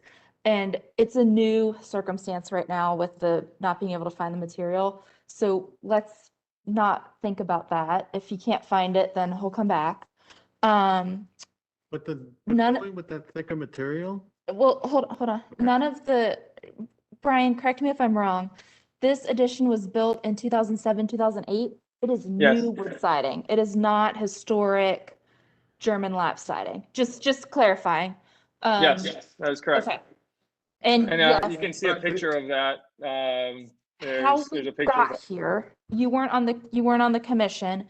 How we got here is they were removing and replacing siding on the rear elevation and without commission approval, and they came and got denied.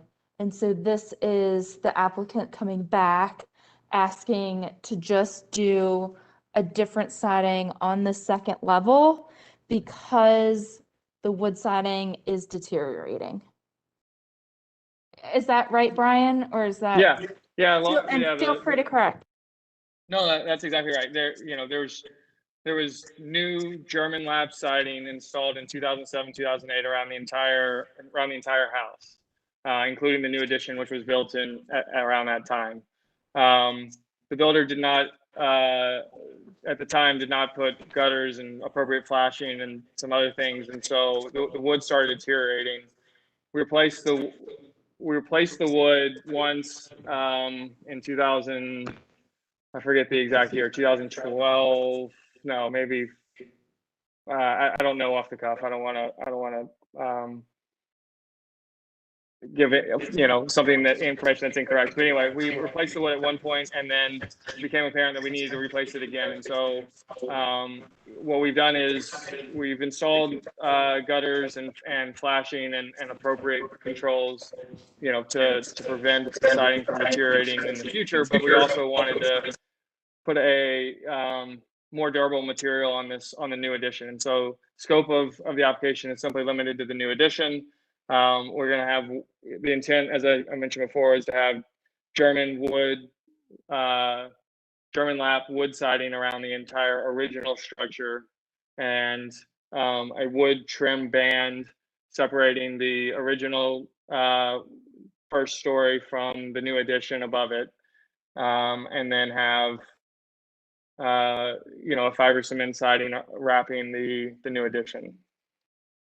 So on the original house on the right side, that siding looks very old, and that's the German siding. And I know that on the addition, that's also German siding to match. Is that what's on the original house? Was that replaced at the same time? Okay. That was replaced. That is, it looks old, but it was actually installed in 2007 or 8. Okay, so once again, your intent is to get rid of all the German siding and replace it with the hardy siding? No, the intent is to replace the German siding on the first level with German siding, wood siding on the first level. And that's, same material, wood for wood, and doesn't require, my understanding is it doesn't require, commission's approval and so forth to just simply put German wood lap siding in place of German wood lap siding for that first story. For the second story is what we're talking about here, where replacing that German lap siding with fiber cement siding. Well, that would be 4 different types of siding then, if you did that, correct? Just 2 types of siding, and then the wood shake, the 3 materials. There's the German siding, there's the cedar shake siding, there's the siding that you're wanting to add, which is the hardy, and then there's also the siding on the original front of the house, which is a fiber cement shake siding. So that's 4 types. Sorry, no, the fiber cement shake was a violation. That's leaving. They're putting back original wood shake, so it's wood. Okay. Yeah. So yeah. Okay, we're gonna move to Commissioner Hinman, Commissioner Murin, and then Commissioner Romsch. Okay, so Commissioner Hindman. I'm sorry, I know this has been like a really long road for you, and that you're trying really hard to rectify some, poorly installed materials from a contractor that's not on the scene anymore. And I know that's been complicated. I think one of the issues is, we are charged with reviewing, is what you're proposing something that we would approve whether this situation existed or not, if it was a new application coming before us, absent the non-conforming massing of it. And this commission hasn't ever approved, a house with wood siding having an addition with fiber cement siding. When we've approved fiber cement siding, which is, which is permitted by the federal guidelines and with the state tax credit program, it's been on brick houses, and it's been when the siding is a contrasting material. And so I think when we asked for precedence of fiber cement siding that was co-planar with wood siding, the issue is because we don't know of that existing in our historic districts. And there's I mean, I don't know how many hundreds of houses we have jurisdiction over, but this is not an uncommon circumstance, these things being coplanar. And so we need to be able to fall back on the guidelines, right, to have any consistency with all of the residents of the districts. And so if this was not a two-story addition on the back of the house, if it was not built in 2007, if you were proposing an addition on the back of this house that was not visible, and you were proposing putting fiber cement siding that was 5/16 thick that had an 8-inch exposure next to a German lap siding, I would be shocked if this commission would approve that. It's not something that this commission has ever approved before. And then the other issue too is just, you know, Commissioner Rumson and Commissioner Goodwin, they're trying to help you. They're both really gifted contractors.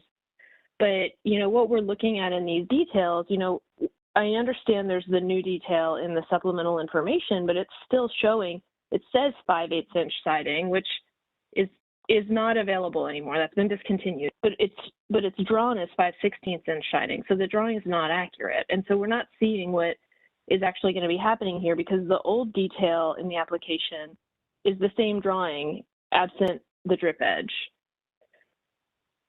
So I think we've got a couple of things going on here, but I don't, and I really empathize with the situation you're in, because I know you're trying to do right by this house, but I don't think we're seeing what we need to see in order to help you here.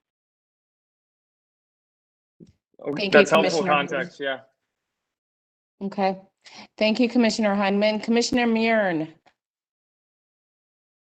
Yeah, I was wondering, have we ever used anything in the district with the Hardy Colonial Smooth, which is their German siding? So we're not adding a new pattern or anything on this. I mean, I think the datum and what they're doing is right. It still doesn't fix the thickness. It's still 3/16, but their Colonial Smooth and Colonial Rough Saw are both matching in my estimation of what we're trying to match on the lower part with the German lap siding. We have not. It has not been requested. We wouldn't do. We would do smooth. I mean, rough sawn is just never asked for. Yeah, that makes sense. Well, and I think especially being outside of the pedestrian realm, like you're not really going to see it the way the sun's hitting it up there. But I think the Colonial Smooth might be an opportunity for this. If it's going to match existing, not put another material up on the board or up on the wall, and have the opportunity to kind of make the transition as the applicant's talking about with that datum, but still, you know, show the same stuff that can be paint to match. I'm certainly open to that. Like, wasn't aware that there's something that, you know, if the commission has a recommendation on materials that are fiber, you know, a type of fiber cement siding that is that we should use, would love to hear that, and open to implementing that. Chris, do you know how the shadow line of the Colonial Smooth compares to the shadow line of traditional German lap? I don't want to say exact, but can you bring it up on the internet? It looks pretty darn close. Like, I don't know if it's the same ratio of. Yeah, no, thank you, Commissioner Murin. This is, the onus is on the applicant to bring that information before us, and we really owe it to the applicants who are waiting to make sure that we can hear their cases too. So right. Thank you for bringing that up. Thanks for bringing it up. I'm sure it's helpful for Brian. So why don't, unless we have other questions for Brian, why don't we close and just kind of talk amongst ourselves, okay? So we're closing for deliberation. Damon. I don't think we have enough. First of all, the variety of material is questionable. I don't think we have enough. What I need for this application is a section, a wall section that shows the different thicknesses of the material next to each other. How the German lap siding is going to meet the new siding, accurately portrayed. You can't just flush it out. It's got to overlap somehow, or at least have some kind of band to waterproof it. what the band is at the top. We need a wall section that kind of shows us what that is. We need a section through the windows and doors and corner boards. For him to guess as to what material is going to go there is, we don't have enough information. So one, we need to know what the materials are and whether that's acceptable. And two, we need a section. Phil? Yes, I agree entirely. And I would add to one option might be just to use the German wooden siding to keep from so many different types of siding proliferating. Well, it sounds like we have a motion. One of our contractors should make this motion. Phil? I'll make a motion to continue this application in order that we can be presented with a sample of the hardy siding to ensure consistency, and then also the corner boards to ensure that they stand proud of the siding by at least 1/4 of an inch. One more time, Phil. Stand proud of the siding. The corner boards and window trim stand proud of the siding by at least 1/4 of an inch.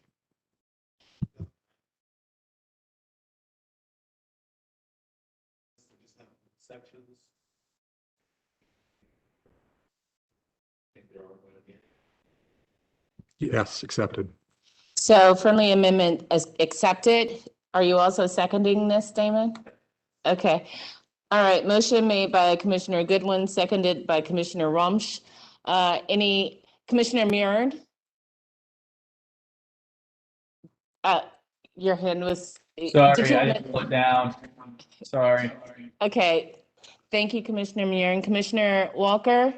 Yeah, my only thought about this is to be sure that whatever the sidings are, that the second story siding is not going to be more detailed than the first story siding because of the prominence of that second story. I think that it would stand out more as it's just such a large building, and I would hope that the first story siding is going to at least have a bigger statement than the second story siding, and I'm not sure I can confirm. Yeah, I think that's what the intent is to ensure that the second the second floor siding it matches the first floor siding on the sides. Commissioner Heineman? I would just like to reiterate what Commissioner Goodwin said earlier, which I think was, to the point. The path of least resistance is to use a wood German lap siding here. That's what this commission would have approved in the past. It's what this commission would expect if we were seeing a new application. And I just don't want to I don't want to mislead the applicant. Like we still are not in a position where we've approved a cementitious product adjacent to a wood product. Thank you, Jessica. And this has all been hopefully helpful information for Brian. So we have the motion made by Commissioner Goodwin, seconded by Commissioner Rumsch. Any other discussion of this motion? All right, let's vote.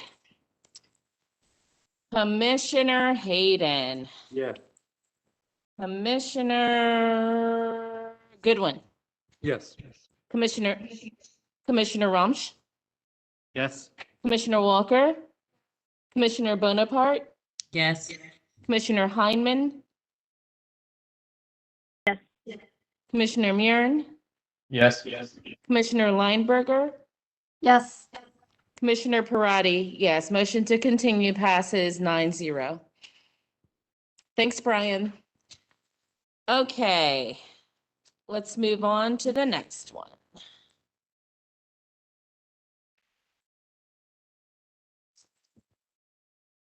Okay, the next application is 308 Westwood, and just noting for the record that Commissioner Henningsen is still recused for this agenda item as well.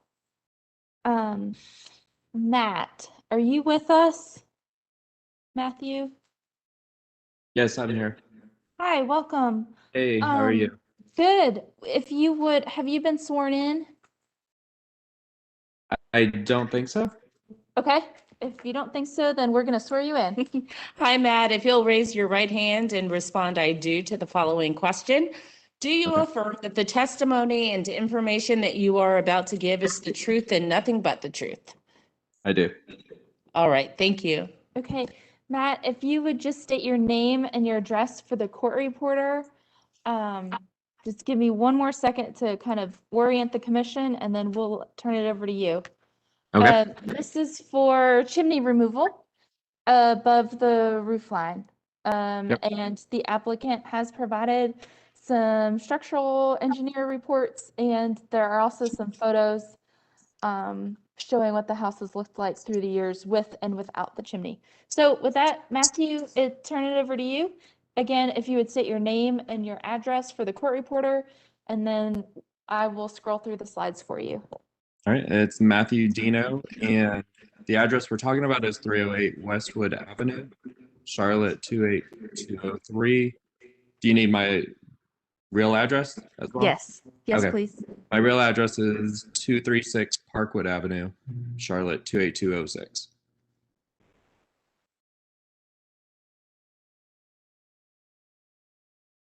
And I don't really know how to start it or any of this, so bear with me. I just want to say thank you guys for hearing this out. This is an after the fact petition or submission for this. And what had happened, do I just tell the story of what happened, or? That's fine. Just talk about why you chose to remove the chimney. Okay, perfect. So back when I was trying to sell the house in 2015, there is the people didn't buy it because it was a non-operating chimney, and fireplace itself is not operating. So in 2016, I went to go fix it, and they had said that it was leaning off the home about 7 inches or so off the roof line, the actual chimney itself, and that it would fall. And then the cost to get everything repaired to make it working, they would not be able to do, because unless they extended it to meet code, which would be about another 10 feet or so higher to extend the chimney, and then they'd have to redo everything within the chimney itself. So I did not go through with that, just because it would look totally different if we ended up extending it another 10 feet up there. And then probably there was some storm later in 2016. I'm assuming the storm itself is what caused the chimney to fall, and part of the top layer of it fell off. And if you looked at some of the pictures, probably the newest picture of the 2020 picture, which is the last one, when it's gray, you can tell like where it all hit the driveway next to it. So it was either extend it all the way up high past the 10 feet past the roof line, or just take a couple more feet off of it and just blend it right into the existing roof line that was already there. So that's what it ended up doing, but I ended up trying to save as much of it as I could, which was everything up to the roof line. And that's why I kept everything over there.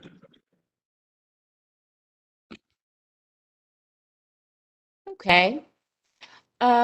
Do we have anyone on the line wishing to speak for or against this application?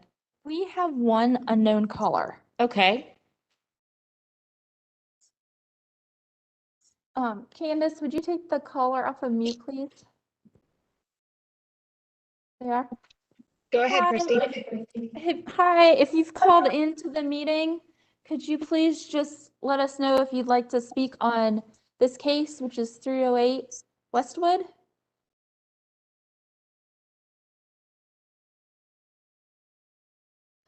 Hearing nothing, I would. Let's move on. Okay. All right, so Commissioner Bonaparte, the floor is yours, ma'am. So this is a question for the applicant. I am curious to understand, was the need to extend the chimney to make it operable or to stabilize it?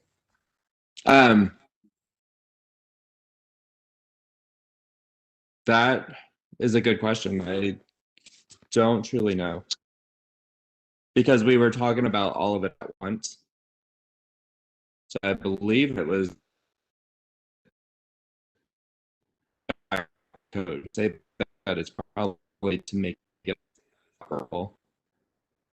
Commissioner But now Bonaparte, if one of we our redid it, contractors. it would have to go all the way up just to be a code. Okay. Michelle, Commissioner Ramsh Damon has some feedback on that question. Code requires the chimney to be 2 feet higher than anything 10 feet around it in order for it to draw successfully. So I'm sure that's what they're referring to. I don't know if it had to go up 10 feet, but it probably had to go up some in order to get 2 feet above the second story roof next to it. Got it. Thank you. Okay, Commissioner Bonaparte, do you have any more questions of the applicant? Not at this time. Okay. Can I ask a question? Sure. Okay, did code change? So, because they added the addition in 2007.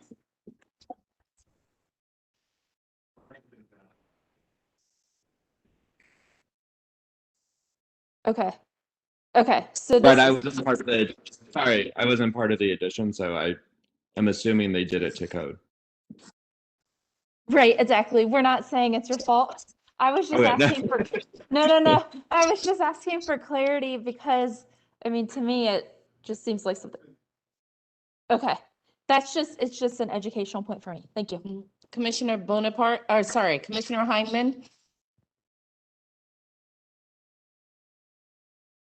No, I was just going to make the comment that the code didn't change. It was because the chimney was inoperable that they didn't add the height to it.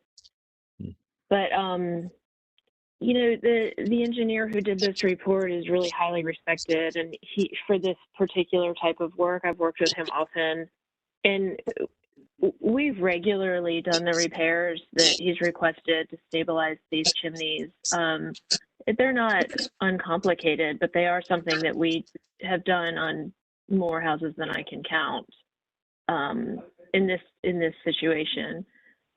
And you know, the 10-foot code requirement, that's a safety thing for an operable chimney. And so if the chimney is abandoned, if some inspectors will allow you to leave it, but in this case, you know, if we were going to make it operable, ideally you would be wary of putting anything within 10 feet of it, because adding 10 feet to the top of it in order to meet the code is also not viable because the foundation can't possibly support that.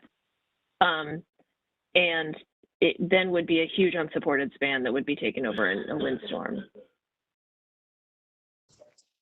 Thank you, Commissioner Heineman. Commissioner Lineberger. Yes, hi, Matt. I wanted to just ask, and just for clarification on what you described was the sequence of events. So when you had this report done in 16, how soon after that did the chimney, did it collapsed onto Yeah. the driveway? A portion of it, like the top 3 feet or so of it fell off on it and landed in the driveway. And that was probably, I'm trying to think, that was sometime around October, I believe. Okay. Of 2016. Okay. Thank you. You're welcome. Okay, any other questions for Matthew before we close? All right, let's close. Nichelle, I'm going to kick it back over to you. Right. So, as I was studying this, I guess I would be looking for some guidance, because I guess I didn't understand why the fireplace just wasn't stabilized instead of removed. And it was removed during, of course, a period where Wilmore was already a local historic district. And so I'm not really sure what we're expected to do when the chimney, like it's such a prominent historic feature or, character element of a building was removed. So yeah. That's a great question. Christy, what are our options here?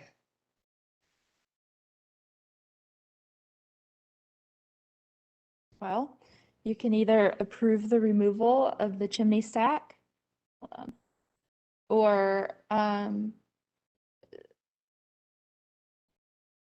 how you should look at it is if the work has not been done. Like any other after the fact application, you are evaluating the removal of the chimney stack based on the information provided and your guidelines. Sure. And So if we were to say the chimney should have never been removed, they'll have to rebuild it? yes, Okay. yes. Jessica suggested that that's common. So very often, if a foundation is settling or a fireplace is dropping or moving away from the house, what they do is they drill helical piers into the ground and capture it and pull it back up, which the report suggests to do. Now, if he's going to have to rebuild it, he may be able to build a footing without having to go through that. But very often, if the soil doesn't hold it, you do those anyway under the footing. So it is a prominent feature of this house, and the commission would normally say we want it. I mean, we wouldn't approve demolishing it. Now, it would need to be at least brought up as high as it was before, I would think. But I think, 2 feet higher than 10 feet near it. I don't know that that's going to extend 10 feet higher than the existing chimney. So That probably just needs to be studied and see if that's I feel like that's a separate request. right. The request isn't to extend it, to make it Put it back operable. like it was. It's just, can he remove it? Right, okay, Right. got it. So we're looking at, and I'm sure you have this, Commissioner Bonaparte, 4.7. Yes, 4.7, 1, 2, 3. Yes. So it sounds like you have a motion. Okay. Oh.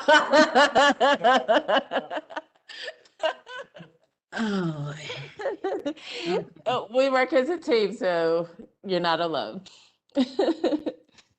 But I mean, you've already said it, so. Okay, so I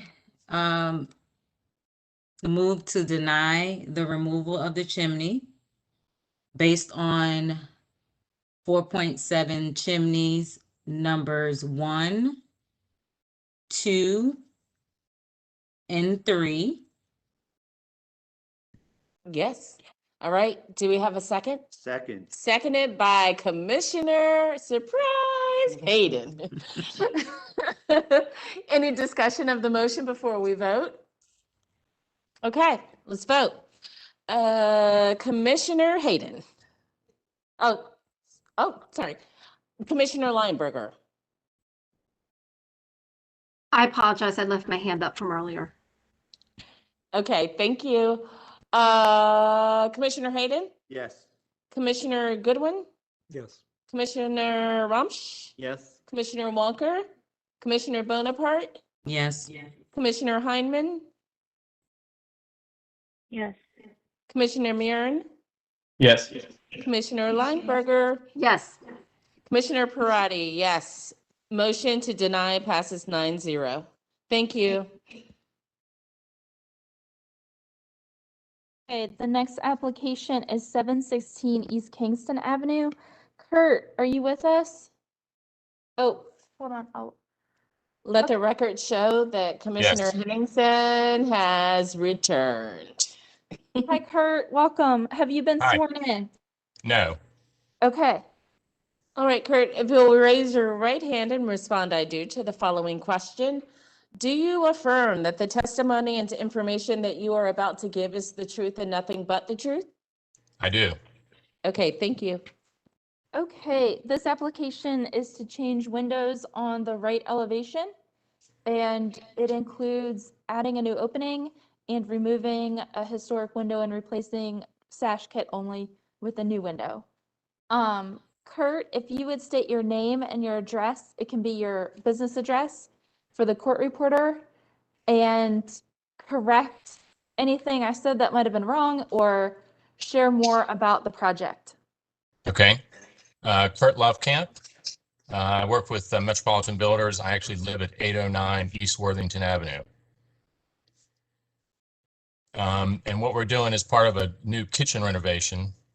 We'd like to replace one existing window with a new window and delete a non-original window and then add a second new window based on the new kitchen design.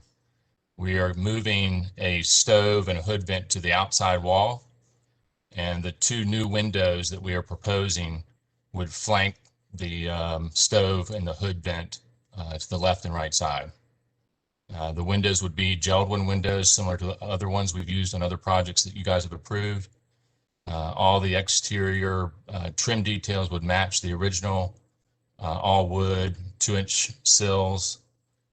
This particular house has back band around it with a drip cap. They'd be all wood windows. And again, very similar to what you guys have approved in the past. So the one window that we want to replace is typical of a 100-year-old window. It's not very operable at this point. It would take quite a bit of work to probably get it back in order. Yeah, on that slide right there, you'll see the one window to the left of the downspout, the bigger one there. That's the one we want to replace with a new window in the same location and the same size. And then to the right of that downspout, there's a new leaded glass window that was part of a previous renovation that we are going to delete since it's not original. And then we'd be adding a second window to match the first window just to basically along the red line there where the cursor is. Inside that one existing window is a pantry area, and inside that little window is a laundry sink and a laundry room. So the kitchen plan is to basically expand the kitchen from a somewhat small kitchen, and then come into the space where the butler's pantry and the laundry room are. So I think it's pretty typical of what we've done in the past, as far as what we're asking for. All right. Thank you, Kurt. If I may, Yes. I was just informed by Commissioner Hinman that she has a conflict and needs to recuse. Okay. So Commissioner Heineman is thank you. recusing from this application. Let the record show that. Do we have anyone on the line, Christy? We'll have the same unknown caller. Mm-hmm. Caller, are you here to talk about 716 East Kingston by chance? Christy, this is Candace. Our unknown caller just left. Oh, they just left. Okay, great. Okay. Commissioner Lineberger.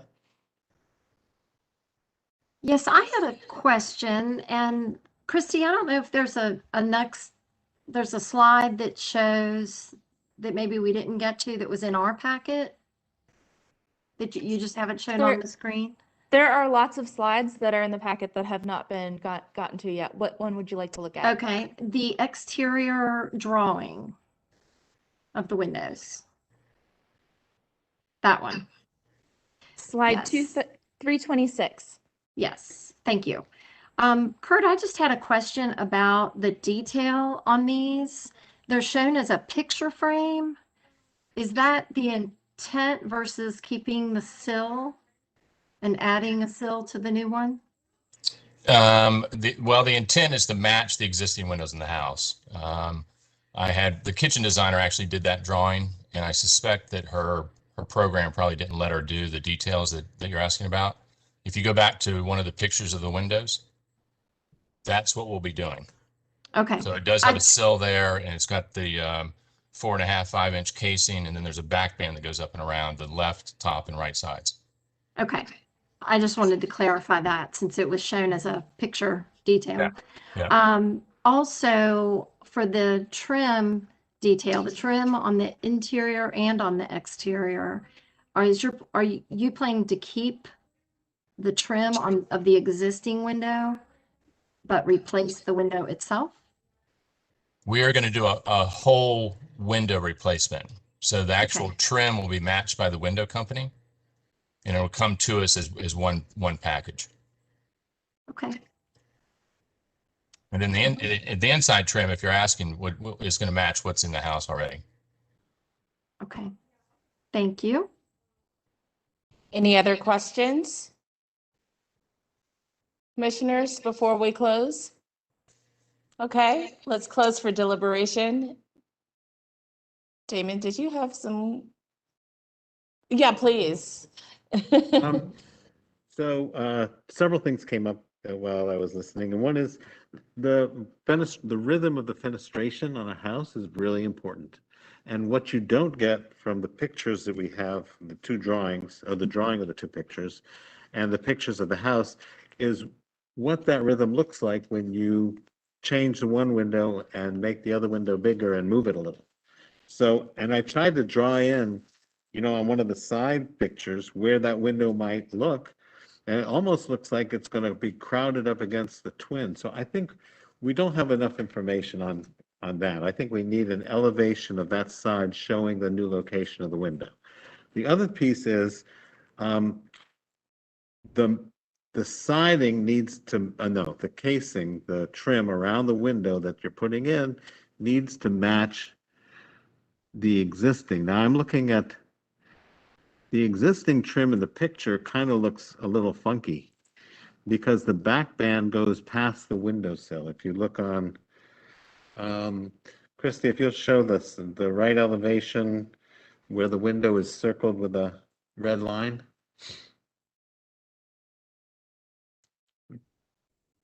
Yep. No, the other one. There's one that comes, yep. Okay, so you see on the bottom of the Slide 319. Thank you. on the twin windows that are closest to us, oh, good. You can see how the back band goes past the sill, and that's usually the sill extends past the back band, and the back band sits on top of the sill. So I'm not sure why the changes, and it seems like it's pretty consistent, at least in the two that I can see. That the reason you put it on top of the sill is for water shedding. So I think it needs to at least mimic that and not something that's been sent by a manufacturer attached to an existing window. Those are my two comments. Thank you, Commissioner Rumsch. Any other comments? Yeah. Commissioner Henningsen? And I also think that the original window should be repaired versus replaced. And then once we have enough information, make a decision whether or not we should add a new opening. That is what our guidelines say. Any other questions or comments? What is that? It's 4.14 on Windows, is that correct? Because we'll want to cite it. Commissioner Lineberger, do you have anything you want to add to the comments that have already been made? It's 4.14. Number one. Not really. I agree. I mean, Damon just gave a little more detail to what I was getting at as far as the drawings. It just wasn't totally clear what was happening there. And I agree on that back band detail, how it interacts with the sill. Okay, Christy? Just a question, and this is my fault. I had originally said that this was going to be a sash kit replacement, and that was my understanding, but I'm pretty sure I heard the applicant say that they are replacing all of the trim for both windows. Typically, we don't do that. Yes, and that should make its way into a motion. Damon? PJ? Yeah, come on, It was only a matter of time. Commissioner Henningsen. I'd like to make a motion to continue this application. One, I would like to see more detail in the left elevation that shows, I'm sorry, right elevation. I'd like to see more detail on the right elevation that shows where the new window that's being added is situated so that we can evaluate its proximity to the double gang windows to the right. And per guideline 4.14, number 1 and 2, retain and preserve existing windows, repair original windows. The original window, the left original window should be kept, repaired, and remain. Do we have a second for this? Seconded by Commissioner Rumsch. Any discussion of this motion? All right, let's vote on it. Commissioner Hayden, Yes. Commissioner Goodwin, Yes. Commissioner Henningsen, Yes. Commissioner Rumsch, Yes. Commissioner Walker, Commissioner Bonaparte, Yes. Commissioner Heineman, no, Commissioner Murin, Yes. Commissioner Lineberger, Yes. Commissioner Parati, yes. Motion to continue passes 9-0. Thanks, Kurt. All right. Moving on. We're gonna have two more. Weird, yes, you're, okay. Okay, let the record show that Commissioner Henningsen is recusing from application number 12. Okay, yes. Okay, the next application is 1541 Wickford Place. And I believe Alan Brooks and Brandon McSwain. Yes, Alan Brooks here. Okay, hi, Alan. Is anyone else? Is Doug or Brandon? Or Amy? I'm Brandon. I'm here. Brandon McSwain. Brandon. Amy, is Amy here? Don't Okay. believe so. Okay. And we also need to announce that Commissioner Hindman is back. That's right. Commissioner Heineman is back. Okay. Not in the building, but she's back. Okay. And Brandon, Alan, I know you've been sworn in. Brandon, have you been sworn in? No, ma'am. Okay. Brandon, if you'll raise your right hand and respond "I do" to the following question, please. Do you affirm that the testimony and information that you are about to give is the truth and nothing but the truth? I do. Thank you. Okay, the next application is for an addition to 1541 Wickford Place. Staff has been working with the applicants, and I will just say that the conversation started out around a demolition, so I was super pleased that it came back as an addition. And so thanks, Alan. And Alan, I'm going to turn it over to you. If you want to state your name and your address for the court reporter, and Brandon, if you'll do the same, and then you can start walking us through the project. Okay, yes, Alan Brooks, 2021 Euclid Avenue, Charlotte. Brandon McSwain, 1541 Wickford Place. Okay, Alan, the floor is yours. Okay, good.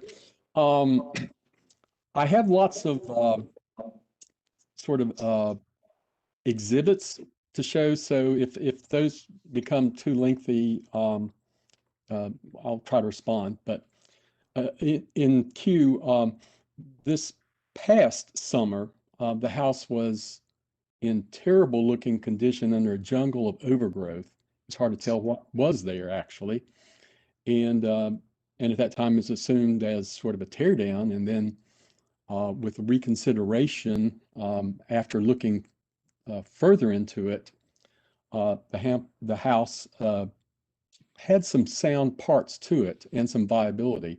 You may be familiar with the house as to its left was brought before the commission for demolition, and I think was on the agenda this evening.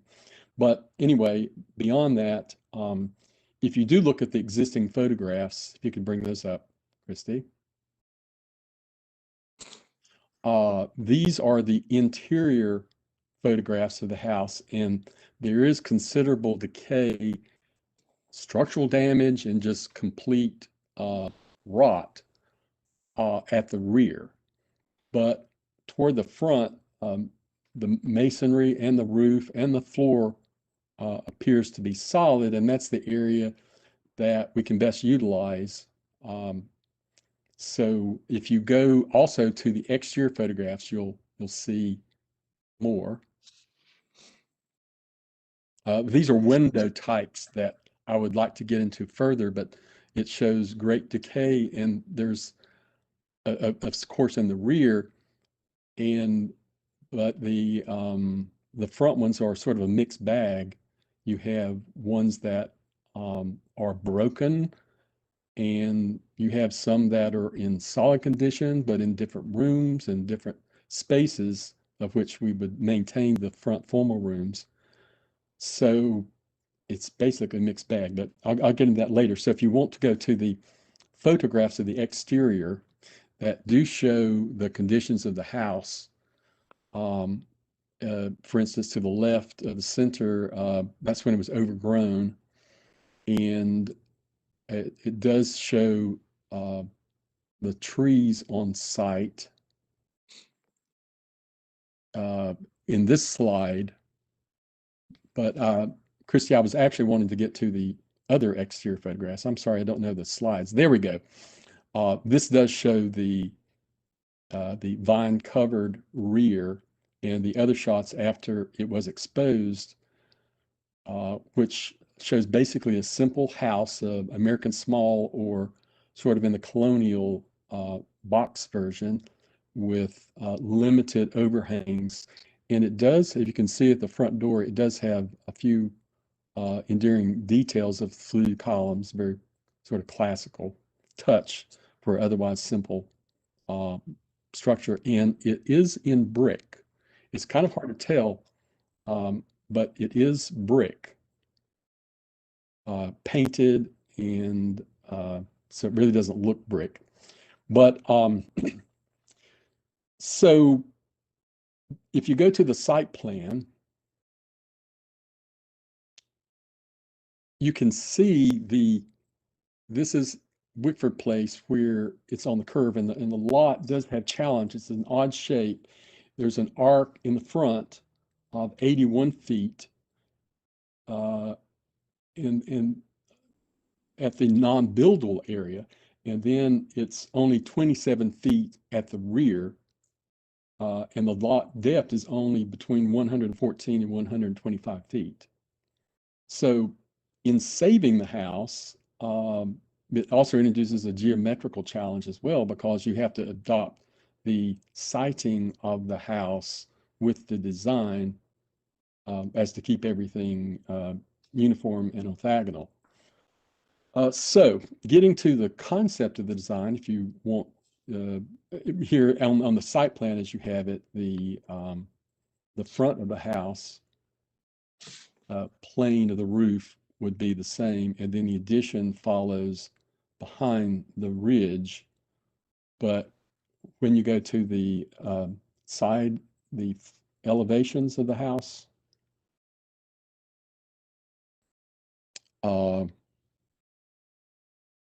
the side, there we go.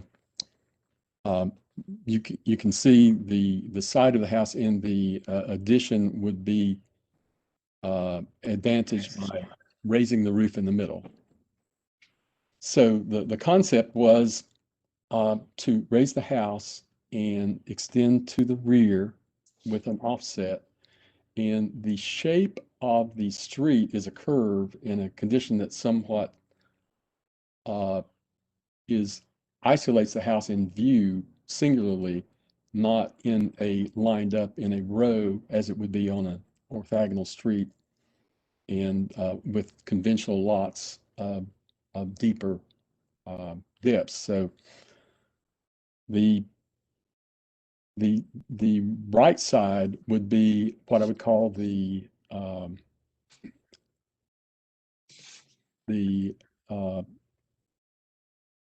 sort of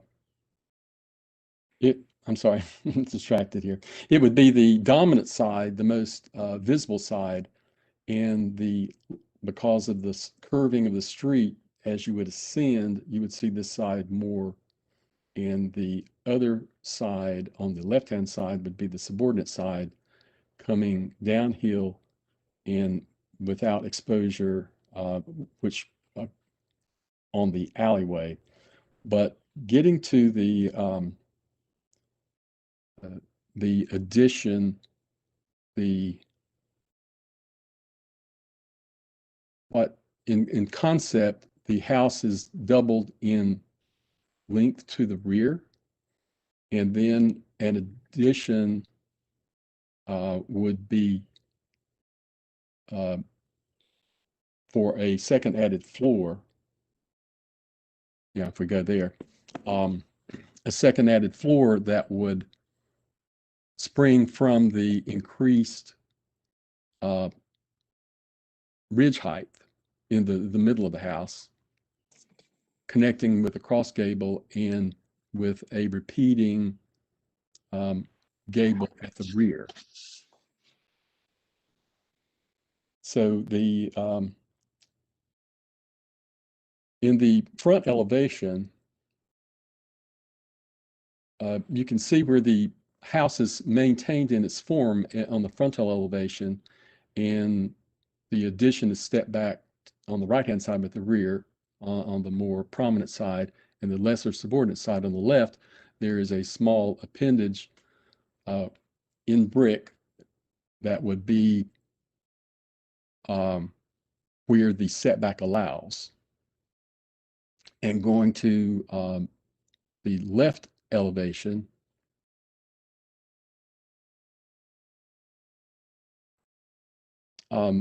that shows the appendage left gable, and then the extension behind it with a shed in brick, and then the upper level repeating the same profile of the other side, and then an open porch at the rear. If we can go to the examples of other houses.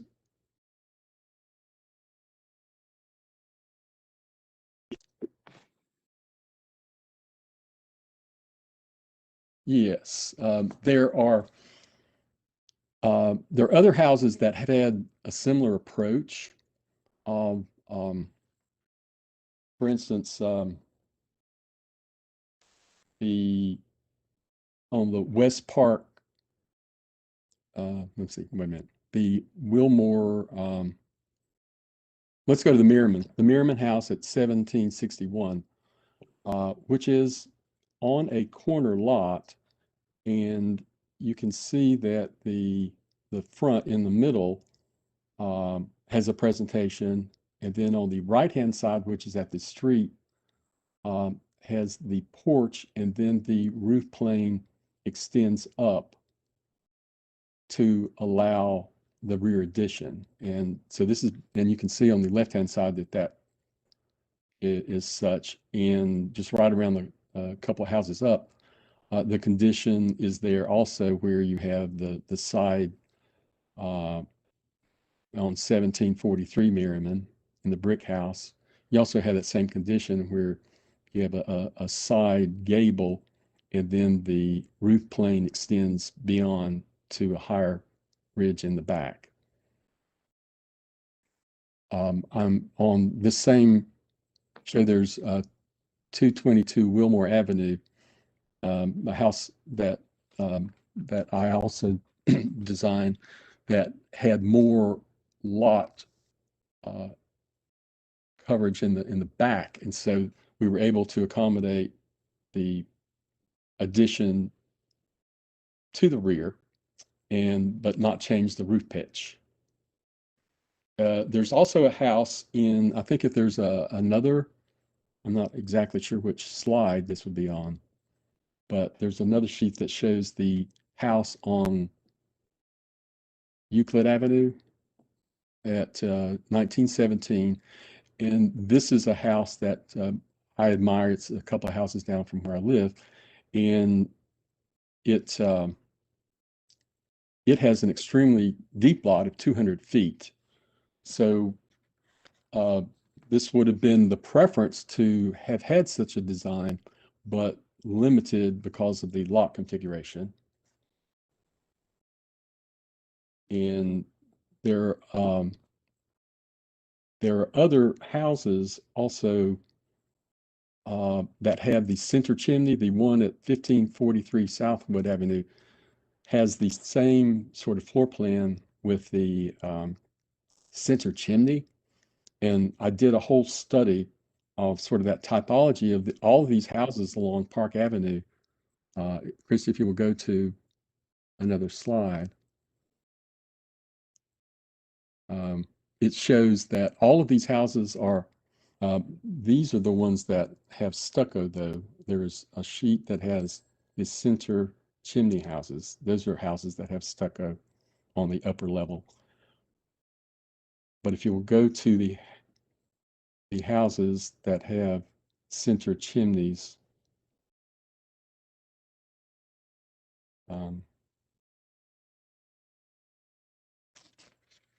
I don't, I'm not. I'm seeing those in mine, but well,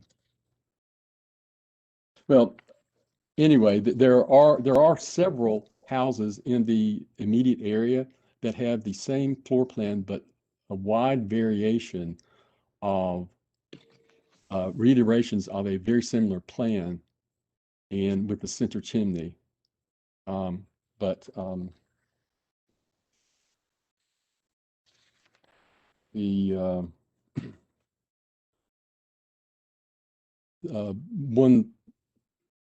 one thing that that we tried to achieve was maintaining the house. If we could go to, there is a sheet that has the detailing of the front porch. There,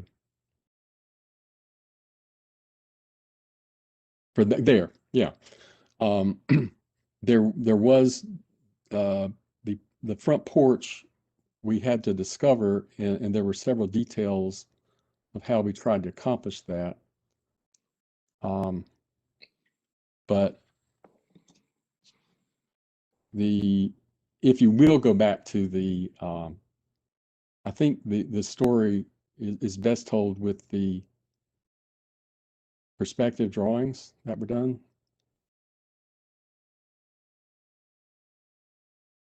So there is the house in the sort of what I would call the prominent side. And you can see the front porch there that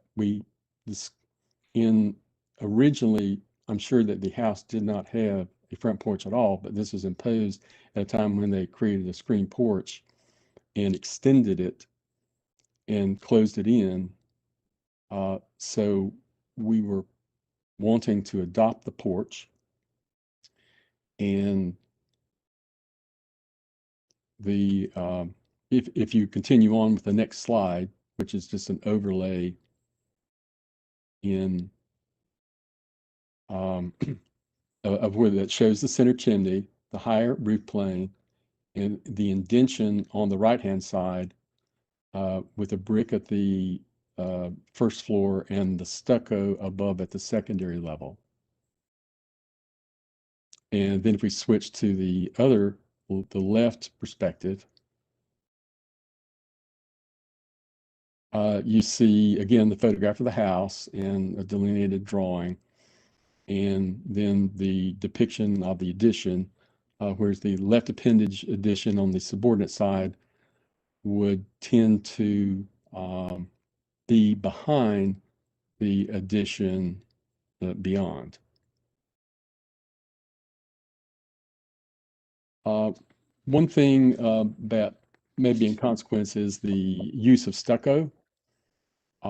There, as you saw in the other slides, there were several and plenty of documentation of houses in the neighborhood and elsewhere that of this sort of stylistically used stucco on the second level. And in the elevations that we would see going to a side, what it does is maintains the brick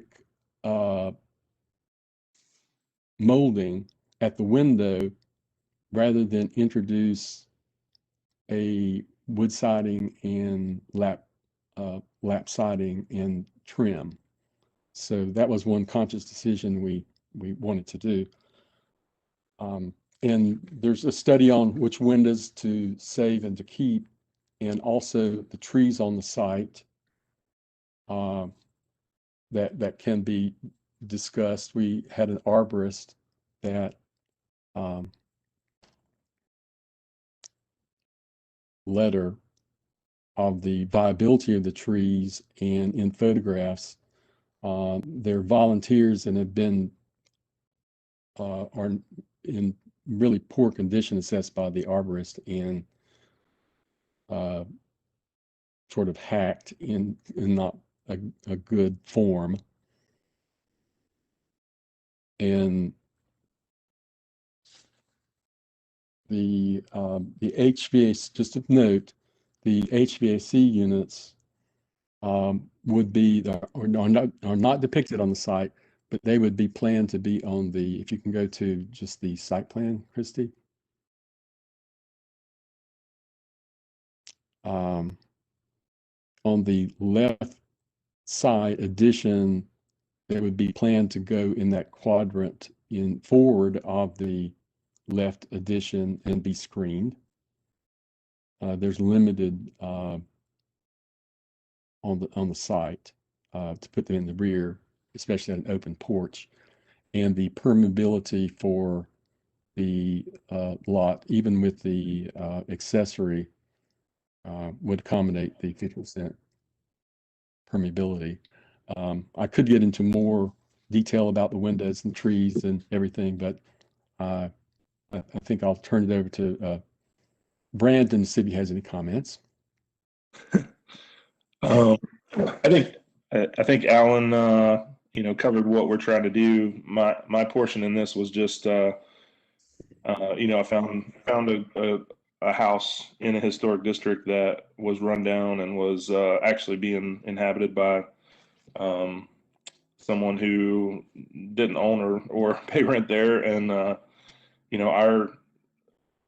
our goal is to just revitalize this house, make it fit within the guidelines that you guys set forth, and make it fit the neighborhood, and create a great living space for somebody in this neighborhood for the future, and hopefully add value to all the neighbors around us, and with respect to the historic district and your guidelines, and that's really what we want to do. And Alan has the plan, and we just want to follow that and follow what your guidelines are. So that's kind of my role in this. It's just to say, as the owner, that's our goal with this house. Thanks, Brandon. Sure. Anything else before we move on? Chrissy, do we have anyone on the phone? Okay, no. Commissioners, questions of the applicant? Any questions? Alan's always so thorough. Any questions before we close and deliberate? Going once, going twice. Let's close. Okay, I'm gonna kick it over to you, Jim.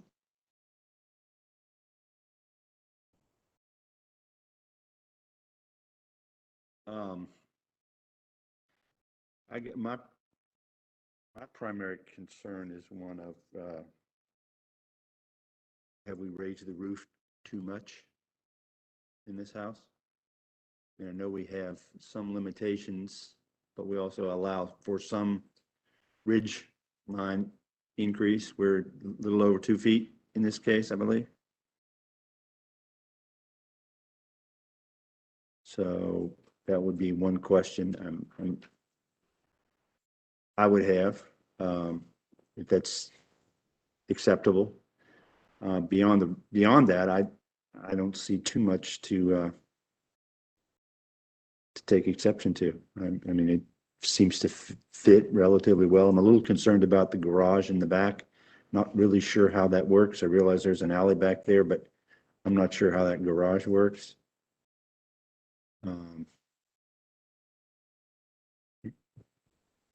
Those are my questions. What about you, Phil? Well, I applaud the owner for uh, proposing to revitalize this property. It is so dilapidated, and it's wonderful to see this house being preserved and renovated. I really cannot identify any issues with this. I realize that the roof line is being raised a little over 2 feet, 2 feet 4 inches. I think that that's going to be necessary to get a second floor that's needed, for the owner to enjoy this property, because there's so many constraints with the size of this lot. So I do not see, I can't identify any issues. I think it's a good interpretation of our guidelines 7.2 for additions. So that's all I have. Thanks, Phil. Commissioner Heineman? Christy, can you go to the perspective view of the right side? I would also like to echo what Commissioner Goodwin said. This is a labor of love, and I would commend the applicant and, sorry, the owner and Alan for renovating this house. That's certainly a really impressive level of vision for what you're starting with. My comment on this view, which is slide 380, has to do with the coplanar condition in the addition at the back, where the main level is a brick addition that's coming out and kind of taking a gable form, and upstairs we have the stucco. So I know, we've got probably a 4 or 5 inch offset there, but there's a flatness to this kind of, M roof Nantucket style side when it's coplanar with what's below. And it looks to me from the site plan that even as tight as it is, there's probably a way on the main level to give us a little bit more more depth and dimension in the addition. And then, Christy, my other comment is on the left side, but I think you need to go to the 2D elevations for me to describe it. So my other comment is, this is slide 368 for the record, is the sort of the truncation of the leftmost gable in the kind of M Nantucket configuration, which makes it appear that the dormer off the back of the house is proud of the gable. And again, I think as tight as the site plan is, it really does look like this gable end that is truncated, the one that's got the arrow to it, yes, Christy's got the pointer on it right now, really could be completed in a manner that just kind of finishes off that geometry and allows that rear dormer, which I know you need for the headroom up there, to appear that it's shy of the mass. That's what I've got in the back elevation. Can you go to the back elevation really quick, Christy? I think given the weight of the dormer up here, although I know this is 2D and it's set further back, it might be nice to double up the columns back here for the appearance of carrying that weight in the back. That's everything for me. Thanks, Commissioner Heineman. Looking at the left elevation, the existing left elevation, it looks, I should have asked Ellen this. Maybe one of you commissioners can clarify for me. It looks like a portion of the original house in like the little addition is being demolished, and that's going to be part of the addition. Is that correct? Existing left elevation versus proposed left elevation. I guess really where I'm going is I'm challenged. It's A 4.1. I'm challenged to see how we are maintaining the original house on that elevation. This condition right here. One more time, please. Okay, so here's the existing house. Sure. And here's the addition. They're adding a little bump out. A little bump out. So Yeah. they're not taking it out, they're adding to. So if someone in the future, I don't know why they would, but if someone wanted to remove that, then the original house is still maintained.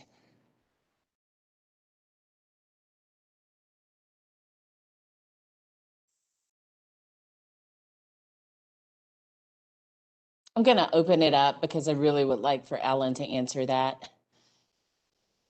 Oh, thank you. Yes, on the existing first floor plan, it does show the rectangular box form of the original house. And that little appendage to the rear is just a very poorly added on element. So what we're talking about is, if you look at the proposed first floor plan, you can trace the outline of the original house.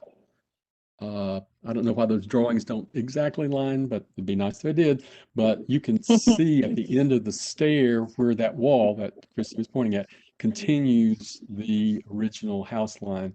And so the iteration of the original house, the wall just comes and is coplanar with the masonry wall of the addition. So the original house is maintained. Yes. Okay, thanks, Alan. Yes, thank you. All right, we'll close again. It sounds like there is a motion in the making.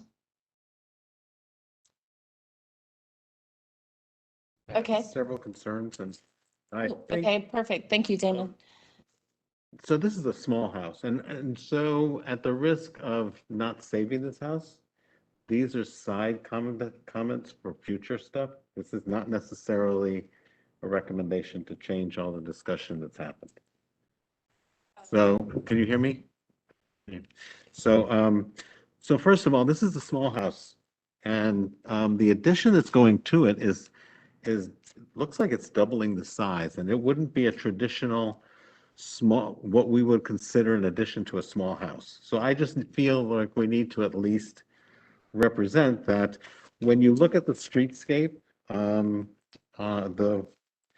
they've got the different heights of the street, you kind of get a feel that this isn't a street of small houses, and the height that the house is going up is not a lot more than what's around it.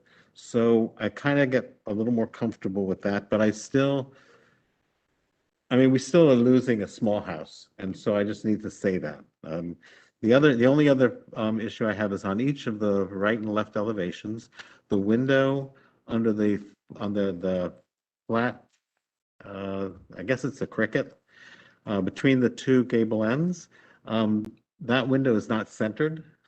It's just, every time I look at it, I think you need to center that. But I'm sure there's a reason on the interior that needs that to be there. And because we're trying to keep the house small, I wouldn't make a big deal of it. But so my point is just note, this is a small house, but really isn't an addition that we would accept normally to a small house.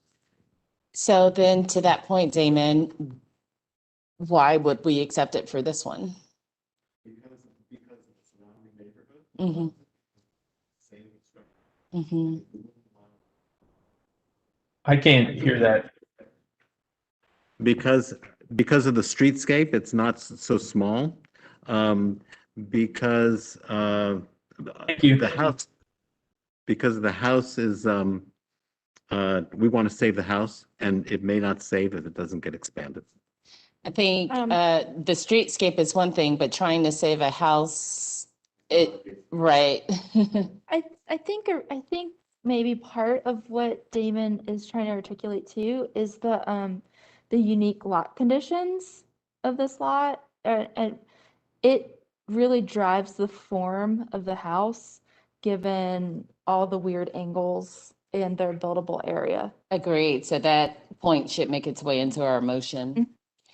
Phil, what do you think? Phil, do you feel like making a motion? I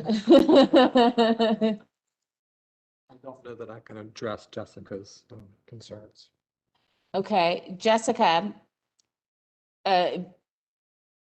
Will you restate your concerns, please, about the house?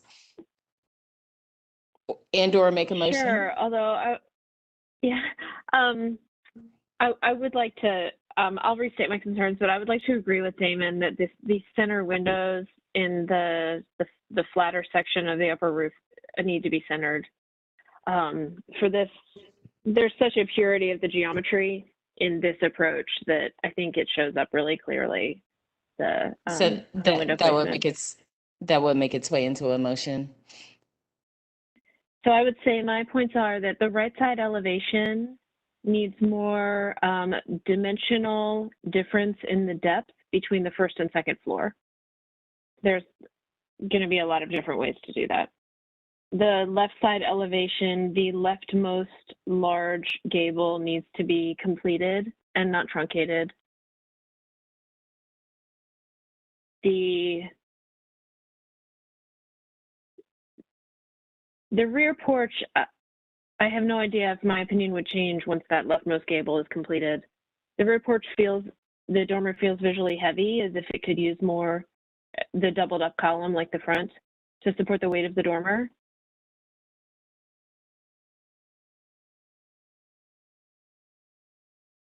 And the center windows on the upper level need to be centered on the flat part of the roof, the flat part of the fascia.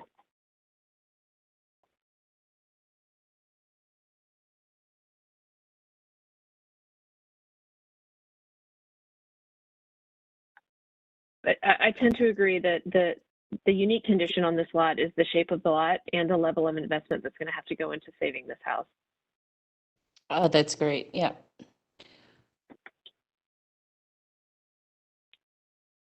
So you're making a motion to continue it for these items, correct, Jessica? Oh, am I making a motion? Yes. Yeah, it sounded so much like a motion, except we didn't say what we were going to do. Okay. Let me get chapter 7 here, and we need to talk about the window replacements. Christy, can you go to the slide with the window conditions on it?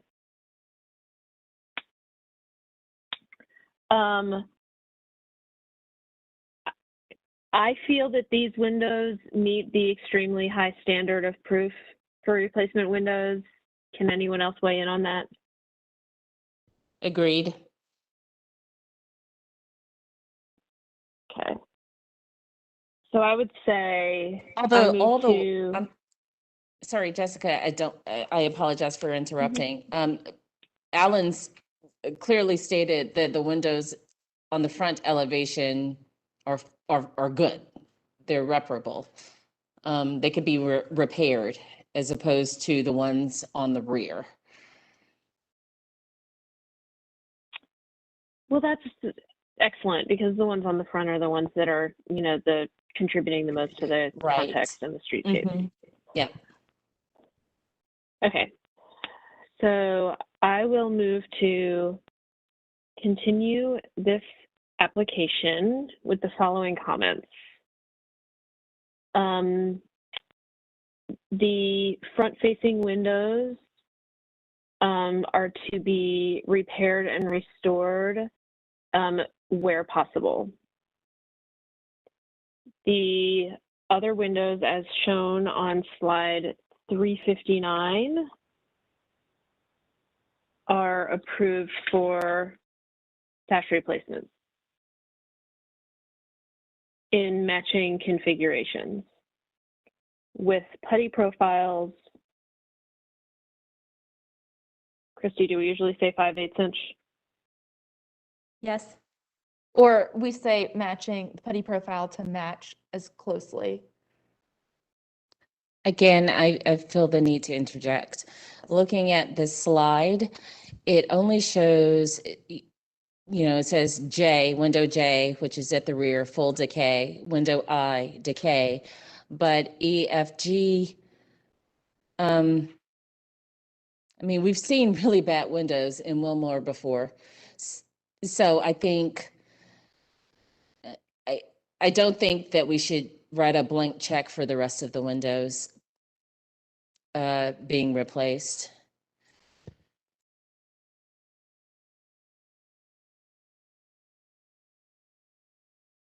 Sorry, I'm taking notes.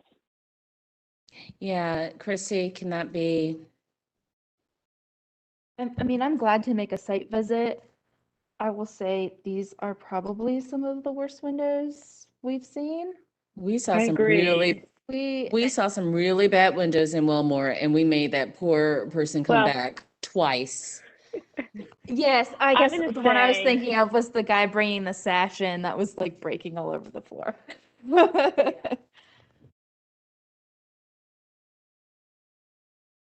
I'm gonna say,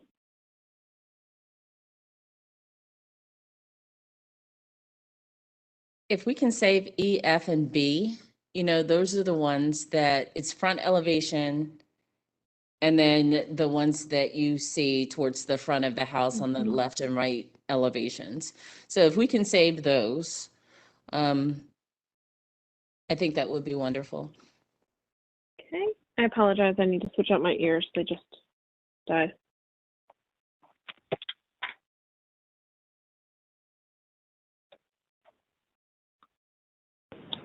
All right. If you're having me write the motion, this is how I'm saying it. Say that again, Jessica. I said, if you're having me write the motion, this is how I'm going to say it. Okay. The windows Fair as, enough. the windows as shown on slide 359.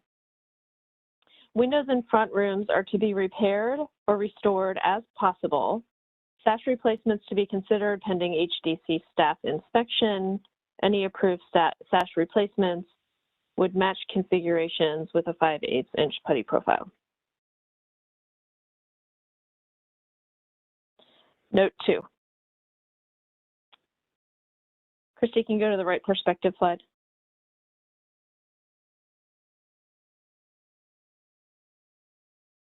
Slide 380. Study dimension / depth between main and upper floor at addition. Christy, can you go to the left elevation, the 2D version? Slide 368. Study truncated upper gable at addition to complete geometry. And Christy, can you go to the rear elevation? Slide 367. Study doubled columns for visual support of dormer weight. And I am going to reference 7.2.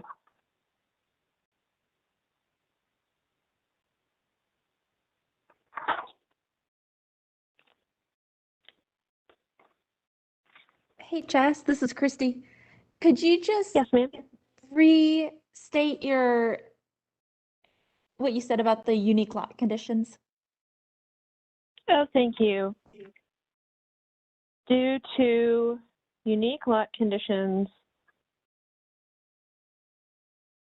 and can I say and scope of Yes. required repairs to save historic structure.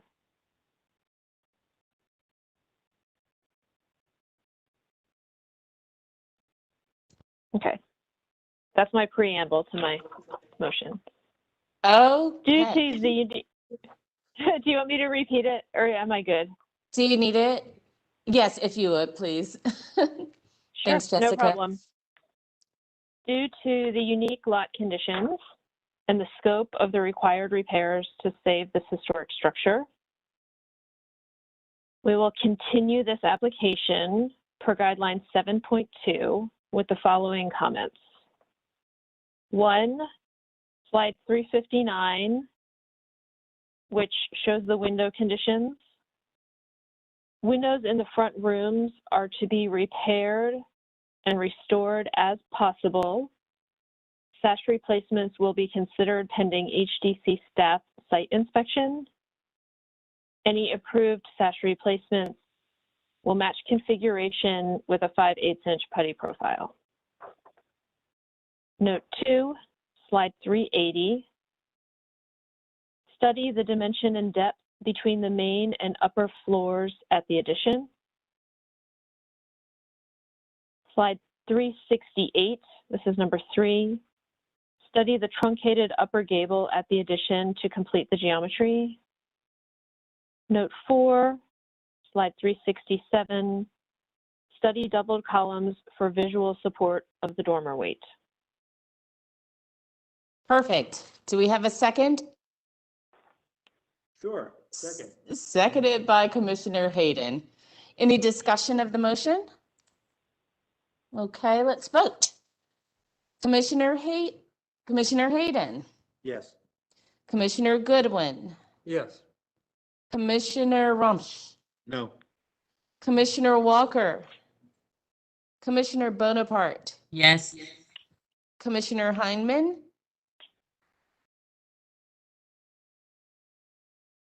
Commissioner Heineman,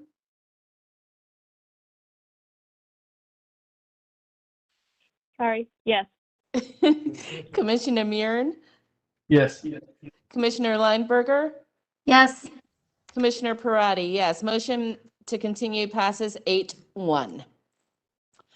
All right, I think we can get through this demolition. I think we can do it. Okay. And I think our applicant, Frank, are you with us? Wait, let me just say that for the record, Commissioner Henningsen has returned. Thank you. Yes, I am here. Hi, everyone. Frank Hi, Mancuso. Frank. Welcome. Frank, we are going to swear you in. Frank, Okay. if you'll raise your right hand and respond I do to the following question. Do you affirm that the testimony and information that you are about to give is the truth and nothing but the truth? I do. Thank you. Okay, this last application of the evening is at 1544 Merriman Avenue. It is for a full demolition of the house. The applicant has provided digital photos of all sides of the buildings, digital photos of details, a property survey, and a Zotwall survey. The property survey was added. It is part of, if you're with us at home, it is part of the addendum. I will also pull it up on the screen. There you go, full property survey. Elevation drawings. The house is covered in vinyl siding. He's provided a pretty thorough application. Frank, is there anything else you want to add about the application? No, just the only actually the only thing I would add is that the house does have severe structural damage to the rear wall. So the collapsing, the rear wall effectively collapsed and is deteriorating. So the foundational issues is really the main driver of the demolition here, given that the neglect over the years. Frank, I'm so sorry. For our court reporter, if you would just state your name and your address. Sure. Frank Mancuso, Mancuso. And my address is 430 Pelham Road, Pelham. Thank you. Sure. Okay, thanks, Frank. All right. Do we have anyone on the line wishing to speak? All right, commissioners, do we have any questions of Frank? So as you know, our demolition will close for deliberation. As you know, our demolition applications are come in two motions. I do not see my sheet. Thank you. So it's a two-step process. Does anyone who cares to make a motion for the demolition? Okay. Well, first, so first, we have to determine if we have enough information. Do you have?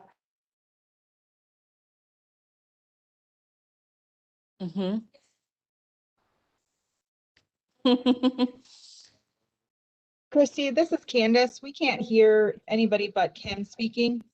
Okay, I'm here. we're finding worksheets. Okay, Damon's gonna make a motion and he's gonna follow steps. Step 1A. So I move to determine this application is complete with all required documentation provided by the applicant. Who's seconding that motion? Second. Seconded by Jim Hayden. Okay, any discussion of the motion? All right, let's vote. Commissioner Hayden, Yes. Commissioner Goodwin, Yes. Commissioner Henningsen, Yes. Commissioner Rumsch, Yes. Commissioner Walker, Commissioner Bonaparte, Yes. Commissioner Heineman, Yes. Commissioner Murin, Yes. Commissioner Lineberger, Yes. Commissioner Parati, yes. Motion passes 10-0. And the second part of it is, so let's go to, do I do B, determine the application is complete? Already determined it was complete, so you move to the back. To step 2. I move to determine that the building has significance and value toward maintaining the character. So what, am I just supposed to, I'm approving a 365-day stay on the demolition of this house, approving a demolition after that time. Is So that correct? yes, that's step 3. Oh. So you want me to read, okay. Yes, please. I move to determine that the building has specific significance and value toward maintaining the character of the, and this is a Wilmore neighborhood, local historic district, because of, listed as contributing, I'm not sure, is it listed as a national? No. It's not. The year of construction, yes. The architectural style, yes. The associative history, notable people, no. Designation as a historic landmark, no. So just the year of construction and the architectural style. I move to determine that the building does not have the specific significant, no, I don't do No, that. just one, just A. Got it. I move to approve the project with 365-day stay demolition on the building due to its special significance and value toward maintaining the character of the district. Receipt of the accurate measurement drawings of the buildings to be demolished, are required for the HDC records before plans or new construction will be considered by the commission. We have those already, I think, right? Do have those, yes. Is that it? That's it. Good. So I move. Second. Seconded by Commissioner Hayden. Question real quick. I just noticed this. Are we approving any trees to be removed as part of this? Oh, huh. Well, You're It's just approving a a, building. you're approving a 365-day stay of demolition. I see that. I just noticed in one of these pictures it says trees to be removed with orange tape around it as well. So maybe So we I should should specify. clear that. We can be clear that. I'm gonna be specific about that, I will. So I'd like to add a C or another point. Maybe step 4, that this demolition is for the dwelling only. Thank you, Damon. Are you still good with that, Commissioner Hayden? Yes. All right, motion made by Commissioner Rumsch, seconded by Commissioner Hayden. Any discussion of the motion? All right, let's vote. Commissioner Hayden, Yes. Commissioner Goodwin, Yes. Commissioner Henningsen, Yes. Commissioner Rumsch, Yes. Commissioner Walker, Commissioner Bonaparte, Yes. Commissioner Heineman, Yes. Commissioner Murin, Yes. Commissioner Lineberger, Yes. Commissioner Parati, yes, motion passes 10-0. All right, thanks, Frank. Thank you. Okay, so are you going to recess the meeting? I think it's important to tell people when the next meeting will be. Hmm? So our next meeting will be April 29th. I think you need to say the words. I'm going to recess the meeting. Okay, first, our, Yeah. sure. We are going to recess this meeting until April 29th at 1 p.m. Is that it? Okay, all right, awesome. And as far as our minutes go, Yes. we'll do those on April 29th, or are you ready to do those today? Yeah, Okay. okay, so motion to move, to approve the March meetings made by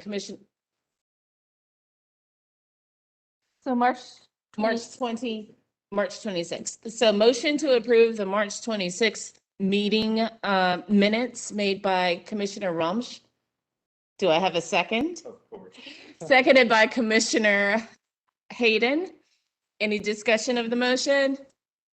All right, let's vote. Commissioner Hayden. Commissioner Goodwin. Yes. Commissioner Henningsen. Yes. Commissioner Rumsch. Yes. Commissioner Walker. Commissioner Bonaparte. Yes. Commissioner Heineman. Yes. Commissioner Murin. Yes. Commissioner Lineberger. Yes. Commissioner Parati, yes. Motion to approve the minutes passes 10-0. And do you want, are you able to do, okay, so we're able to do the March 10th meeting minutes too? Yes, I make a motion to approve the March 10th meeting minutes. All Stated. right, do I have a second? Second. Seconded by Commissioner Hayden, motion made by Commissioner Goodwin. Any discussion of the motion? All right. Commissioner Hayden? Yes. Commissioner Goodwin? Yes. Commissioner Henningsen? Yes. Commissioner Rumsch? Yes. Commissioner Walker? Commissioner Bonaparte? Yes. Commissioner Heineman? Yes. Commissioner Murin? Yes. Commissioner Lineberger? Yes. Commissioner Parati, yes, motion passes 10-0. See you all on, One question. one question, Damon? I've several times, and I mentioned this to Christy, and this is about the context. I have had a real difficult problem trying to figure out what context is and what's historic context and what we're considering. So I really, and then when going through the commercial stuff, it was brought up again, and I just don't understand. That's been a moving target. And I don't know where we are now. And it seems to me it would be a real good discussion soon to at least clarify for ourselves before anybody comes back with anything, what we're talking about. And it really comes back to what we're protecting. Right, and I have that same question. You are currently, so, and I think some of this has gotten muddled with the multifamily and the commercial guidelines that we're looking at and our discussion about how the commission or how our consultants are going to add a context guideline for us that really pulls everything together and defines things. As of now, you are defining it like it is defined in your guidelines. So is It is historic? both the neighborhood, but it is also the street and the context of the street of the project. Okay, so we end up having a discussion about historic buildings as opposed to not historic buildings, but my understanding is all the buildings that are in the neighborhood create the context that we're dealing with. Sure. So whether they're historic or they're not historic, they still contribute to that context. Sure. And we've been making distinctions about whether they're commercial or residential, whether they're historic or not historic. Right. Whether they're 360 or whether they're at the end of this end or that end Or just another part of the neighborhood. Yeah. Right. Yeah, it's just, So as far as height goes, it's very specific that new construction cannot exceed the height of any existing historic building.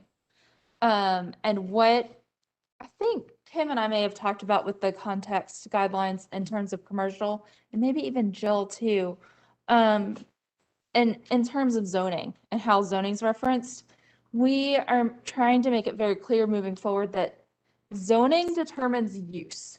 Right. And we are determining the appearance. We have more questions. Is there a way that we can have a little mini workshop on this topic on the 29th? Sure. Because people are kind of heading out the door, and I think, because I have some more questions too. Sure, absolutely. Okay.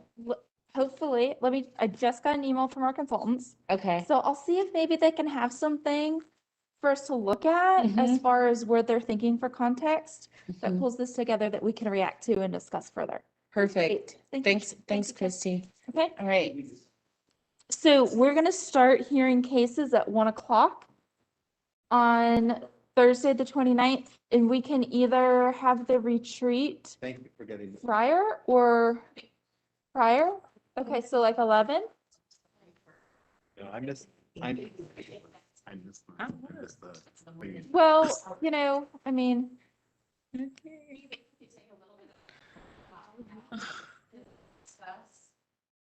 Well, I don't think it's fair to the applicants because we already announced that we would be starting. And so. Okay. No, I shouldn't.